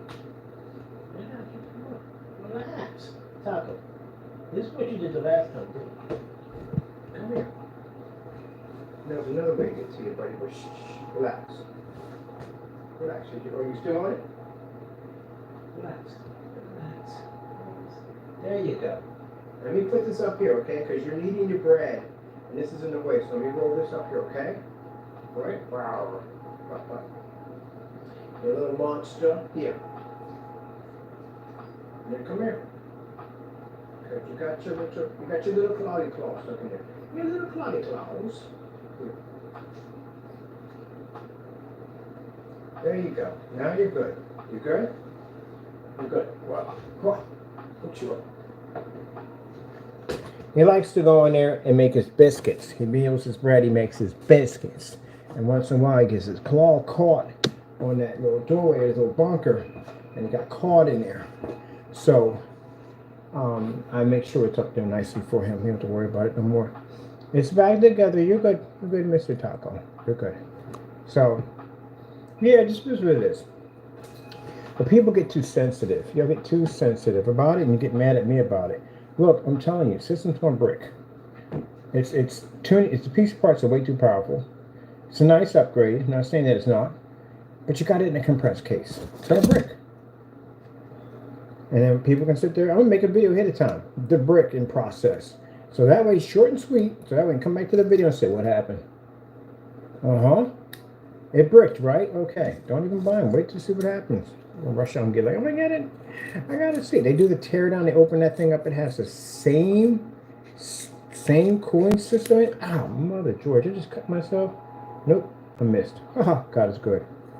It has the same system in there. No, I'm gonna come if you're gonna put all that stuff in there. Put a liquid cooling system in there. For goodness sakes, really, liquid metal? You really think that's gonna help you at the end of the day? Some liquid metal? Are you kidding me? Do you really believe that? You can't be that naive. If you're basically PC gamer, console gamers, can you really that naive to believe that a liquid metal is going to help your system? All right, so basically, do you know basically the solid state drives, the M2s, generate heat? That's why they got heat spreaders on those suckers. RAM generates heat. Power supplies generate heat. GPUs especially generate heat. How in the world is liquid cooling, not liquid cooling, liquid metal going to help you? What's that going to do? If you're in a compressed case, how is that going to help you with the heat? Man, I tell you, I got some console gamers at the end of the day talking about, yeah, that's a bunch of bonkers at the end of the day. They put that stupid nonsense on it to begin with. No, at all. I'll be using thermal paste for the longest time. That PC that's sitting in that case that dropped 17 Celsius, that's thermal paste. My server can hit 23 Celsius. That's regular thermal paste. The one we got here running for 10 days straight is thermal paste. But it's got a liquid cooling system sitting on top of it. It's got a refrigeration unit, because that's what they are. They're refrigeration units. If the PS5 is going to be to survive, it has to be in a much bigger case. It has to be liquid cooled. You can't continue to stick these parts on here and think it's going to run. You ever seen the CPUs they put on for PCs? You see how big those things are? Yeah, that's what you need to have at the end of the day. Or your job's going to be sitting there talking about, oh, where's your system at? It's over there by the door. We just use it for a door stop because that's all it's good for. You remember what happened to the first systems when they came out? It was brick city. It was literally enough bricks to build a house. It was enough bricks to build a house. That's how many bricks they had on the systems. Brickety brick, brick, brick, brick, brick. Because my friend got one of his brick right from the door. Turned it on, went to put in Spider-Man and brick. Bricky brick. I was like, geez, you just bought that? He's like, yep, brick. Brick, brick, brick. Brickety brick. You don't hear about PCs bricking? It's a brick. Hound. It's a mate.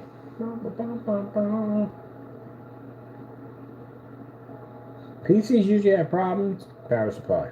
Take out the power supply, put a brand new power supply in. But you got shorts going on in your board. But other than that, everything in there is you built it anyway. You're just gonna replace whatever parts you have on there anyway. But try replacing the board on a console system. That's why I said, because it's a more of a delicate system, it needs more airflow in that thing. Not enough airflow. They want to keep treating console systems like they want to treat them like a PC. Gotta put that airflow in there.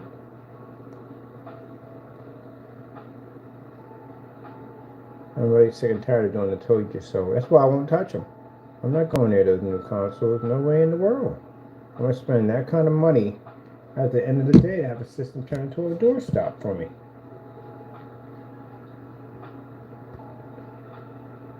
Is the PS5 likely to brick? Yes, lightly strike damage. Yeah, PS5 is brick. Right there, you can look it up. Jeez whiz. Is the PS5 Pro likely to brick?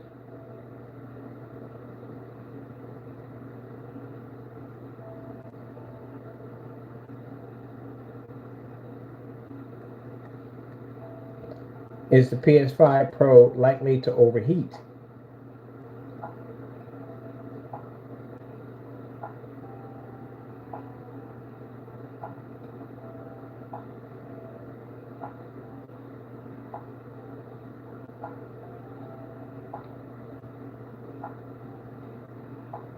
Yeah, it's going to overheat. It's going to overheat. And that's it. And I'm going to do a video call. I told you so. Some people say, when I come back to the video, I say, whoa, wait a minute. Hold on for a minute. Got 16 people already complaining. Brick, brick, brick, brick, brick. I told you. Open the case. The case has to be opened up. Same problem I had with the PCs underneath my desk. They're in these small compressed cases. The hard drive, you literally watch the hard drive crash in a stream. How do we fix it? Take it out, open up the case. That's all we had to do. It's running perfectly fine with no problem whatsoever. Another one I had under the desk, every time I would run a game on it, because there was no air, no ventilation in it. Because they made them these little compressed cases. That's why I said we gotta get the cases, no airflow in there. Now this baby's in here. Ring a ding ding. Running nice and cool. Been 10 days. It's running nice and cooly in there. Nice and cooly. This is what the inside of your PS5 should look like. Nice and cooly. Cooly. Cooly. Cooly. Cooly. Got 120 millimeter fans in there. Those are 120 millimeter fans in there right there. So I'm not saying that then people say, oh, you think the system's trash. Never said the system was trash. I never said that. Don't put words in my mouth. Don't ever do that. Don't you dare do that. Don't you dare do it. Never said that. I said could have did a better job on the hard drive system, which you could have did, which you just did, and they could have did a better job of basically making the system wider, so basically they could bring in more air and liquid cooling system. They refuse to give you the liquid cooling system. They refuse to give it to you. Why do they refuse to give you the liquid cooling system? See what I mean? Again, so guess what that means at the end of the day? Well, let me see for a minute. PS5 Pro, what is the hard drive space? 2 terabytes. Gee, where's Louise? Come on. What the freak? Seriously? Well, that's just less than that. I think it's like 160 something, because once the freaking what can we update this thing to? Well, at least that's better than. Oh, They can't give you a lot of hard drives, but its system would be expensive. It would be. It system would cost you a lot more. The PS5 Pro, how is the highest we can update the... I need to go back. Skip that. The PS5 Pro, what's the highest you can update the hard drive?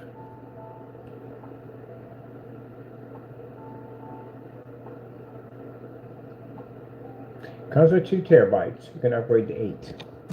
So you know what that's going to cost you already from the door. It's going to cost you $1,000. About 800, I say 800 to 1,000. That's what it costs you, and you're going to pay 800 for the system anyway. So about $1,600. And meanwhile, my i9 processor, my machine at the end of the day, is going to cost me roughly around $1,500. So still, even with that system where it's at right now, it's still not more powerful than the PC I'm building.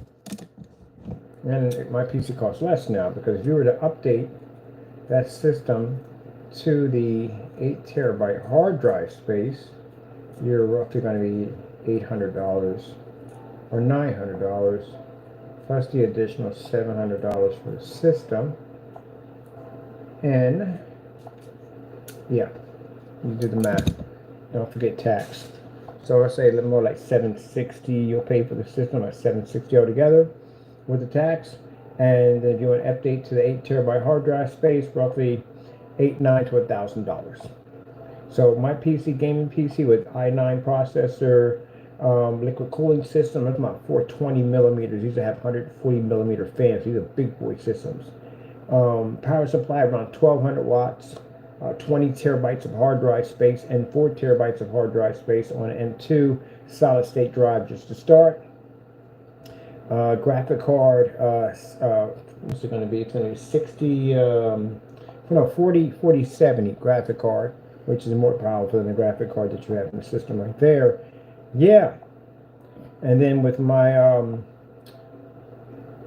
motherboard, and with the motherboard taking a RAM of maybe 34 to 64 gigs, yeah, that's going to cost me around roughly about $1,580 to put together.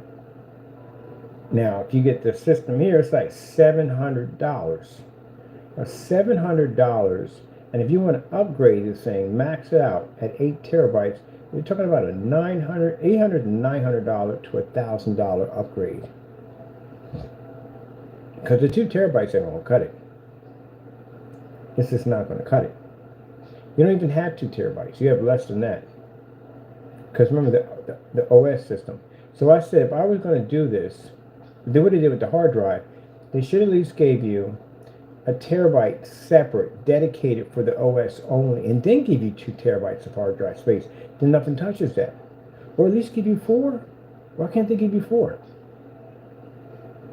But the reason why they can't, because they said that the price would go up. So how much you, at the end of the day, what it comes down to is, for the console gamer, how much you're willing to spend. That's what it comes down to. How much money are you willing to spend for your system? Are you willing to spend $1,000? You're willing to spend $1,500, $1,600, $2,000 for your console. Once you start reaching the stage of hitting close to 1,000, you've bought a PC already. You get a PC for $500. I can buy it for $500. Or if you want something with that whole specifications, yeah. Now the one I'm building at 15 is massively overkill. It is. But anyway, yeah. That's what you're facing right there. So no one's laughing at you today. It's just insane that they're really actually, they're nickel and diming you. But they said from the door they can't give you. And when you answer them, like, okay, why can't they give them bigger hard drives? Because it gets expensive. So it depends on how much are you going to spend.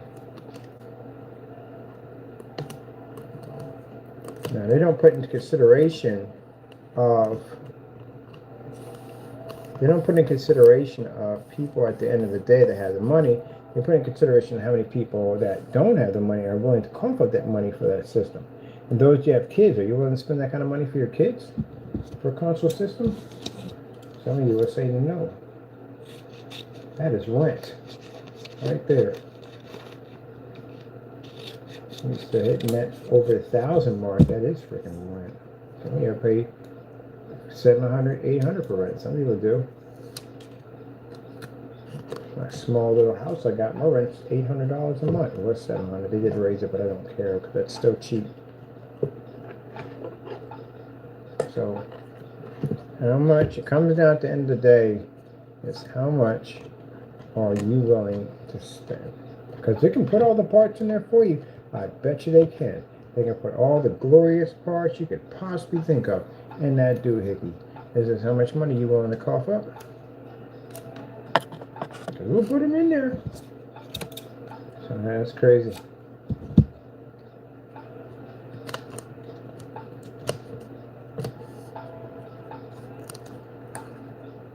Truthfully, I mean, you're going to charge $800 for the PlayStation 3 when it came out because it had a Blu-ray in it. That's why they charged $800 for that system. They went to $900 when it came out because they had Blu-rays in them. So, and keep in mind, if you're putting in an 8 terabyte M2 of solid state drive, do you have any idea how hot those things get?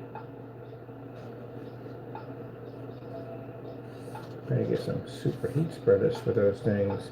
Super duper heat spreaders in there. That compressed case in the 8 terabyte in there? Gee. Where's Louise? Let's have a minute. What's the temperature of an 8 terabyte solid state drive?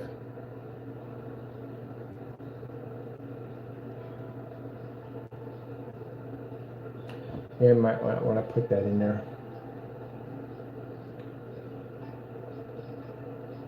70 degrees Celsius. Yeah, time calls. Yes. It should be monitored to avoid. Yeah, that's hot. 70 degrees, 0 to 70 degrees Celsius. That's what they can cook.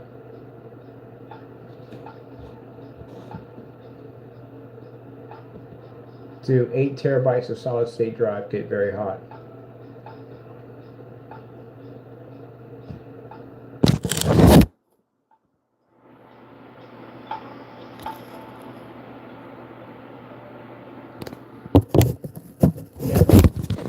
Tell me if I'm not wrong if this system is going to brick on somebody. This is an 8 terabyte solid state drive. They get hot. And it says right there, they can get very, very hot. Now imagine you stick that whatever they call that, liquid paste or liquid metal on it. How is the liquid metal going to cool down an 8 terabyte solid state drive that's completely in a different compartment as the CPU? Because the one I'm putting on my PC, it has a liquid cooling system that's going to be attached to it.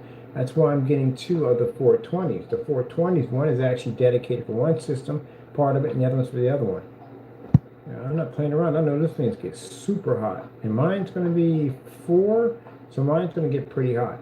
Well, including with the other drive I have in it, it's going to be around 20 terabytes, but that's not going to be it's going to be a different type. It's not going to be an M2 stick. It's going to be something different. I think we got this done. So you can't get mad at me at the end of the day. It's right there. But telling you at the end of the day, hey, we got liquid metal. Liquid metal. Is liquid metal going to keep your PC cold? Is liquid metal thermal paste going to keep your PC cold?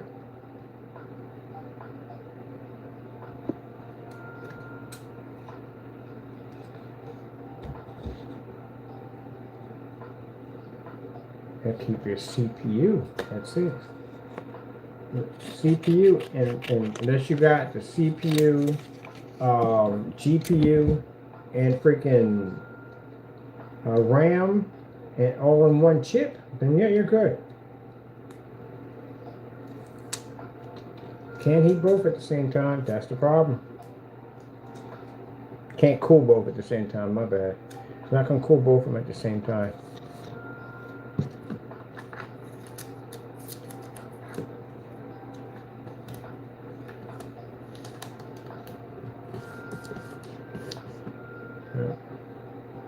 Yeah, people are saying, oh, you're hating on the system. No, I'm just hating on how they built the system. That's what I don't like. I don't like the job they put on the system. I don't like how they did it. And you know, first of all, ain't mad at me for it at the end of the day. Because keep in mind, it's right there. I'm not making it up as I go along. It's right there telling you it does this. On top of that, I mean, I told you they nickel and dime you. I've been telling you that for years. Consoles will nickel and dime you. And then they turn around and they do that stuff to you at the end of the day. They turn around and bring a whole new system out. That should have been your first system right there.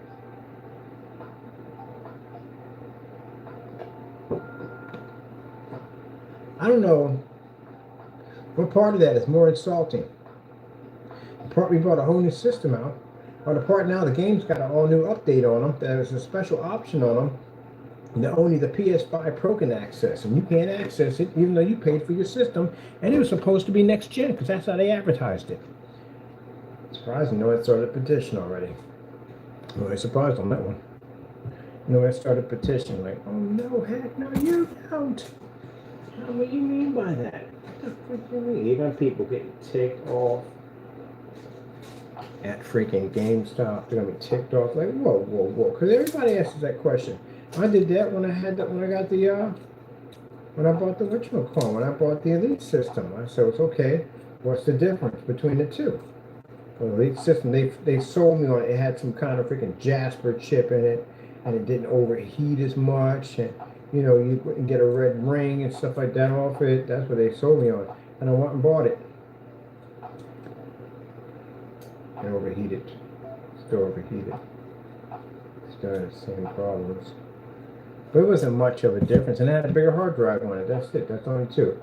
Special chip to keep it from overheating and a hard drive. That's all it did. There was nothing really special about it. But the system y'all got, I have never seen anything in the history of my timeline of gaming like that whenever. I've never seen that before. A whole built system? Never, ever seen anything like that before. It's kind of like they're trying to get a do-over done. That's what it looks like. So that's conflict right there, because again, it's a massive difference. It's a huge, massive difference. You know, go into GameStop and ask that question there, or any place, Walmart, any place, Best Buy, it's okay. Let me ask you a question. What's the difference between that one and the one I got at home? Well, yeah, you're going to hear that come out of his mouth. Well, here's the thing. That system is a completely different system. I heard some guy on YouTube talking about these things. That'd be me, probably everybody else too. Now they're building the hype on it right now because they're all excited about it. But what about the everyday Joe that wasn't going to spend the money for a new system already? Because you already invested money on already. But they had did that nonsense, I swear, when freaking when I was investing into the freaking 360 system, they bought a whole new system. Are you freaking kidding me? After I just bought that thing, I lost it. You gotta be kidding me. You gotta be kidding me.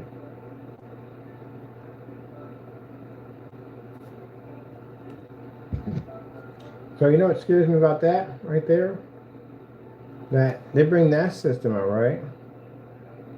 Who's to say they don't turn around and bring out a system more powerful than that one? Once you, and it's still PS5, once you've already spent the money for that. Alright? Who's to say they're known for doing it? So who's to say they don't do it again to you? And you just go buy that system.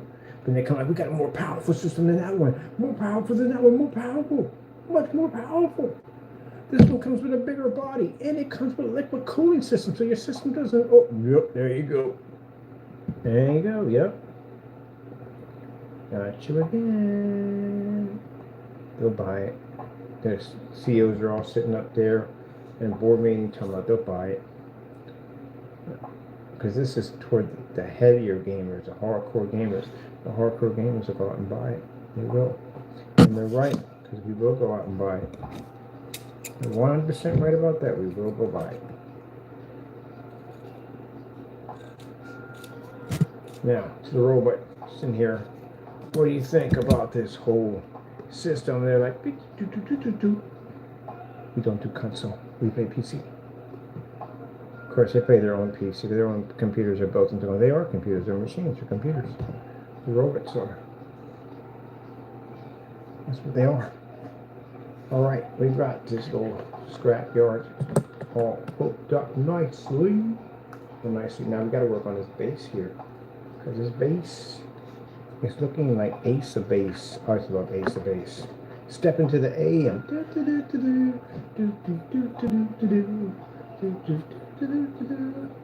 don't remember that? What's the time? Oh, yeah, right. Step into the AM. Nobody. Nobody. Nobody. Bam. Alright. We have acquired the base because the system has been installed. It's like building a Death Star over here. I swear for the feels like we're building a Death Star. Now we have to make sure the sides can stay locked in. That's what we have to do. Make sure. That's why we built these units right here. Because we're going to make sure our sides stay locked in. That's what we're going to do. Lock it in, baby. Lock it in. That's what we're going to do. This right here. This right here. This right here. It's going to allow us to be able to lock it in. How much time we have? We've run out of time. We've been burning some time in this thing, haven't we? We had 4 hours on the last one. We're doing 4 hours on this one. Jeez, we're really working on this, aren't we? We're really working on this. I'm going to lock it in right here. Lock it in right there. Just lock it in. Boom. And boom. And that's how you do it. That's how you do it. And that right there, ladies and gentlemen, that's hip-hop. That is hip-hop. When I first saw it, I was crying. I was like, no. No, no, no. We are not doing this. I'm going to tell you something. I have no how in the world she got to the Olympics. When I first saw it, I thought it was a joke. Like, you know, you had the comedies and stuff where people be joking and stuff. Because I was actually doing something and watching the Olympics at the same time. So when I saw them doing the breakdance, I was like, oh, she's ought to be good. And I saw her out there. I thought it was like maybe like a skit or something, like they're having some fun or something. I didn't know she was serious about that. And then later on, I saw the memes pop, and I was like, oh, snap, that was actually real? Yeah. But should they keep going on with it? No, baby, come on. People mess up all the time, you know, and you get people jumping on the bandwagon and they want to keep going on with it. If that happened to you, would you want? If I was her, I'd get paid off that. I'm sorry. I'm getting paid off that. Because every time you guys make some kind of doll, at the end of the day or something, pay me. That's what I would do. You have to pay me. You can't just make something to somebody at the end of the day and she's not getting paid for it. She has to get paid for it. That's her identity right there. That's her copyright. Her face is a copyright. So anytime you make any kind of action dolls or any of that stuff, that's her. She could sue you for that. That is a copyright. Believe it or not, that is a copyright. That's her identity right there. She can take it to court. You ever heard of the girl who did the whole, and she had her hand out like that? She made this weird face. That was a real person. So anyway, this person was in school and somebody snapped a picture of her doing that. And it became a meme. And she got rich off of that because she sued Google. Google could have stopped that. They sent letters out to Google telling them that it needed to be removed, and they didn't do anything about it. So they got a lawyer, and they sued Google for it. And she got millions of dollars for it. Yep. Laughing her way to the bank. And that's what this woman's doing. The Australian woman, and she's getting paid for that. Yeah, laugh when you want. I don't care. I'm laughing my way to the bank. You can barely pay your bills. At the end of the day, da-da-da-da-da, I can pay mine, you can't. So yeah, she's laughing her way to the bank. I don't care about that.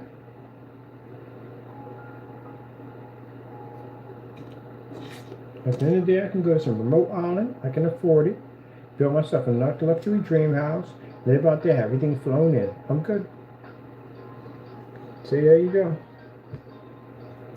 And then you need to wait. Where's my other freaking part goes at? I'm gonna have a part for this. There's cardboard all over the floor, like over here. I think that the vacuum machine for all this stuff. I'm missing a piece for this. Shame about it, but at first, I wouldn't have kept going back. Or maybe she was going back. Maybe she's trolling the trolls. Keep y'all going. Keep that popular going. Probably running that gravy train as far as she can run it. Keep coming back, popping up in the limelight, doing little dance moves and all that stuff at the end of the day to keep it going. Yeah. Oh, stupid.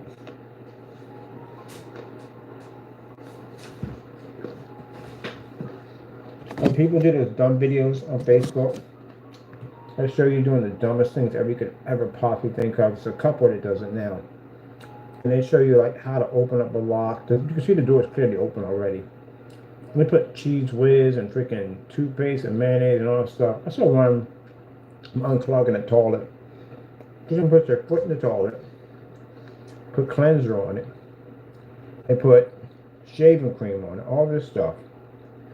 And so this is an amazing way how you can unclog the toilet. When we sit there and watch it, because you're just curious about how the outcome's going to be. Now you can fast forward it, but most people don't fast forward. They will literally sit there and watch the whole thing. I'm guilty of that. To see what would happen. Like if something special is going to happen. And at the end, it's nothing special. She just takes her foot out and she flushes the toilet. That's it. And people get mad and say, hey, that's my life was wasted. But look at how many people watched it. It's 1 million people watched that. Which means they got paid off of that. They got 1 million people, and the people sit there and say, oh, they're the dumbest people on the face of the planet. No, actually, technically not. They got 1 million people to watch somebody stick their foot in the toilet and hit it with shaving cream, cleanser, and I don't know what, and you watched it. So again, yeah. Think about that one, because I thought about that myself. When I wrote at the bottom, I was like, you guys are a bunch of freaking idiots. And then I realized I was like, well, I got 1 million people to watch this. Technically, they're not as dumb as we thought we are. Let me get this charger off of here. This is barely making it on life support, people. Life support. What is the battery doing on this thing? Barely making it. We just get through the base. We killed the battery off. We've been here long enough to kill the battery. Let me see if that's the charger for my battery. You got enough here? Got a full juice on the battery? Oh, yes. The battery's fully charged. Yes. Bam. I've got to charge my battery unit, my backup batteries. So yeah, they can't be that stupid. They got 1 million people to watch somebody stick their foot in the toilet and cover it up with shaving cream and freaking rich more. Everybody watching it. So they got 1 million views on a freaking video. So yeah, pretty smart. Let me see. Now here we're doing something, because some people think, oh, you're not. I have a history of building stuff like this. So yeah. I'm not in here doing this for 1 million views. No, I actually build stuff like this all the time. So I got a gaming PC and everything else I built. Go to my YouTube channel, check out my amazing builds. My amazing builds, baby. Amazing builds. I build this stuff anyway. And when this is done, anyone who doubted me, I will shame you badly. So badly, I will shame you. Because you have no idea what this baby's going to look like. That's the same thing when I was working on the PC over here. And we're talking trash. Yeah. What's on my face? What happened to this? Oh, I used it. I did use it. I had to use it because I can't find it. That means I did cut it up for something else. All right, hold on for a minute, little bear, little techno robots. Let's get you another section in here to plant you in nicely, because we can't have this rocking back and forth. We can't. Rocking back and forth. We must support the foundation.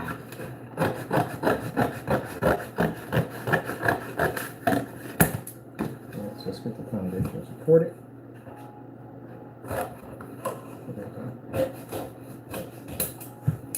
Foundation supported. So we will bend there.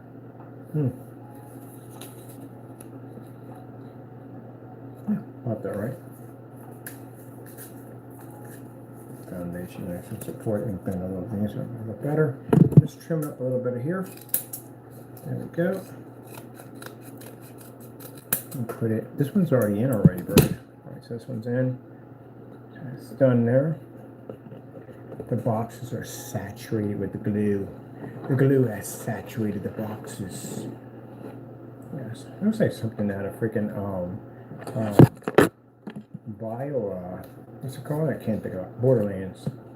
It's kinda got this rickety design to it. I'm gonna turn this on so it basically dries my stuff faster. There we go. Where's the power remote? how's the cord always manage to find itself over the power cords, you know?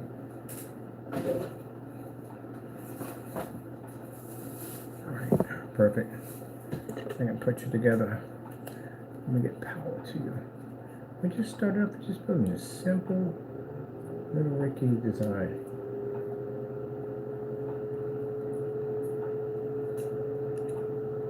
There you go. Yes. Ooh. Need some air while I put this in together too, because that's what we're building it for. Air. And we're going to make all our stickers definitely by scratch. Because we're going to design all our stickers. Yeah, put that in there. I tell you, Elmer's glue and freaking cardboard, man, the stuff that you can build is freaking phenomenal. I love build with freaking Elmer's glue. That's one of the things I used to ask my mom for. Glue and cardboard. That's it. That's all I needed. Didn't need any Legos, just some glue and cardboard. That's all I needed from her. Just about me glue all the time. I was building cardboard when I was a kid. I like Craig in the Creek. There's a kid on there that builds with cardboard. He has a cardboard hat. It's so cool. Alright, now let's go build our platform around this. Well, first before we get into that, we got to tape all this down because this is spiking me a little bit. Make sure it stays nice and secure. So we're going to put our tape, paper tape. I like the paper tape better because it's easier. Because when we use regular tape, it's hard to cover that stuff. So I'm going to basically put this here. Oh, wait, I don't want to cover up my washing clothes too much on that side either because I got a nice little design going on over there. So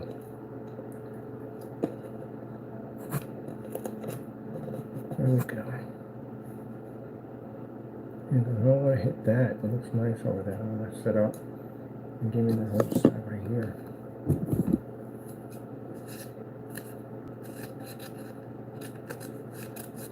So where did you set up with all this? I have no idea. It just came to life just bit by bit. Just trying to put this thing together.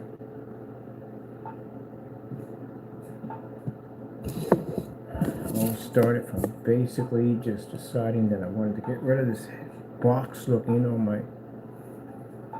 this box looking fan, and turned into all of this. Turned into.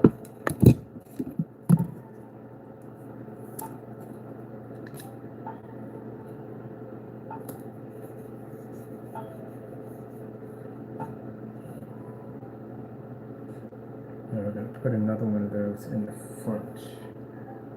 Let me see.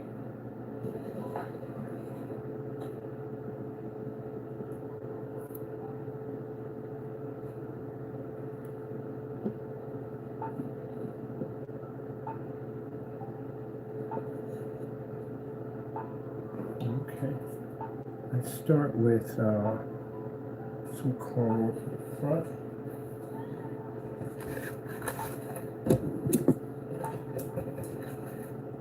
So we're going to have to make a pretty cool base for that.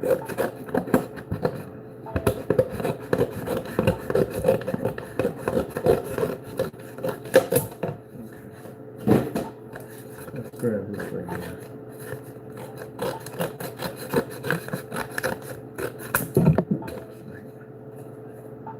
It's going to have to be a high area. So that.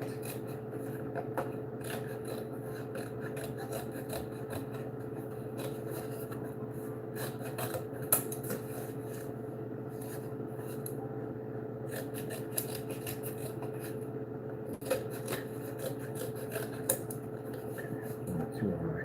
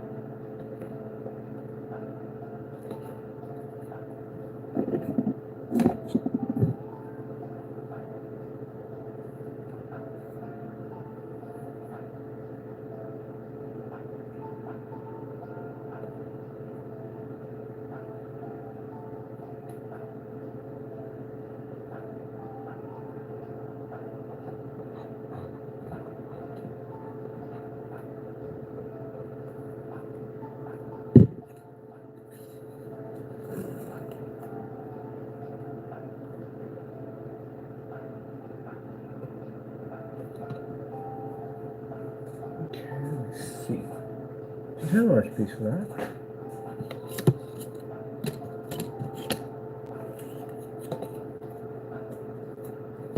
Let me get the piece for that. Yes.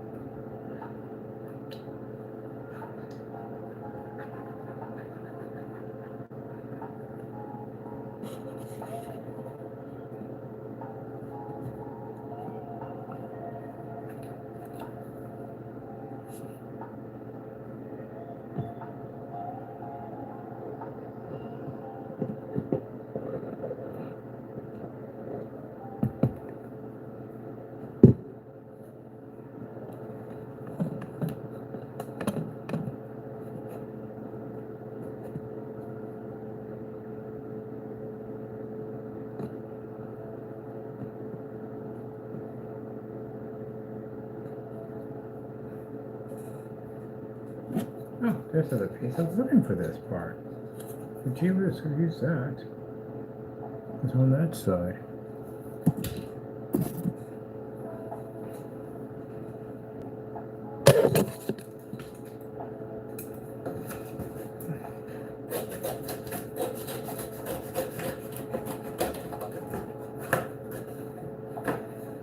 Oh, okay. See where that was going.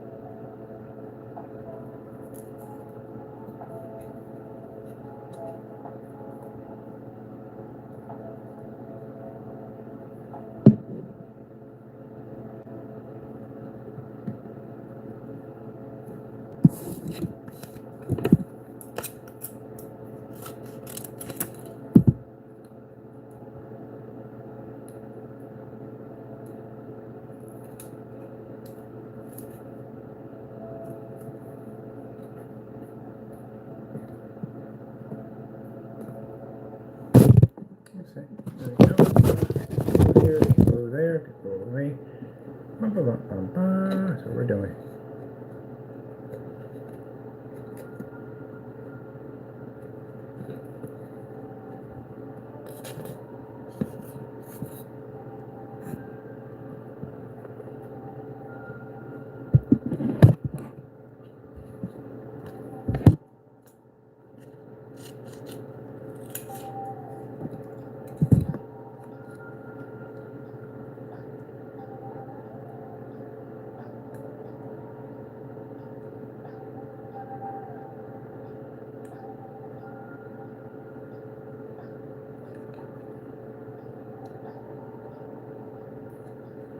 Oh, come on, gee whiz, man. Come on, stickers.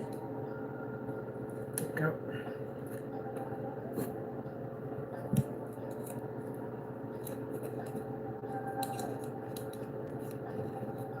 Stays right there. I need to buckle a little bit. Nice little buckle piece there. And that we'll put a flat area there. So cover this up nicely. This right here would be perfect right there. Perfect. We'll cover that scrap piece there.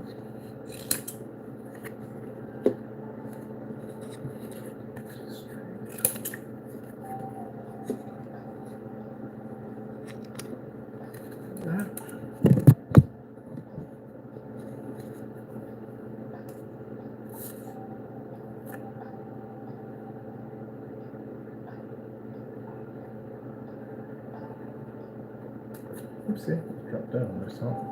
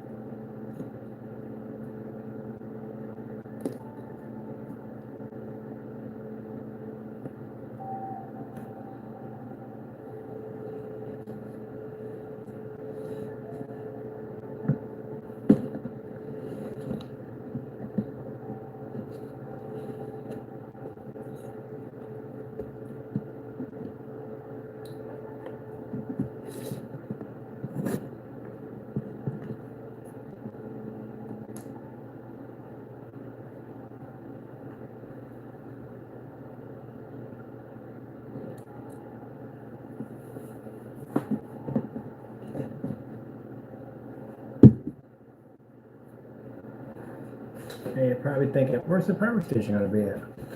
Right here. So we put all this in here, and then we're going to cut this and open it up. So it peels back here, and you can see part of the power station pushing through right here. It's going to be in ground from here. The wires and cables will come out through here, attaching here and here. Oh, yes. Can you see the magic? Can you see the magic? It's beautiful. You know what I mean? It's just gorgeous. You know what I mean? Make a nice little design for the top desk, you know what I mean? Something cool to watch and look at. It's pretty awesome. You know? Doing things a little bit different. That's why I tell people at the end of the day, man, don't be afraid to go outside the box. Never be afraid to go outside the box. Be surprised the kind of things you can find outside the box. People are afraid to do things because they're worrying about what other people say. Don't worry about what other people say.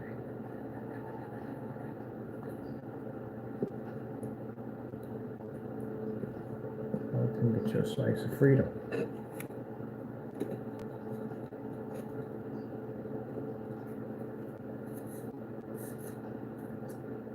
Here's your imagination. Have fun.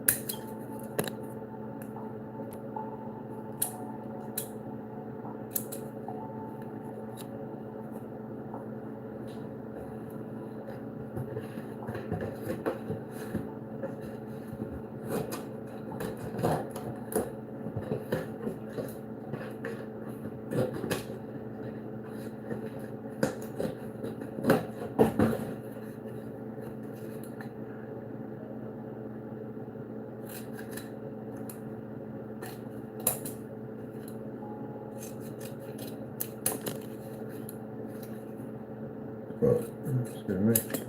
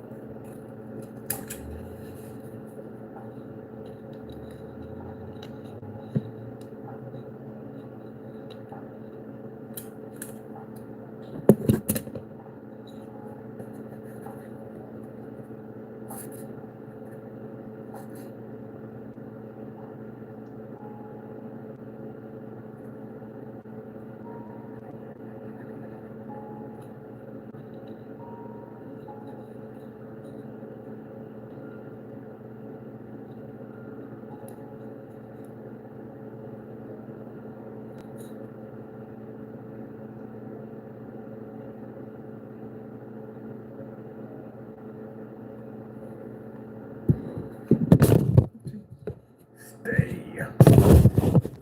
Jeez.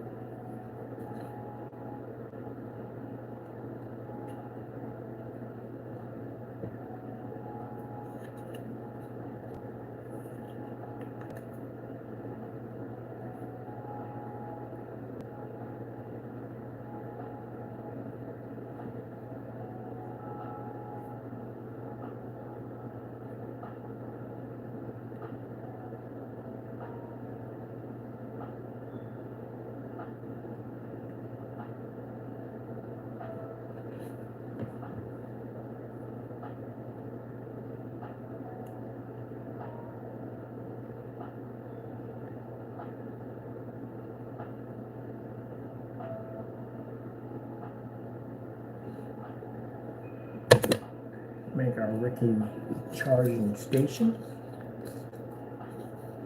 because the robots are not that big, but we're going to make several compartments in there for them. I'm going to be charging more than one machine.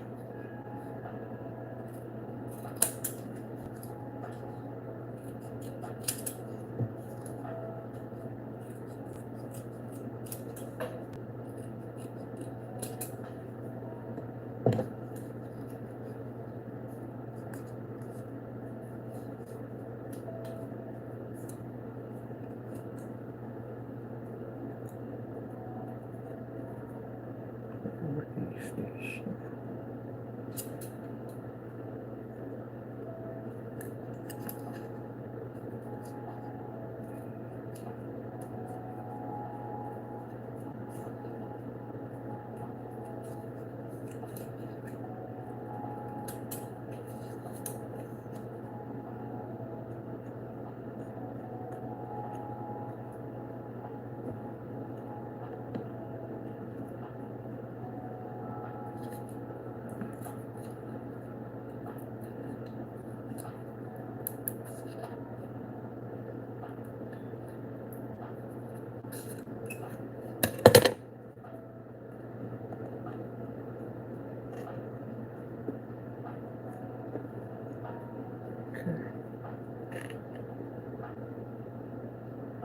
Go.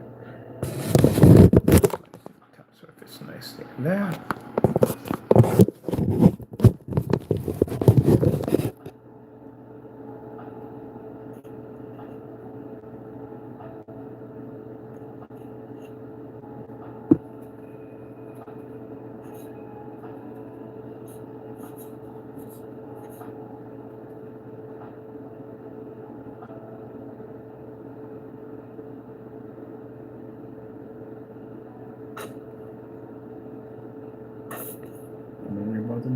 some more tomorrow. I don't care about the glue running down, it makes no difference.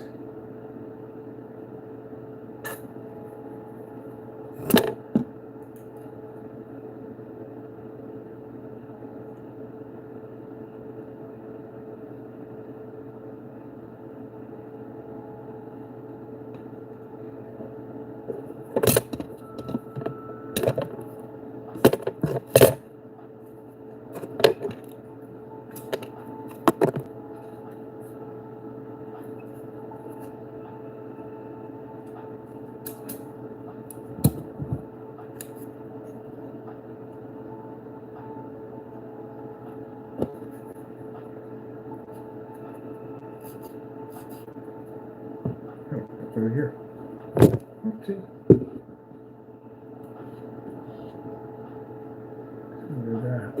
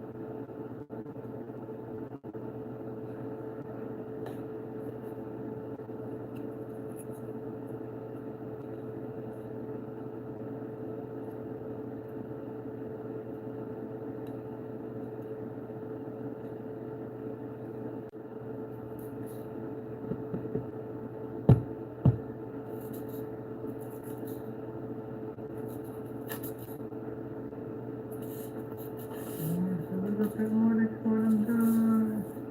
Maybe we'll get some more.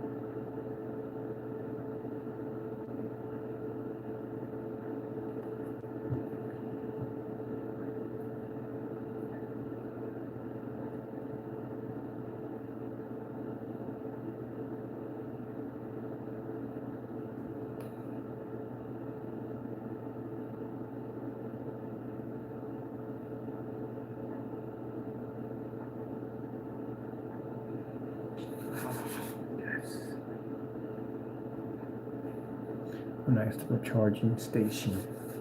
It's a rickety little thing at the end of the day, but it works. It keeps the robots nice and charged. There.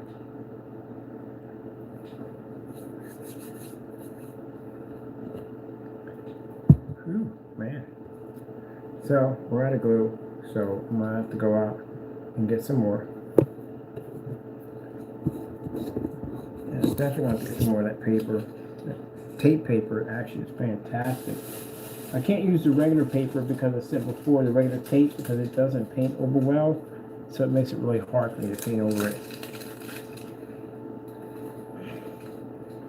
And I'm going to have to get a box for all our scraps for here, because we're definitely going to need the scraps. Scraps definitely come in handy because we can use other stuff to make other stuff with the scraps. So we're not really done with it yet, so still got a little bit more work to go with it, but it came out quite nicely. We're going to work over getting it going.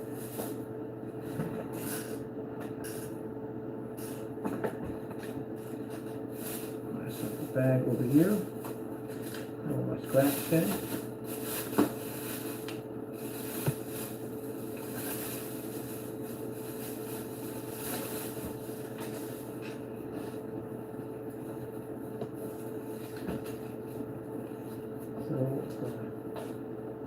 removing some wires and all that stuff.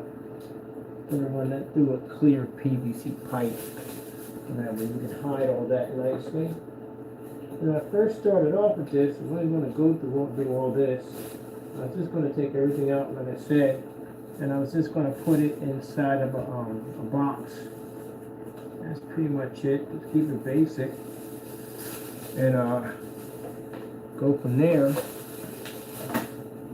Probably put little lights on it. Paint. That's it. Yep, back in.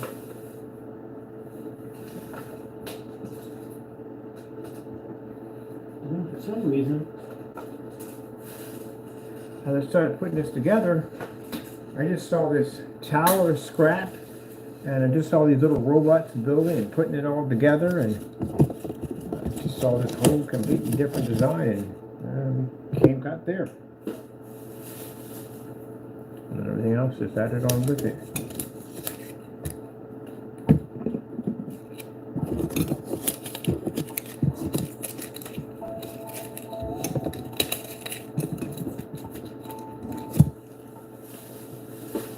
Nice to put a little charging station, give it a little background for the power system into it. And I like these UV lights, with lights that come off the USB cables. Makes it like there's actually power running through it. I thought that'd be a cool design to do with it also.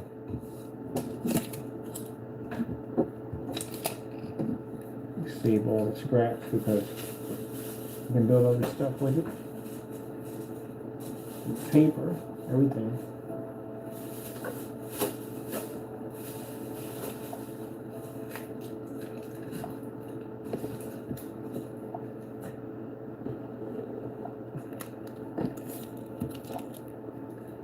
We did have some more paper left over there.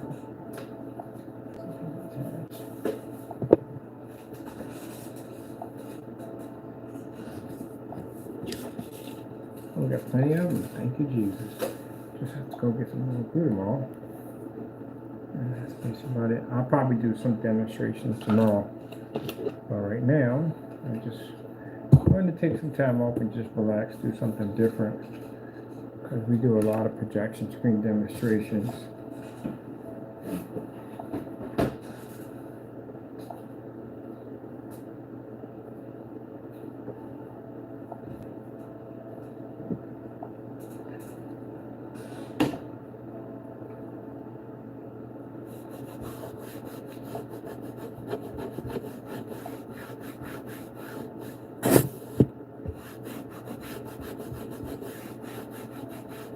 Right off, man.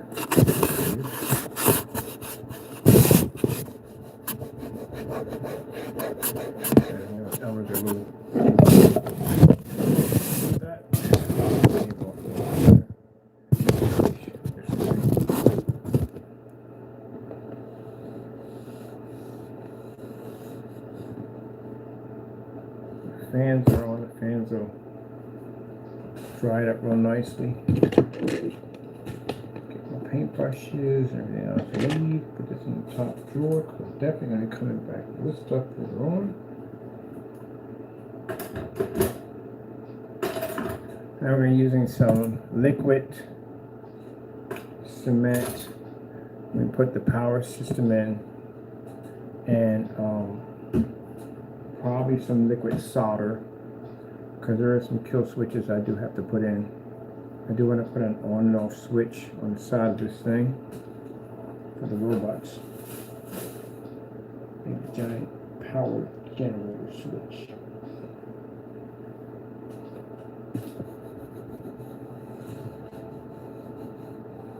This thing starts to dry, it's going to harden up nicely.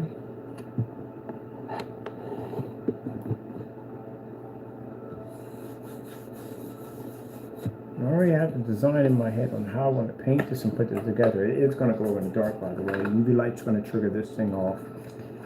So we're going to take this part back here, charging stations over here, and we're going to take.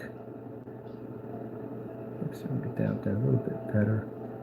Imperfections, this kind of stuff. There we go. We're going to take this section right here, we're going to open it up, overlay it, overlay it, overlay it, plenty of cardboard, so when we pull it up, it gives it a more realistic effect. And then this is where the power station is going to be pushed out through here. And some of the power station's off electricity, and some of it's off nuclear. So that's the part of the nuclear part that's no longer working anymore because it's leaking. And of course, you're going to see little trail marks where the machines are walking through the bio waste that's pouring out the side of it. And give a nice look to it. I remember when I took a box. The nuclear system, the system I built, the PC that I made like it was actually in the middle of a apocalypse. You know what I mean? Like it had been through a nuclear blast. That box at the bottom of the base was all cardboard. Converted that thing into a beautiful stand. So we're going to do with this. We're going to turn it into a wasteland scrap power supply system that still functions.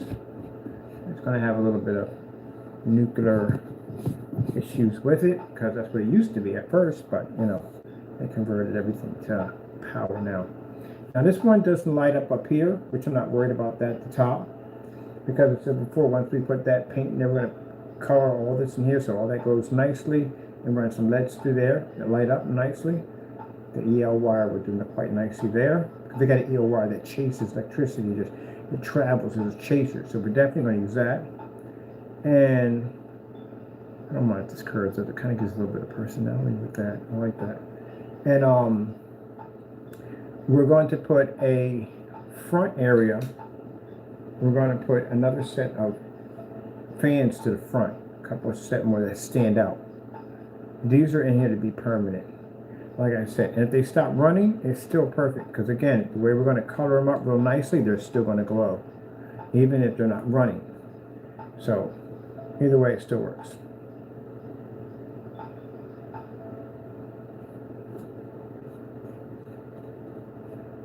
It does kind of give me that kind of like that Borderlands kind of stacked scrap metal design to it.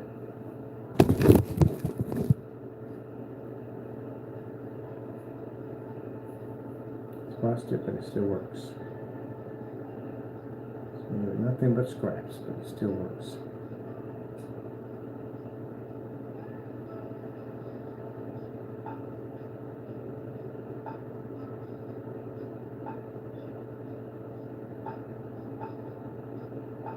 I really like it.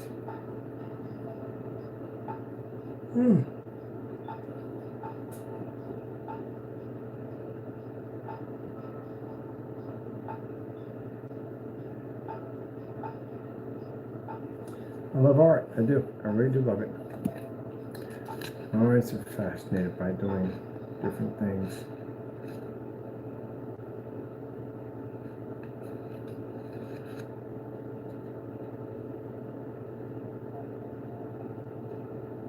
This is going to be nice. So overlap this some more. Cut this open because we got to rip it. I want to rip it. I don't want to basically cut it neatly because it wouldn't look neat. It looks neat. It doesn't look like it busted open. So it has to be ripped a little bit. And then have this part ripped. Have a little area here ripped right there. And then we can have wires and cables and cords. It'll be the same kind of cables we have here. The ones that actually move that light energy through it. So it actually powers here. We're going to have a huge conductor here and a huge conductor back here and here and here and here and here. And they're going to intertwine together. They're going to pull out one side, come out the other side. And look, this thing is actually wrapped in like some massive cable.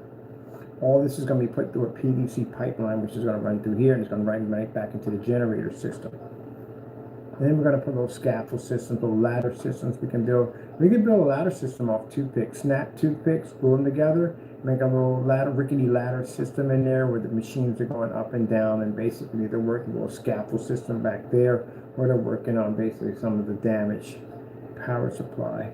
And then we're going to make this system a charge station. So we're going to make a run cable that comes around, loops, and just plugs right here with this power station, have all that glow on the inside where they're actually being charged up. With the stickers, we can put them anywhere we want. We can put radioactive, we can put down high voltage, whatever we want.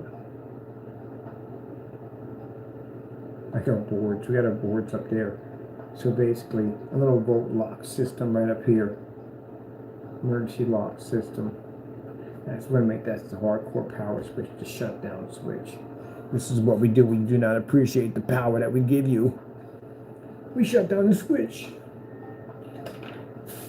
You hear everybody scream from a distance from the city, ah, because all the power runs over there.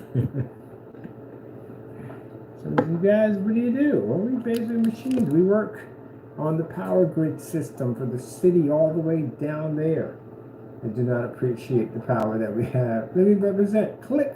Ah, click. That'd be awesome. And enjoy my humor. So the robots are all silver. So that means they have to be individually detail painted.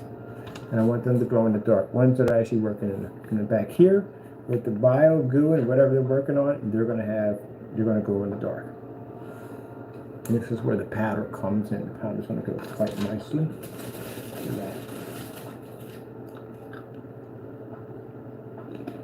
I'm covered in glue.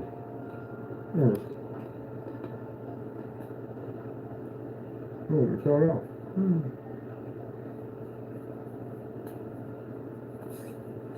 Hours and I put in here. Gee whiz, 5 hours and 17 minutes and 22 seconds.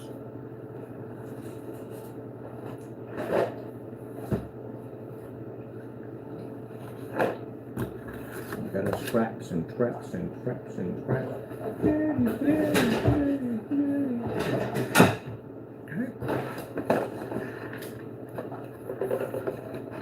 We're talking about building your own props.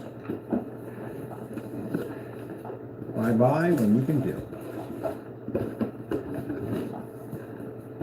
And we got a nice little design to put up there. I do want to do something with those robots. We're going to get 100 of them. So we definitely got to build like a PC that's scrapped, falling apart. On the outside, like they're trying to put it all together of wires and stuff and cables and stuff running back and forth. Now these guys built it on it with scaffolding systems. So I'm going to build it around a whole entire scaffolding setup design to make it look like they're actually putting this PC together. So we don't need a case. The case is actually when I build the case itself. Everything's going to be out in the open, exposed, or it's going to be hanging. So how we're going to do it, we're going to do a pipe cleaning system, clear, so that way we can actually, the parts are actually suspended with a crane system. That's what we're going to do. And have these little micro robots all over the place working and repairing to put this thing all together. That's what we're going to do. But the other one we're going to do, we're going to buy a Dell. We get a Dell for $128 and just basically just take the whole thing apart and just spread it all over the place. Put it real nice. Put in some extra parts so to make it look like it's actually like we're just building this whole machine and putting it together. So it has the temperature gauge. The temperature gauge, you can see the ones that are touchscreen, they're about like that big. We're going to build an interface panel. So when the machines are actually trying to do diagnostic calibration for what they're building, we're going to have a little area where you can just see a bunch of machines sitting around, and that's going to be hooked up to all this over here. But this is basically, at the end of the day, it's just a temperature gauge with a bunch of readouts on it. Just to give you that idea that that's what they're doing, to calibrate the machine. You got to get yourself a little crane and all that. It's going to be a pretty fun build to put together.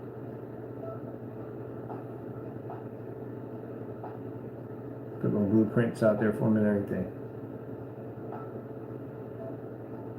So there'll be Power Station 2, that's the upgrade.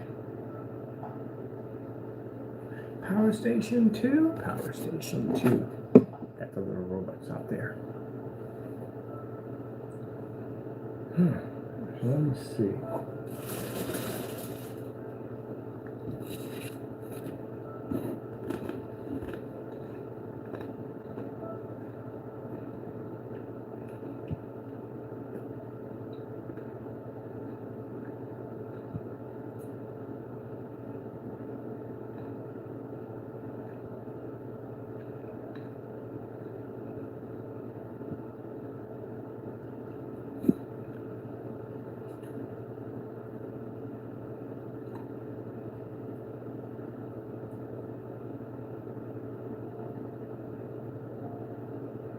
So if you haven't seen the little robots, that's what we're getting. There's 100 of them. Just gonna make ourselves a little tiny machine.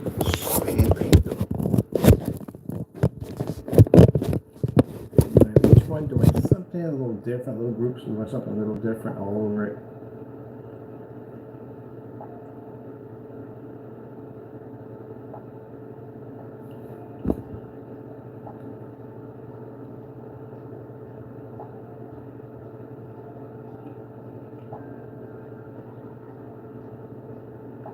Whoa. They got metal steampunk gears. Ooh, yeah. Man, I've been looking for those. Man, we can have a ball with this stuff. Man, they got little gears. Oh, man, we can have a ball with this. Our little robots can be everywhere. We can have them everywhere. I still want to build that whole steampunk thing and Fallout. These guys would be perfect for this. I'm doing the repair work. That'd be cool. Like have a section of the PC that's open up so you can see actually inside all the gears and everything moving back and forth. These little machines are running back and forth, repairing stuff. That would be sick.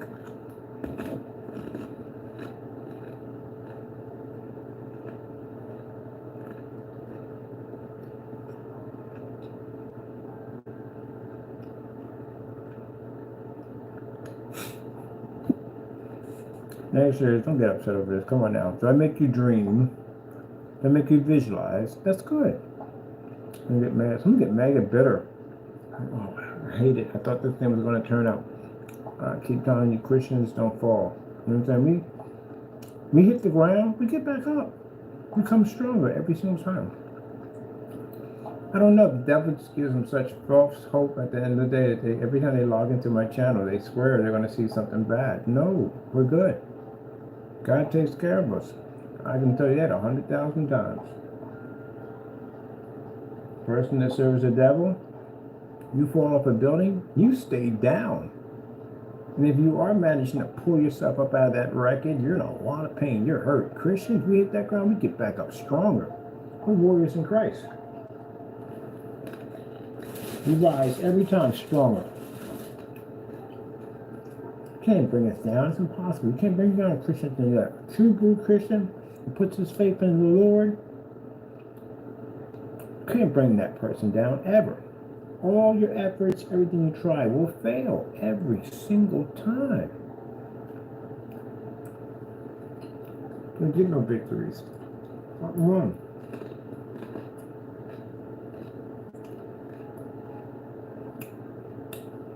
A year from now, AdTech will launch. Or this year in 2025. And that technology is going to be worth millions of dollars. I'll be sitting up there in my 200 acres of land, beautiful home, out there taking my company and doing what we were blessed to do with it, and you will still be crying and complaining at the end of the day. The devil will still have you in a room crying and complaining, doing nothing, going nowhere, because you just served that at the end of the day.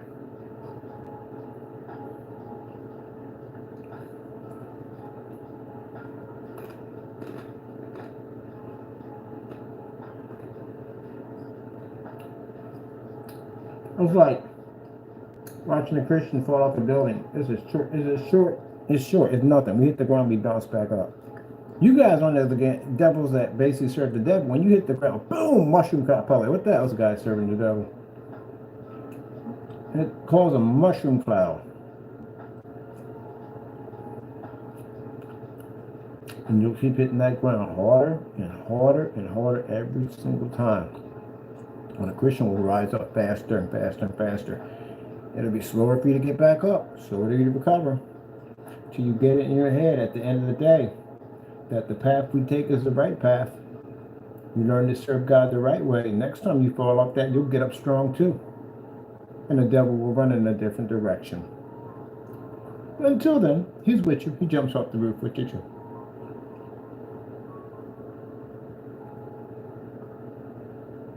The only problem is that when he hits the ground, he gets hurt. But yeah, he gets the power to get back up and make you do it again. Even though it's going to cost you for more. And him less. But when the time comes of judgment, you both are going to get it. So, yep. Yeah, but Christians, yeah, it's in the Bible. You see Christians at the end of the day go through trials and tribulations, but they come up stronger every single time.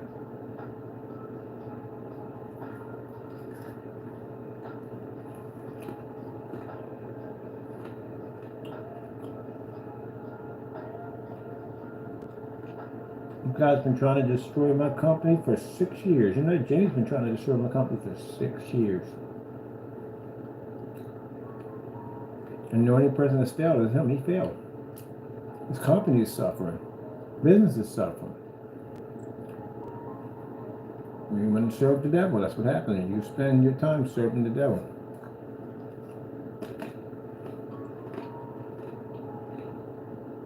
Everything we do, everything we make, everything we design comes from God. When I was looking at that thing and putting it together, I was just going to put these boxes together. And Lord sending me ideas like, how about we do this instead? And I was like, ooh, this is pretty cool. And there we go. And from putting stuff together, God has given me information how to put it all together. So like the new PC, those RBGs, I never seen them things before.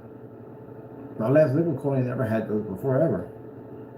After walking down the street, the Lord showed me how to put the whole thing together. So when you want to do this, you put that there, put that this and there, and that's it. I was like, oh, okay. That's pretty cool. Came back in, boop, sitting there.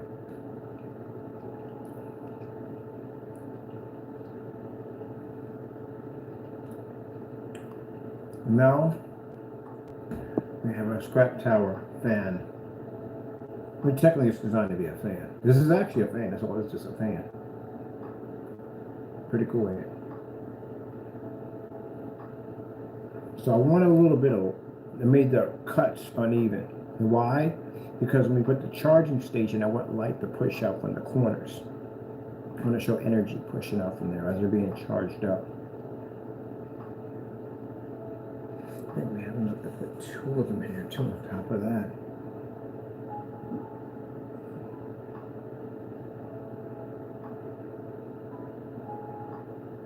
So when we first coat this is done, we coat it all black.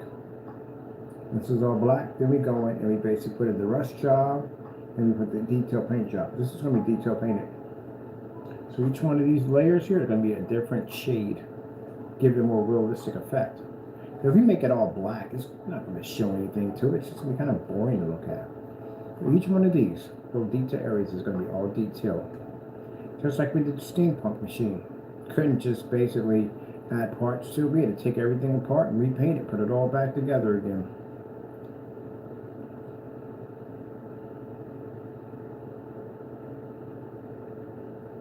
All this is going to need shadows to it. So it makes it stand out more realistic.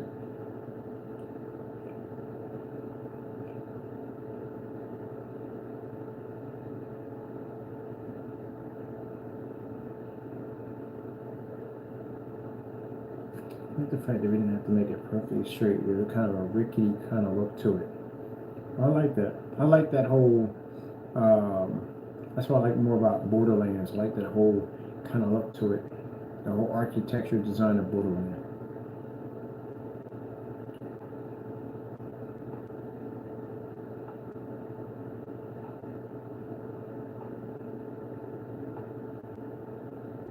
I got other ideas. I want to do other ones.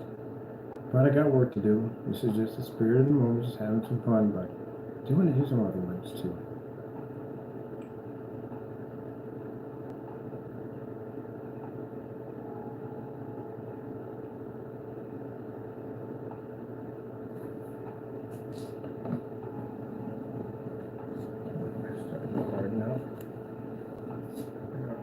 Area. Where you at? Oh, you're in the wrong direction. Let's bring you around. Alright, play nice. Don't roll under. And don't basically fight on this. There we go.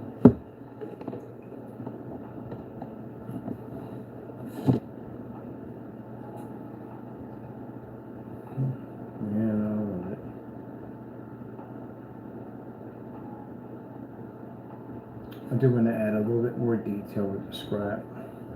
And we have our, this part's supposed to be out. we lay that flat. Where it busted up right there. It was neatly there, but it busted up. It just gave away, but it's still sturdy. It's still sitting there. It's good. But split it a little bit here and then split a little bit there to give it more like kind of a rickety robust to it. It's beautiful. I love something like this. It's gorgeous. I like things that corrode down through time and they become old and they age. I love it.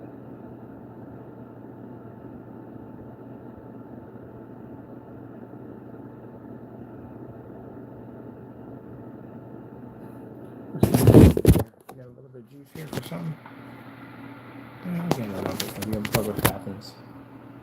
We're not going to die, are we? No, we're not.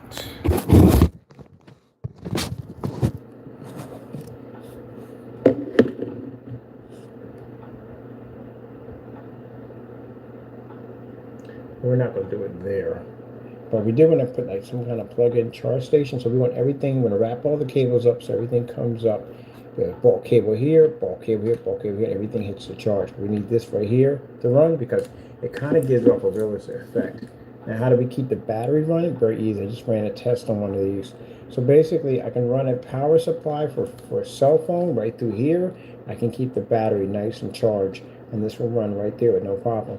We can actually hide the battery through here, but I'm actually going to connect a section there, or I can actually leave this grounded where it stays right in there. Little Velcro, make sure it stays in it, and I can plug all the peripherals up right there and keep it nice and charged up. That's what we're gonna do, people. That's what we're gonna do. That's what we're gonna do. Let's see what this looks like a little bit. Little section, put a gap up there somewhere. Let me seal that part right here. You don't want to stay there yet. Just maybe a little loop there. Right there. Here. Come on, work with me, baby. Work with me. Do not fight me. I'm trying to give you love. I'm trying to keep you love.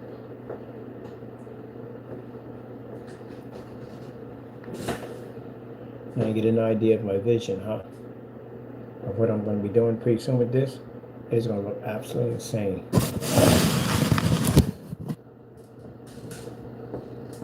That's what we're working to do. So if we're going to have all the wires separate, and everything's going to run right down here to the bottom at a power station. It's going to be beautiful. Charging station's going to be lighting up, lights going to be pushing from it.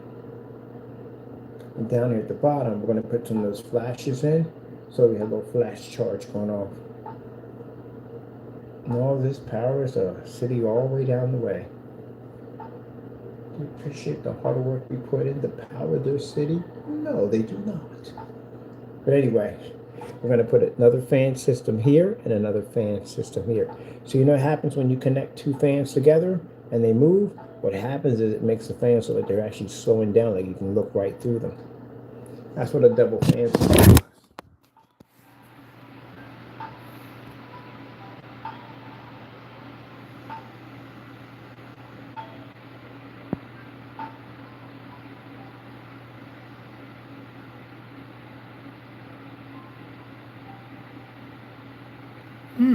Interesting.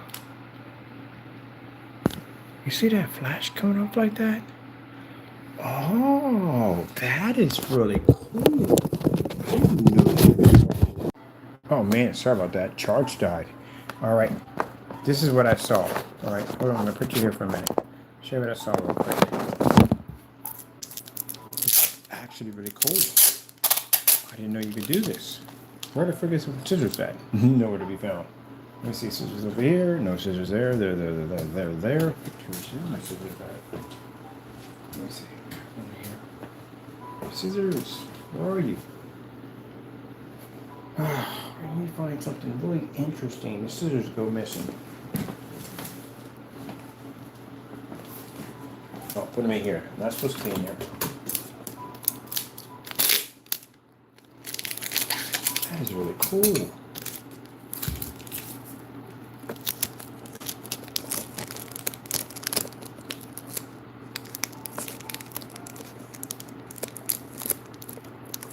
Let me see if this is right. This works. I think it does.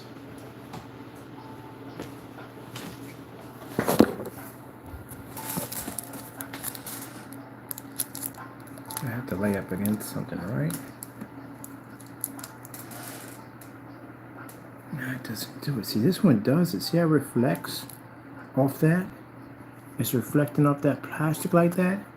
That's what I wanted to do.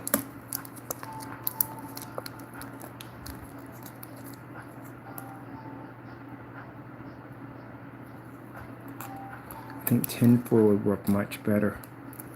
But that reflection, see how it's flashing against that? Because of the plastic's giving that nice reflection. So when I move it away, now watch how better it reflects with the tape. There's tape around it right there. So if I take the tape and I put it near here, it gives off a nice flash against it. Oh.